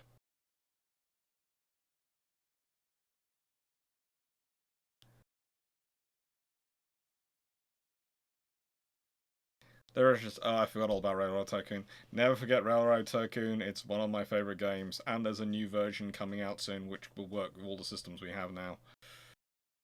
Which Command & Conquer is the best? I was also a big fan of the Red Alert ones, but I also played the Tiberian Sun. I enjoyed them all. I have the remastered edition now, which has them all remastered. I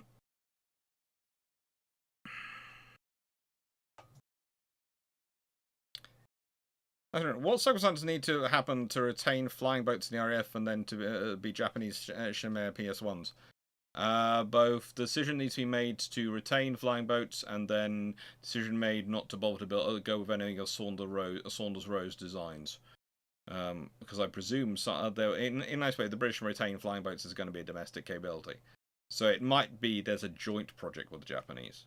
That would be more likely. But basically, it would be they would retain flying boats if they decided they needed that capability to be retained to provide survivability in the face of nuclear war, probably. Nice round. Well, so what? Rapper is back. I can't shop online. Temptations are great. So what was the Kiwis' idea of falling in both as gun or toadstool? CRS doesn't know. Basically, they wanted a better 40mm Bofors to suit their needs. Everyone likes to try and occasionally improve their own, create their own weapon systems, and the Kiwis are just as smart as others. Reprosa, in your opinion, who had the most effective land-based air power when it came to dealing with maritime targets in World War II? Why?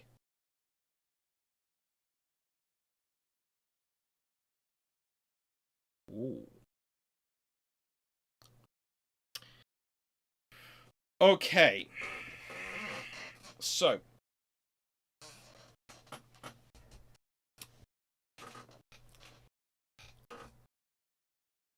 There are these things called Bristol bowfighters, if I remember correctly. It was Bristol bowfighters. Was it Bristol, or am I? Is it Blackburn?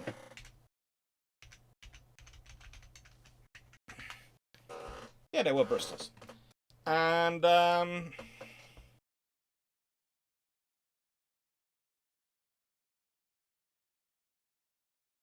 basically the bowfighter first flies in 1939. Is introduced into service in July 1940. There are roughly 6,000 built in World War Two. And, well, you have a small problem in that the British Armed Forces managed to have both the aircraft which sinks the most tonnage of ships for the Allies, and the second most from memory. And it's not by much. Please note, when I say these figures, it's not by much, but they do have the advantage in that they do start off earlier. The Swordfish, from memory, sinks the most enemy shipping of any aircraft in World War Two. And when you consider the sheer amount they did sink in World War Two and doing coastal operations and coastal command and the various patrols and the merchant vessels they sank and all sorts of things they actually attacked and in various points in the anti-submarine warfare. In fact, they keep going the whole way through World War Two. And whilst they're not necessarily attacking frontline units, they are attacking some of the second line, etc. and other things. You can understand how they might add that up. But if I remember correctly, the bowfighter is the second most. And you have to remember, these are me remembering Coastal Command history figures and books on Coastal Command, which are slightly more common than their comparisons in the US, because the trouble is, often the figures in the US are divided between the Navy's aircraft, the Marines' aircraft, the Army Air Corps' aircraft, and so it's slightly more difficult to put together. Whereas the bow fighters for the Royal Air Force Coastal Command and the sort of their anti-shipping operations, those figures tend to be combined for even the ones which are operating for the Royal Australian Air Force, which also used them. They were critical during the Battle of the Bismarck Sea, for example, the bow fighters in that area. So I would say pound for pound the most effective was probably the Royal Australian Air Force in terms of their anti-shipping role. But I would say probably the British achieved the largest number of kills because of the length of the war they're in and what their aircraft get up to, and the breadth of the theatres they're involved in and they're taking the lead in. But I would also say that you shouldn't necessarily count out the Americans, because I think some of the trouble with properly analysing the Americans is the way the figures are tabulated. And so I really wouldn't like to make it. This sounds like I'm sitting on the fence, but I'm doing a historian thing of, if I don't have what I would consider trustworthy definitive information, I'm giving you lots of good information to go and think about and enjoy, but I'm not providing a firm answer one way or the other because the way the information is tabulated.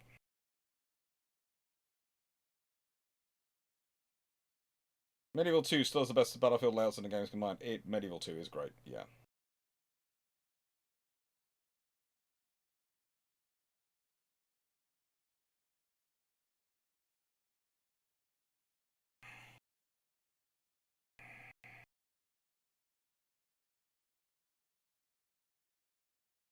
Okay.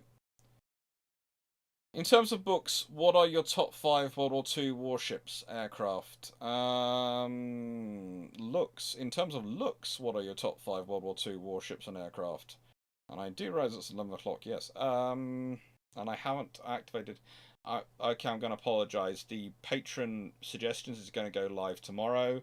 And it's going to be a case of, it's going to go live tomorrow, and then Thursday is going to be when I'm going to say, look, final chance, because Friday I'm going to turn it into a patron vote, and then the vote's going to be last till Sunday. It's going to be slightly shrunk down, but that's because I've been going from having an October where I thought I was going to be sitting around in November and all sorts of things to having an October where it looks like I'm going to be possibly travelling for the month of November and still doing lives and things while on the road, but I need to work that out, including necessarily buying a Starlink hookup.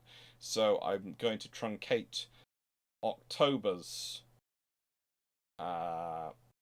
what do you call it? October's patron suggestion votes time, so that I can extend November's, pretty much.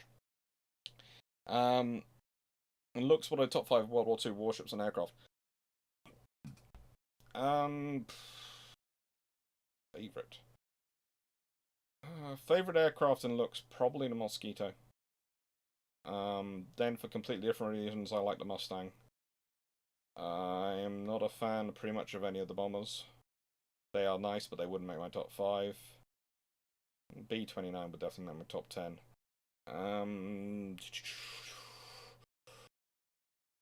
I like the Yak 3, I think it is. I think that looks pretty cool. And the Italian, they're really nice fighter, I try and remember it. And I don't really like any of the German aircraft enough to be in my top 5.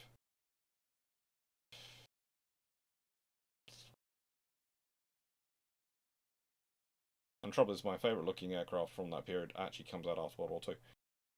Top 5 warships. Well, you know Renown is going to be in there. She's just pretty. Tribal class destroyers. Just blanket. I like them, they look pretty.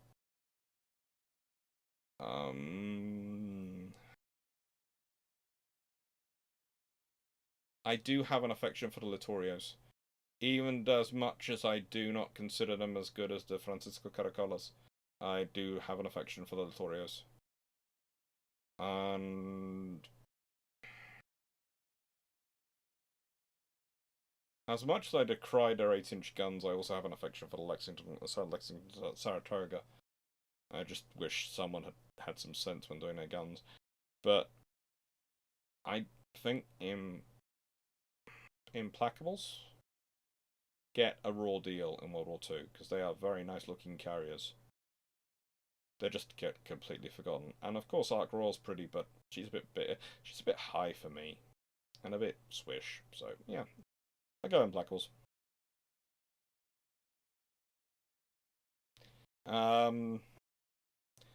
In the UK it's £450 for Starlink and £80 and £85 a month for the one we need. Because I need to get, it's going to sound something, but I need to get Starlink, which can sustain both me and my sister working on the move. So working, and if we go move around, so that's roughly £85 for the month. So that's more stuff I need to figure out if we're going away for a month, because I have no faith that any holiday any lodges with any sort of holiday lodges will have decent internet. No faith at all. Yeah, I'm doing my usual thing. I'm a naval historian. I'm a researcher. I analyze, I research, and I put together facts and figures and tables and then work it all out. I didn't include Warspite in there, no. Because while she's a very pretty ship, I'd say her beauty isn't looks. And that was the question, was which looks, what in terms of looks, what are the top 5 ships? Warspite would be my top 5, but she's not in my top 5 in terms of looks. And that was the question. The question was looks. How about a video on the evolution of a landing craft, Crochet? I think I've done something on landing craft. I seem to remember I have done a video about landing craft. A long time ago. It might have been one of my first videos. Because I remember mining my dad's book research.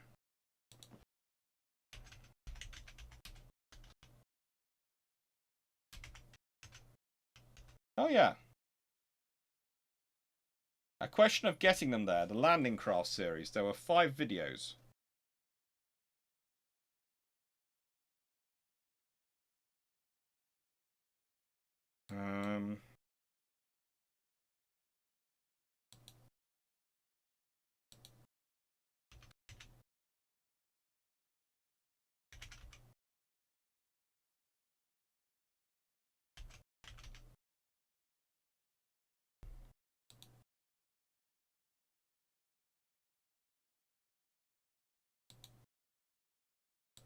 You should find them in the amphibious warfare one.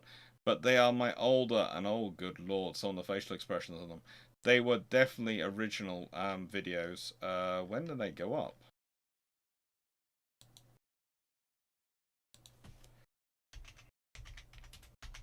Craft.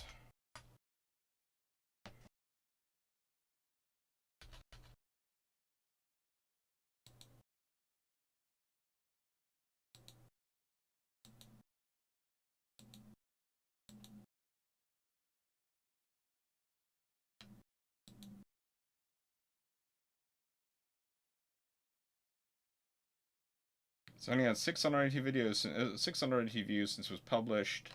When was it published? Since published. Yeah, 12th of May 2020. So over 3 years ago, I published them.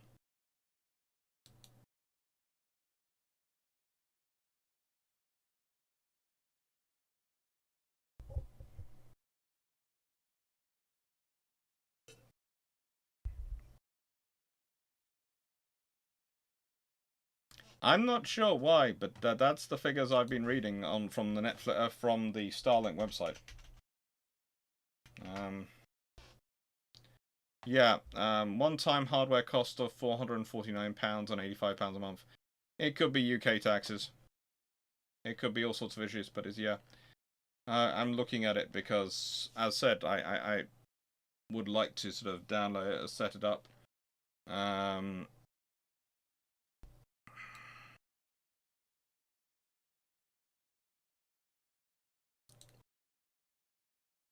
And basically what I'm looking at is Starlink Roam is what we need.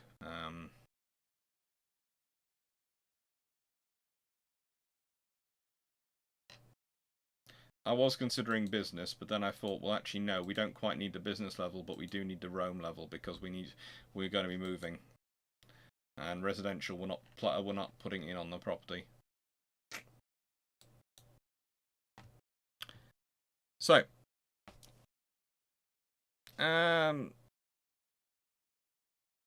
what circumstances would need to happen for the Royal Navy to have one Neptune class, 4 1947 Minotaur class, and historic 3 Tiger class post-war? Soviet Sveldov class be produced more quickly. And for the Royal Navy to be noticing it and going, hang on, we need to react immediately. Rapid Razorback, I understand the arcs and ranges were laid out so it wouldn't happen, but is there a sweet spot where I can't be too close for a capital ship, primarily battery, and too far for a secondary? No. Had the Saunders Row P104 not been axed, when would it have come online and how many would the RAF buy? I have no idea on how many the RAF would buy, but probably a couple of years before it would come online. Why were the British thinking they needed 6 shafts for battleships and the size of Yamato? Probably because the British didn't want to strain the shafts as much. And the British were also probably thinking about in terms of if you're spending this much on a battleship the size of the Yamato, you want it to be survivable as anything, so having 6 shafts means that if one goes, you're okay. If you lose 2, you still got 4. If you lose 3, you've still got 3. If you lose 4, you've still got 2. See the point?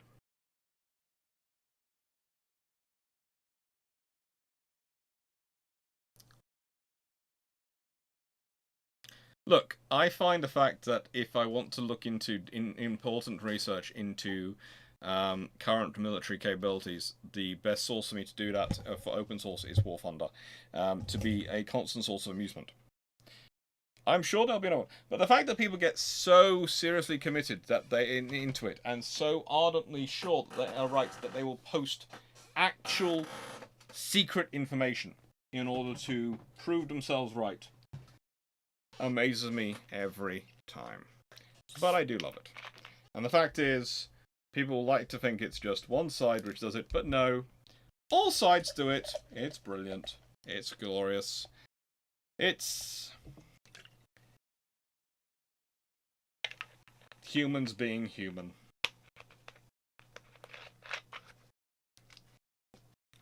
So, I'm going to say last questions. And thank you very much, everyone, for watching. I hope you've enjoyed.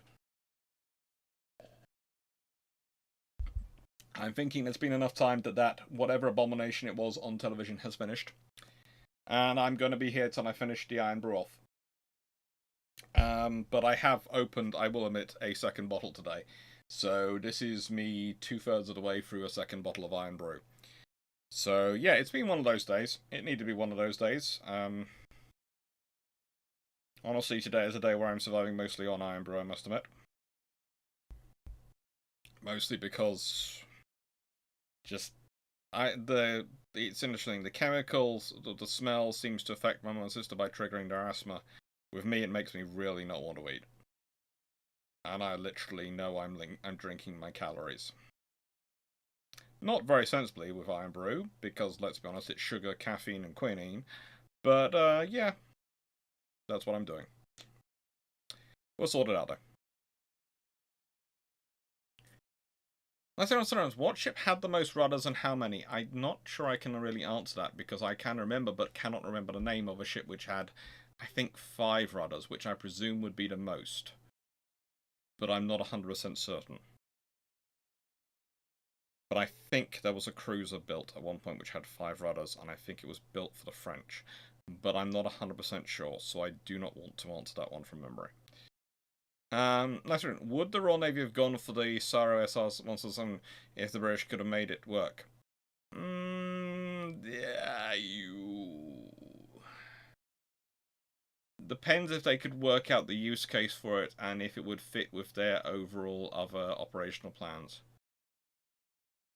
Yes, I should definitely be safe from malaria.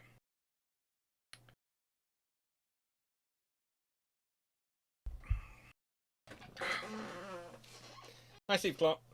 It's been a bad day where I sit and listen. Don't worry.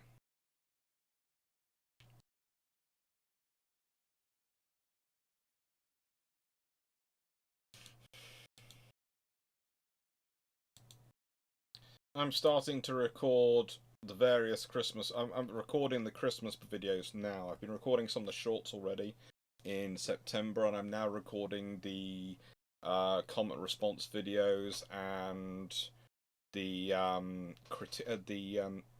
what's they called, the review videos.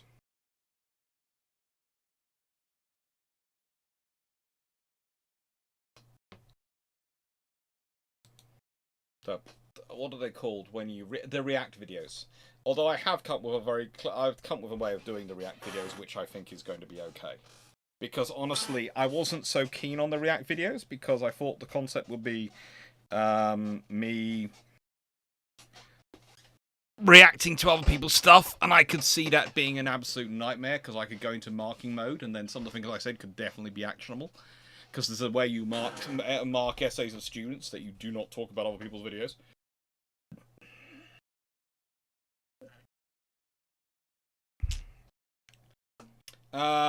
Yeah, there have been. Let's put it this way: on the testing front, I have an idea what's going on, and we have an idea what to focus testing on, but it's fun. Let's hear. What assessment would the Americans make of the PRC naval capabilities if their common fleet only possessed 2 carriers with 5 cruisers and 17 DGs? Whose fleet? If the Chinese fleet or the US fleet only system?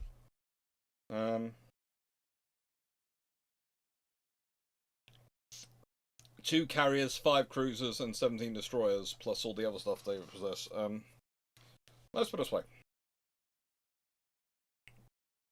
The PRC is a highly motivated force. The Navy and the naval portion of their defense forces are, from my experience, exceptionally motivated and very, very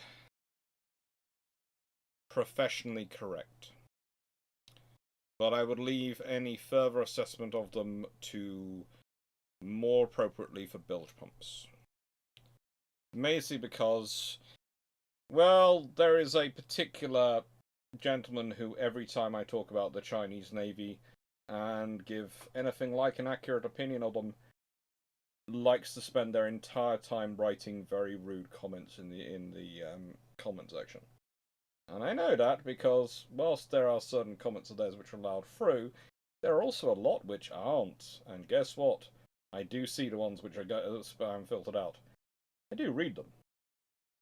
And just think, no.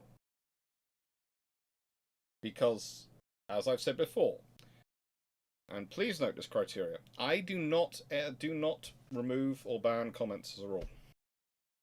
However, all my videos, and I've always structured them and always said this, are designed so that my little cousins can watch them, and my little cousins can read the comments and leave them. So the one rule I have is linguistics, i.e. bad language. If it's not suitable for my little cousins to read it, in terms of linguistics, it ain't going through. It's blocked by the filter automatically. I don't have to do any work. I don't mind this. I don't have any qualms about this, because my view has always been this. If you need to use swear words to express yourself, you need to express yourself adequately. You're either in a situation which is so dire it's not a writing comments time, it's a shouting in a scenario where you're under imminent danger, or your thinking is more developed than your vocabulary. In which case, please, if you would like, if you know, in a nice way, if your question is you'd like, make a comment where you'd like some advice on vocabulary, I will happily give the vocab advice of phraseology to use and phraseology that can be used. But yeah,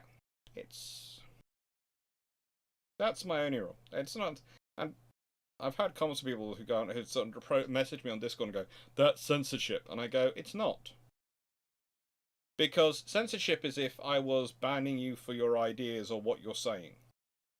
I'm saying you actually that the way you're saying it is not appropriate to the scenario you are in. That's not censorship. That's me asking you to think it through. And that's not me, I don't care about anything else. I just care it because I'm my little cousins, so in a nice way. The reason I care about that so much is because if my little cousins learn a word, and it's traced back to my channel, I'm the one who gets beaten up. Because I'm the only boy in many, many cousins. Roughly 40 in my age group, but there's far more female cousins than there is male cousins in the family as a whole. Even with the new generations coming up. Therefore, I am heavily outnumbered and also pre-programmed that you do not... Well, let's put it this way. In my family, you don't hit you don't hit back.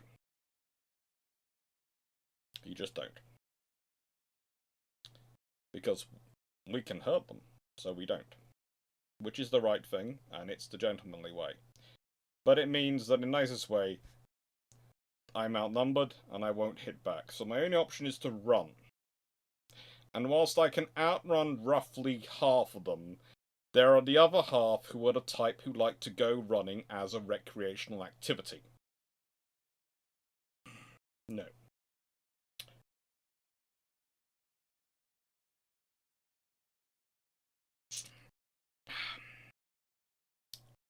Okay.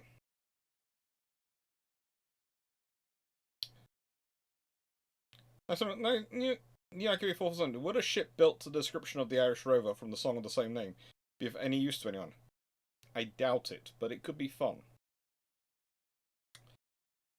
Nice one. Why is it we know? Why is that we more about the J3 battlecruiser than we do about other designs considered? Probably because certain designs have more reports or more activities written about them by the Navy when they're doing designs, and those documents have survived. Right, I'm ending the Q&A. So, first things first, to this. Toodles Q&A.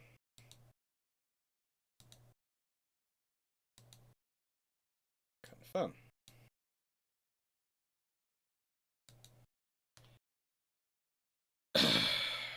If you can insult or throw shade without swearing, it's sign of others. Not that I recommend. Oh, no. I would never used the talents of a historian to throw shade at people.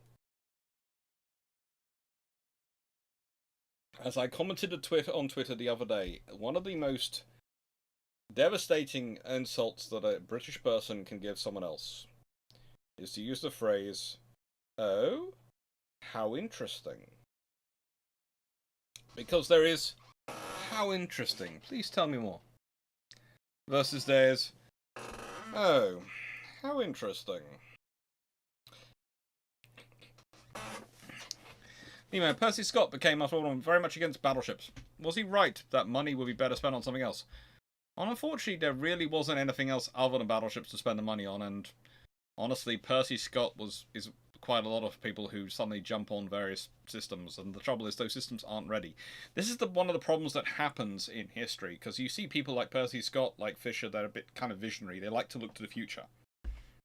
They see the aircraft's coming.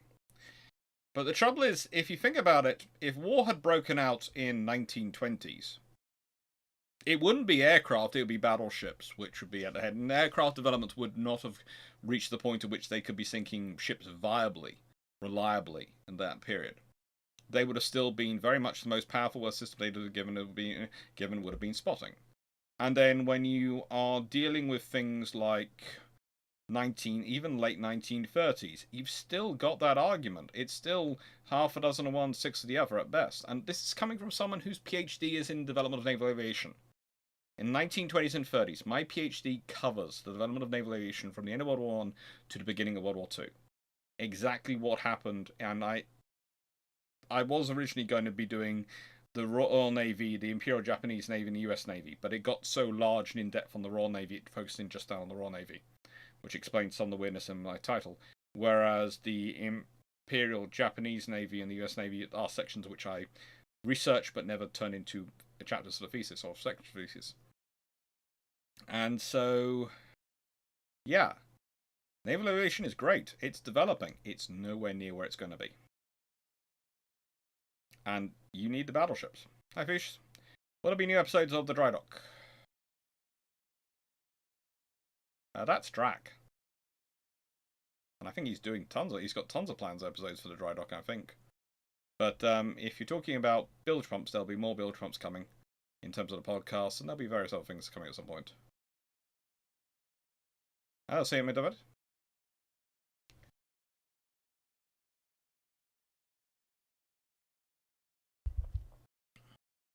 Except no, Dr. Clarke relies on us to ban comment users. Yes, I do have quite a very good collection of admin in the chat.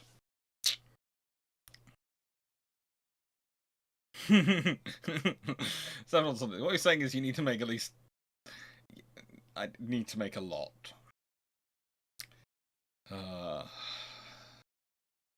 Thank you, John Shea. Thank you, Abzatsky. Thank you, Stafford. Thank you, Chris Shea. Thank you, Inns Morrison. Thank you, Richards. Thank you, 20 Docs today. 20 Docs today. Bad language is liable to obscure meaning, if not your feelings. Mm-hmm. And that's cute. That's hilarious. Yes, we have so many of those phrases. In British, it's basically anything can be an insult, depending on how it's said. It's the brilliant thing about us as a nation. We can literally turn any words. We can even turn "how great" or "excellent" into insults if we want to. And 968 front. What happens if West Germans buy the naval F-11 Super Tiger instead of the F-104? Probably other countries do buy it. Yeah. Astronaut, please tell me you kept your dissertation on 500 pages. Oh, you kind, simple soul to think it was under 500 pages. No one refused. Bilge Pumps is coming. We are supposed to be recording one this week, I think. We've just been having fun traveling. This has been the trouble. It's trying to find us all in roughly the same in roughly close, simple enough locations we can record it. And we'd originally timetabled for us to record a whole load in Australia, and then Jamie didn't manage to make Australia. So the ones which were going to cover this period and be special ones coming out while we're, recorded in person, which were going to be special ones we were going to do video bilge pumps, basically. and we're going to do it through that way on YouTube, and then send links to SimSec so they can post it that way. That was the plan, and it didn't work out. And then yeah. Take care, Daniel Wright. Thank you, New Akib 4002. Thank you, Calvin Gasbag. Thank you, Chris Shea, Runon. Thank you. Thank you, H. Hughes, DG40, Constratus. Thank you everyone for watching. I would read through Joss Fonk, Stephen Richards, Nemo, Rapid Raceback, Baron Badger. Hello. I missed you when you joined the chat earlier. Hello. Hello, HMS for done. Constratus, Daniel Politics, Danny Wright, Runon, Knight 6831, of course. Melanie 1640, Dan and Freeman and Sean Mack and everyone else who's Peter Dawson, everyone who's been watching. Thank you very much, everyone. Take care and have a nice evening.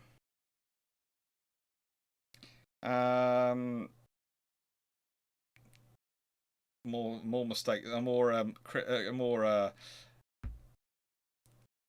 more insults coming in. Well, that was a brave move, wasn't it? Yes, that you're in on. That is a good one. Thank you. Nice one. Would it be correct that if we're all now using electronic warfare attack aircraft, that stuff like the C-Venom ECM, the very Gannet ECM would be used? Potentially. It's basically, it's as I said, with bilge pumps, it's literally been a case of logistics and timing. Thank you, everyone. Thank you. Take care. And hopefully, he says, moving that all around, that is going to work. That is going to work. And toodles. Take care.